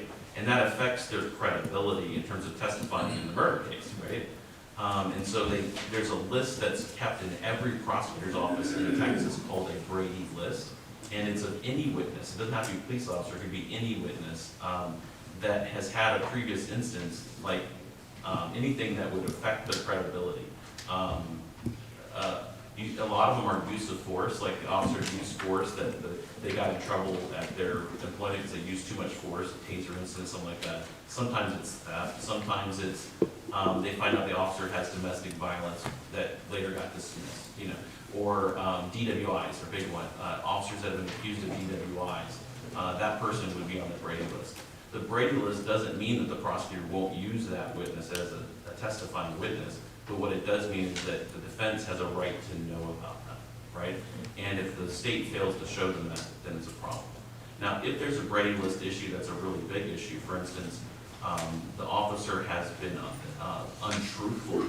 Say that they swore under oath in a prior case or a prior trial and they lied on the stand, that officer may be precluded. Like the prosecutor's like, I'm not going to put them on the stand.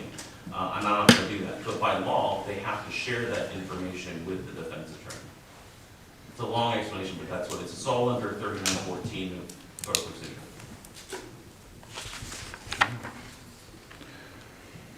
And Roger, it is not a favorable thing for you to be on the Brady list.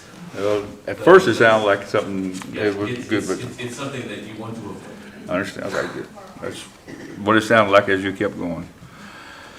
There's a note about taking police cars or work vehicles for the city, not being able to get to them, being out of service. I'd like to discuss maybe at the next meeting, having our city vehicles, if they're not already, being serviced by local mechanics. There are 3 shops in the area now. One of them I highly recommend. I have heard, how are our vehicles being serviced? What's going on with that? Depends on which one and what the issue is. Or they just go, okay, I need a oil change, what do we do? Which vehicles are we talking about? Like specifically which vendor they go to? Yes, I mean, how long does it take them? Do we take them someplace, let them sit for a couple of days? Do we bring them back? Do we take them someplace to get the oil changed and bring them back that same day? No, oil changes usually come around quickly. Okay. Usually all oil changes go through the local Ford dealer. And we do that up until the point where the warranty runs out. That way we have a consistent record that's on file as to what maintenance has been done on the vehicle. If it's a fire truck, depending on the size of the fire truck, we have a big truck shop and we have a small truck shop that we use. I don't know, I assume our vehicles are probably new, not going through a whole lot of major issues, but through a rod, what do we do then? We have if you're talking about a police car? Yeah, either one. The shop we're using right now is in Granbury for that. Does your father work on any of our city-owned vehicles? Sometimes. Does he have any insurance, or is he on our policy, or how does that work? No, Okay, does he have a contract with the city?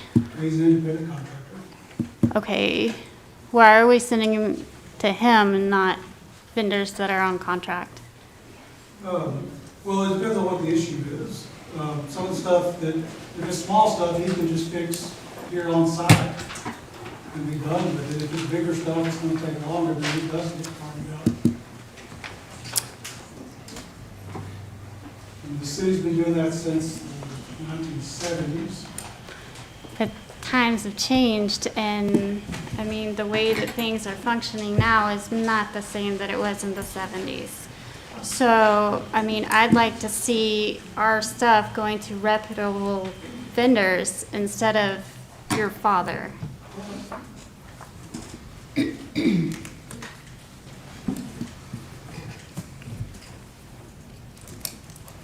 I mean, he made a good point. We have, what is it called? Reverse turn, I think it is. And then there's another one that's right here on Main Street, or 171, that just opened up. I mean, if we can utilize those guys, that would be great. And give them back to our community, same way.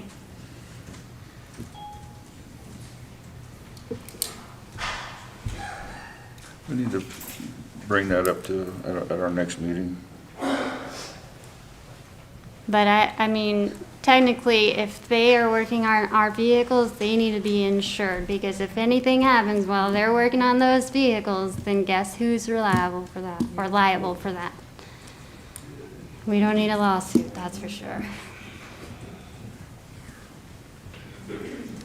Going back, yeah, I'd like to, if it's in warranty, definitely needs to go to whatever shop, to whatever dealership we bought it from. But after that, I'd like to use local people whenever possible.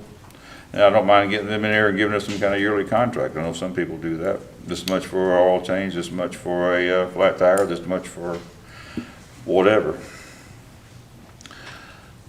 On the Brady law, on the Brady bill, I'm sorry, whatever, that Brady list. Yes, there's 3 of those. I've heard Brady law, Brady, okay. Do we have anybody on that list and that we had on, working for the city at this time? I don't know. Okay.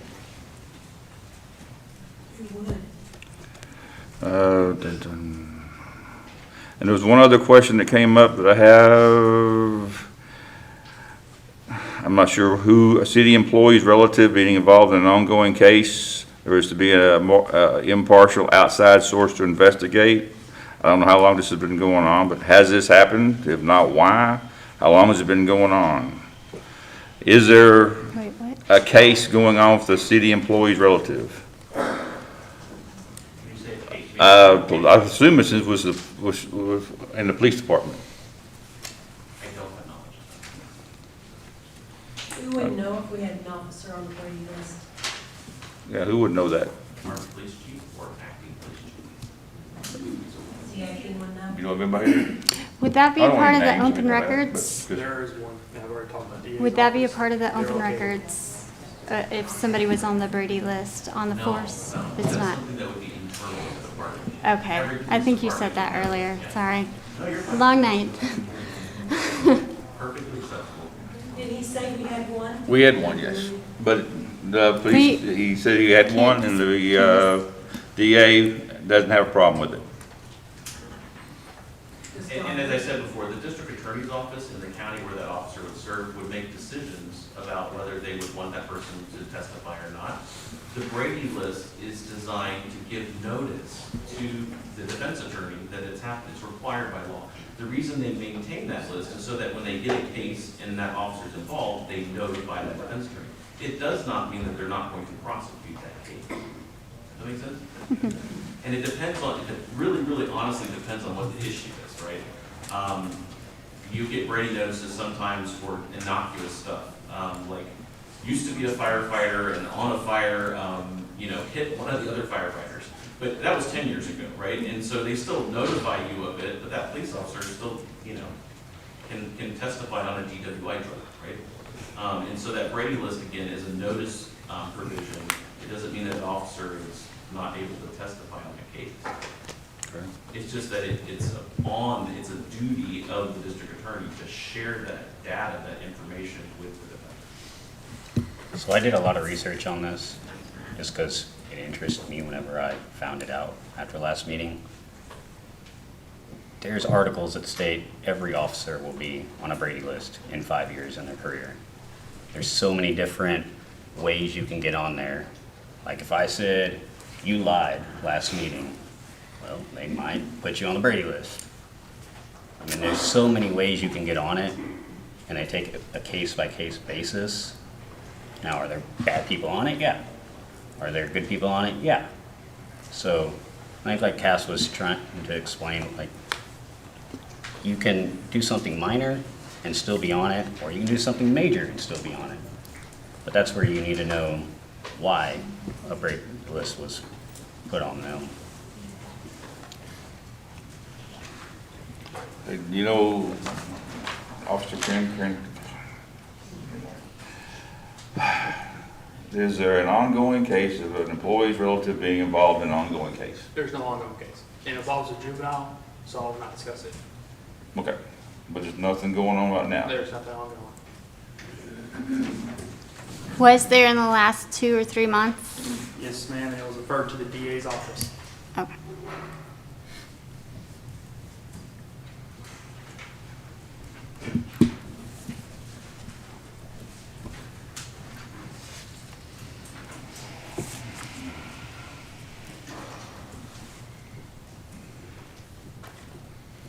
All my stuff has to go back there, so, I mean, when you guys are ready. I just didn't go back there. Okay. I just, that stuff didn't really need to be back there, and people need, and it's transparent to have everybody hear what we're saying.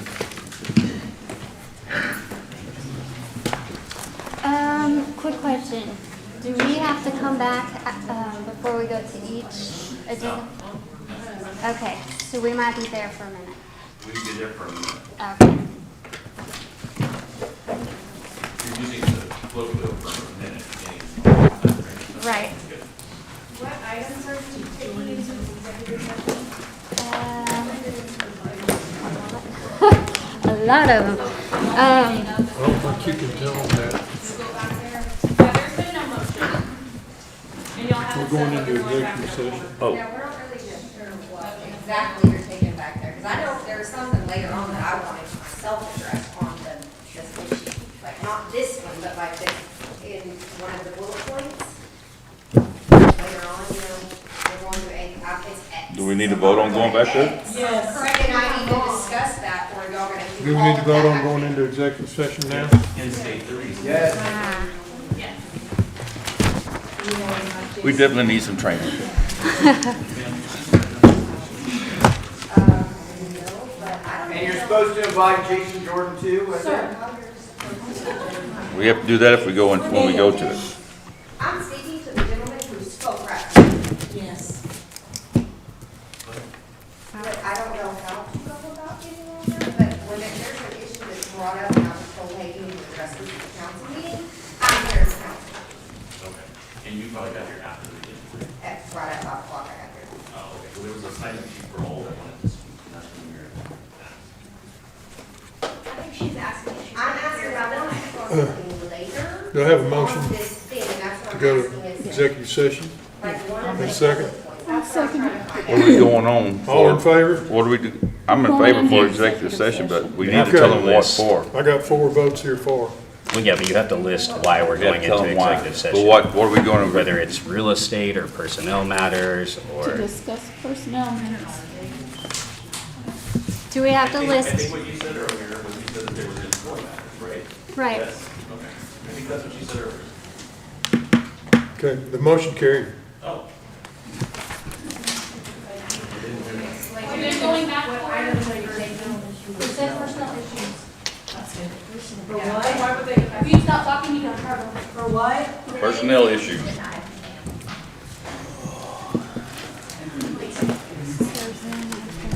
Yes.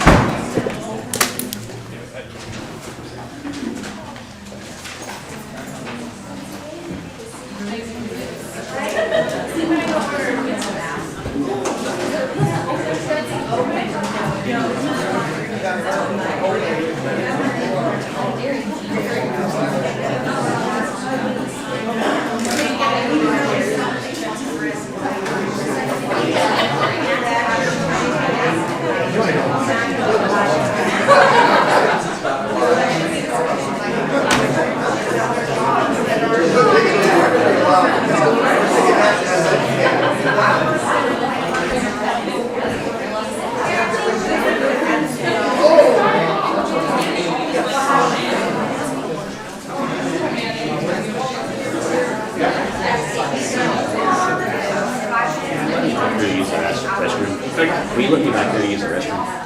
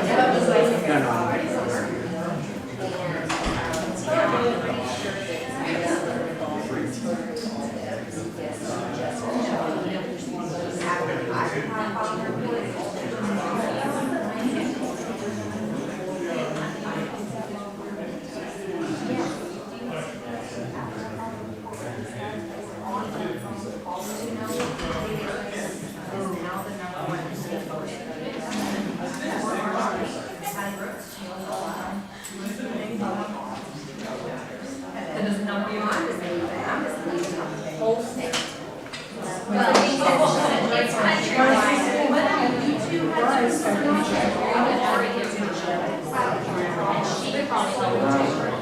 but the thing is, here's the problem is I have my house, okay?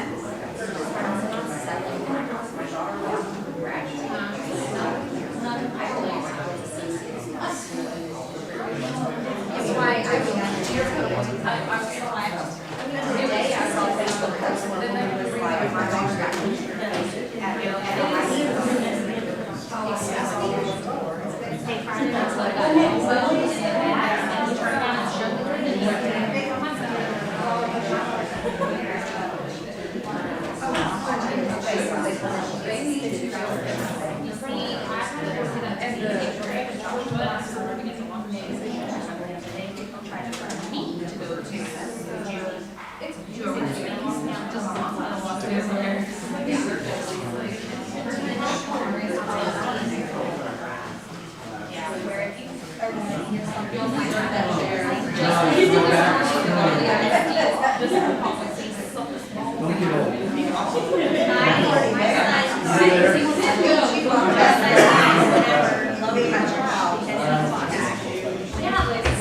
assaulted multiple times, told him nothing, and I told him you punched him the same time. And he got the same punishment. And I just I said, just, you know, he's not right here, like, we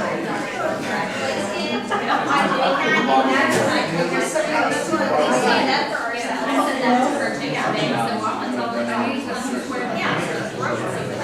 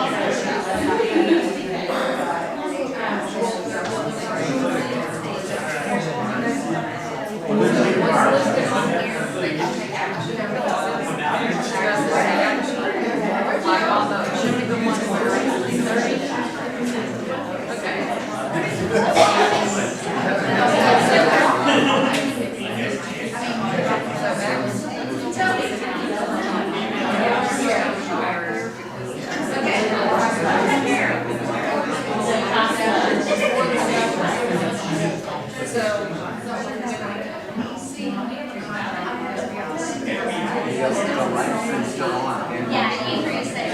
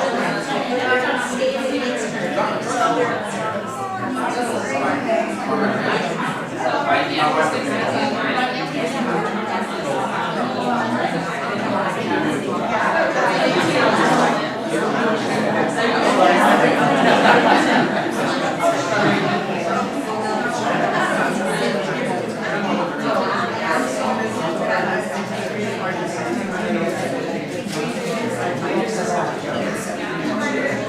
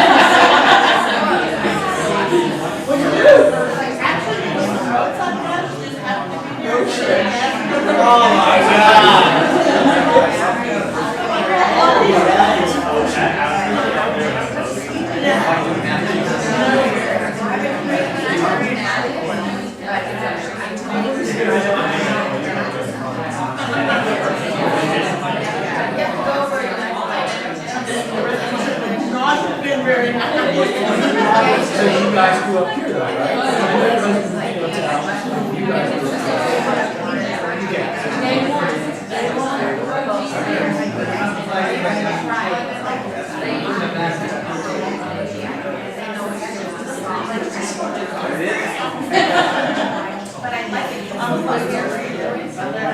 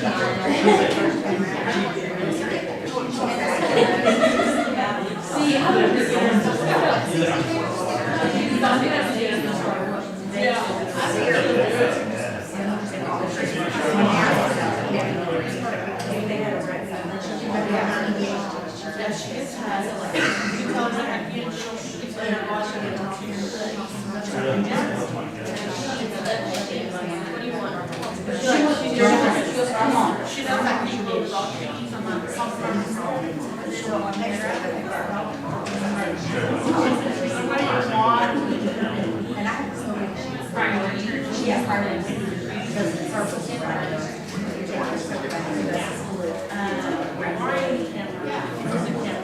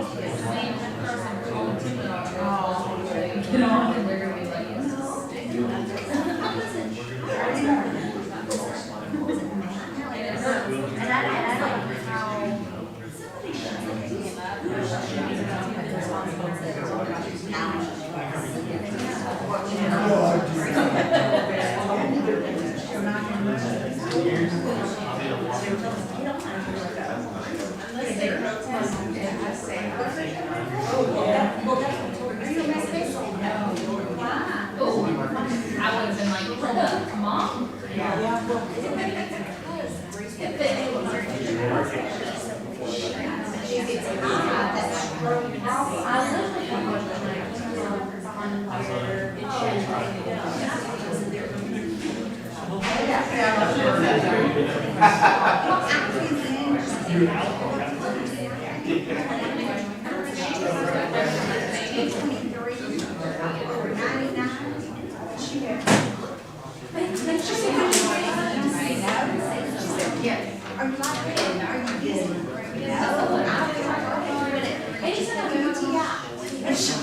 She said, oh my God, lay back on the station, turn on, how long she turned that air down, she said, just like her.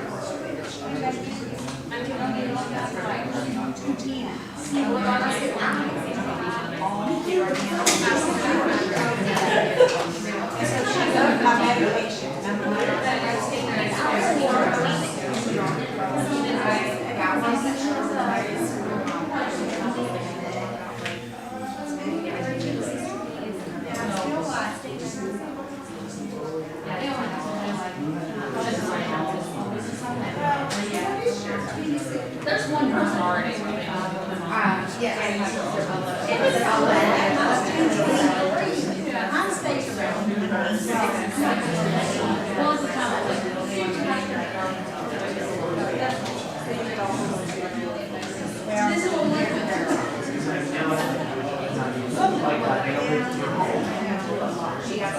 Robert and I left at the bank, he was sitting there and he's got his cup on his arm, and I walked in and I said, well, what is it? And he goes, holy shit, look at that. And then he goes in there and makes me another cup of coffee. I said, quit drinking that coffee.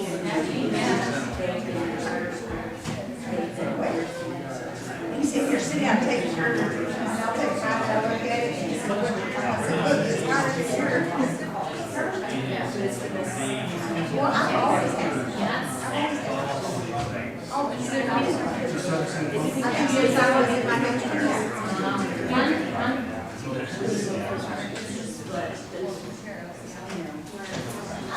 I feel absolutely. I agree with you. I'm not saying it's. David stresses.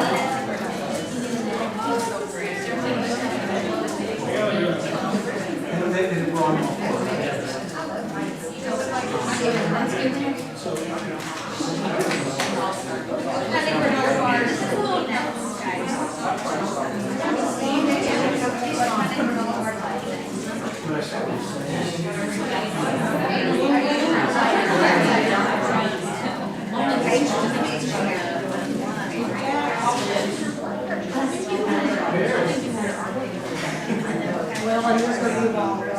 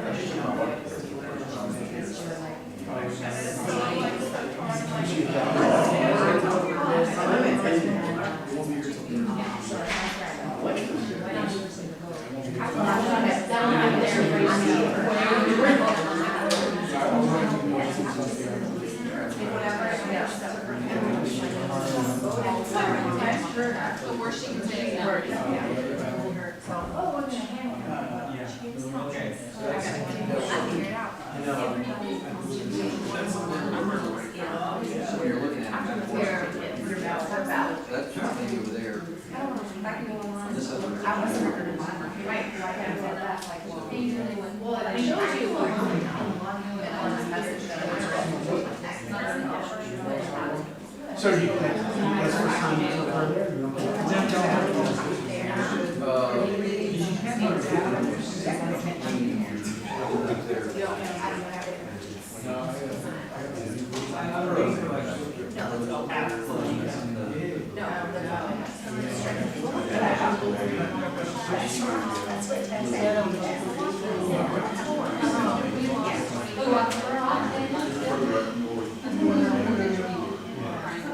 I lost about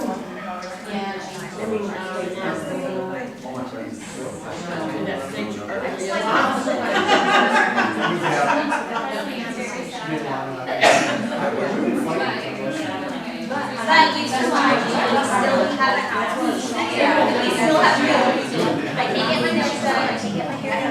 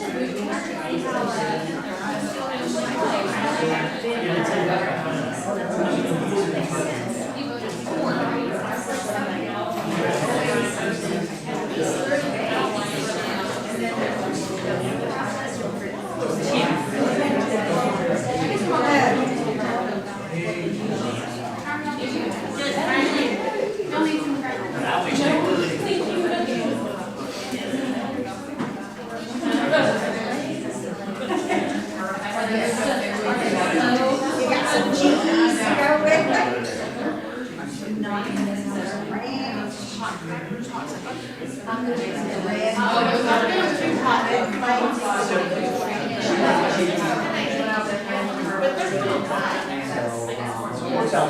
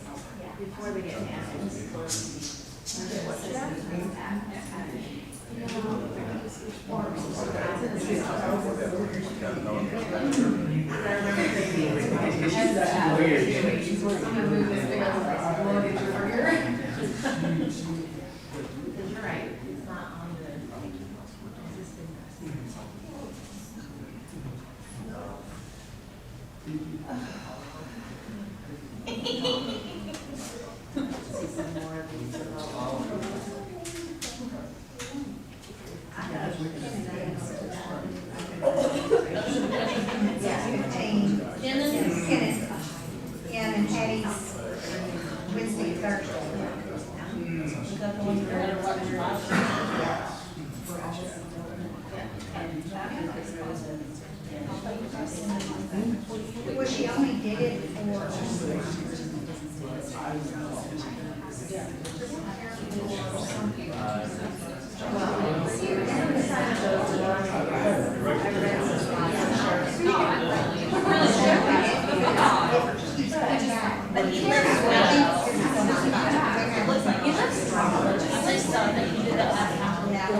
for.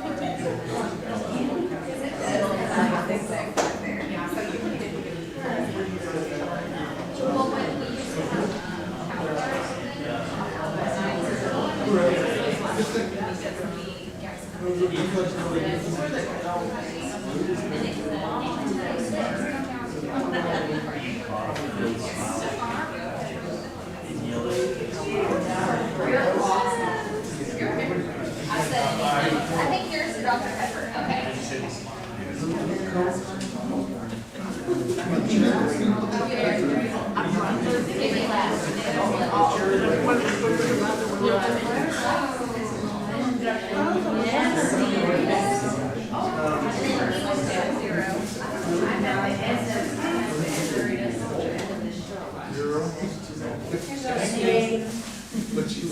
You had a Coke, right? I did have a Coke. Yeah, she did. No, I have. You have a beer in there?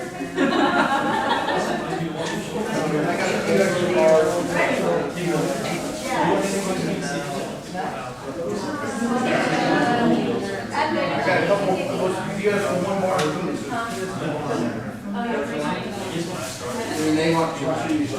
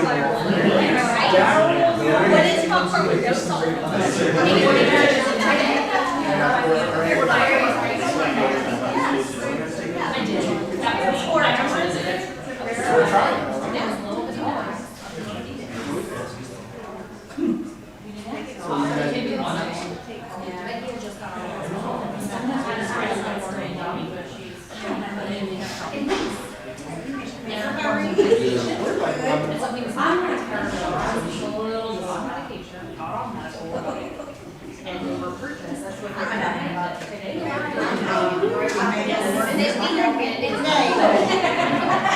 Greg, they're not setting standards inappropriate.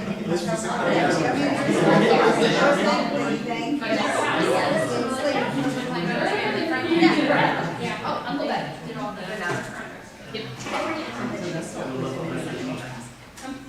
Seriously. Well,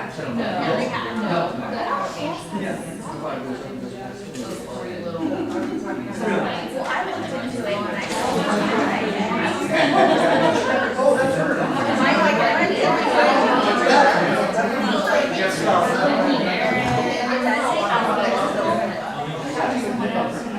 So when I saw that, seriously, that's why I was just, then I showed her and like, this. Yeah, she got something. Yeah.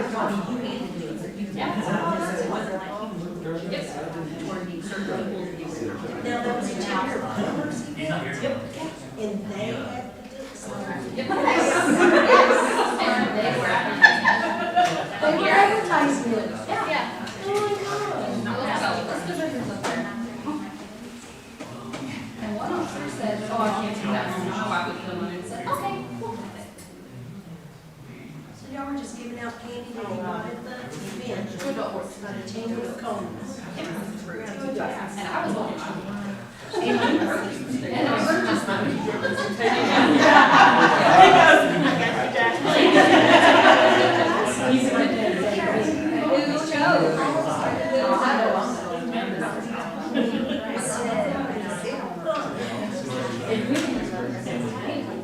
Yes,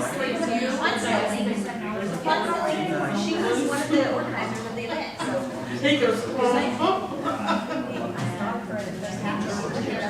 Oh, yeah. I don't want to see that, that was my face. No.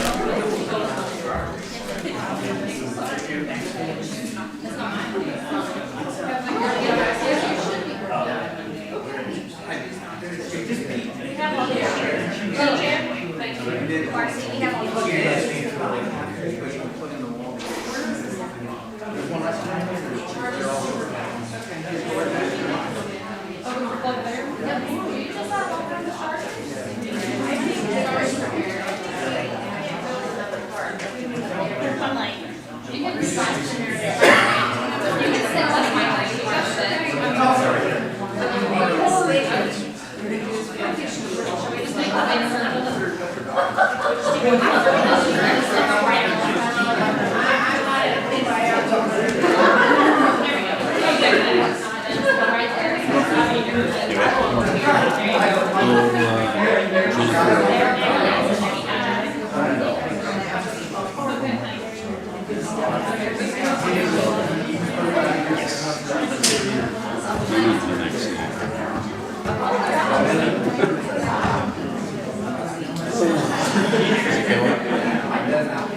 We're taking a recess right now to go to the bathroom and stretch our legs.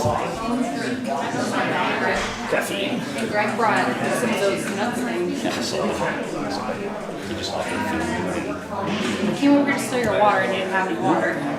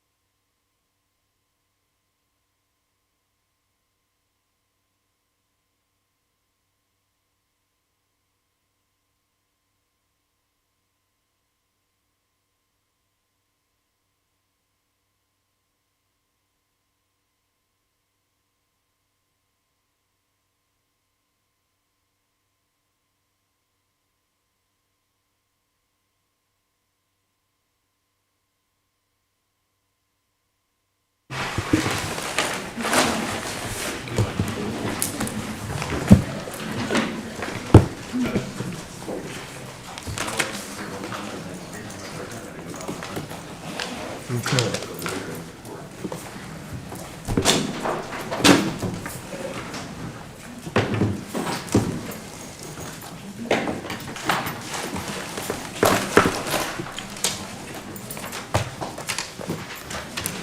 All right, due to the fact that we have run extremely long tonight, we are going to adjourn. We're going to move the remainder of the items and add items and have another meeting next Monday to continue, which is allowed when it's this time of night. So I need them at 5 o'clock Monday. So I need a motion, second to adjourn. I'll make the motion that we adjourn. And I'll second. All in favor? Motion carries. We stand adjourned.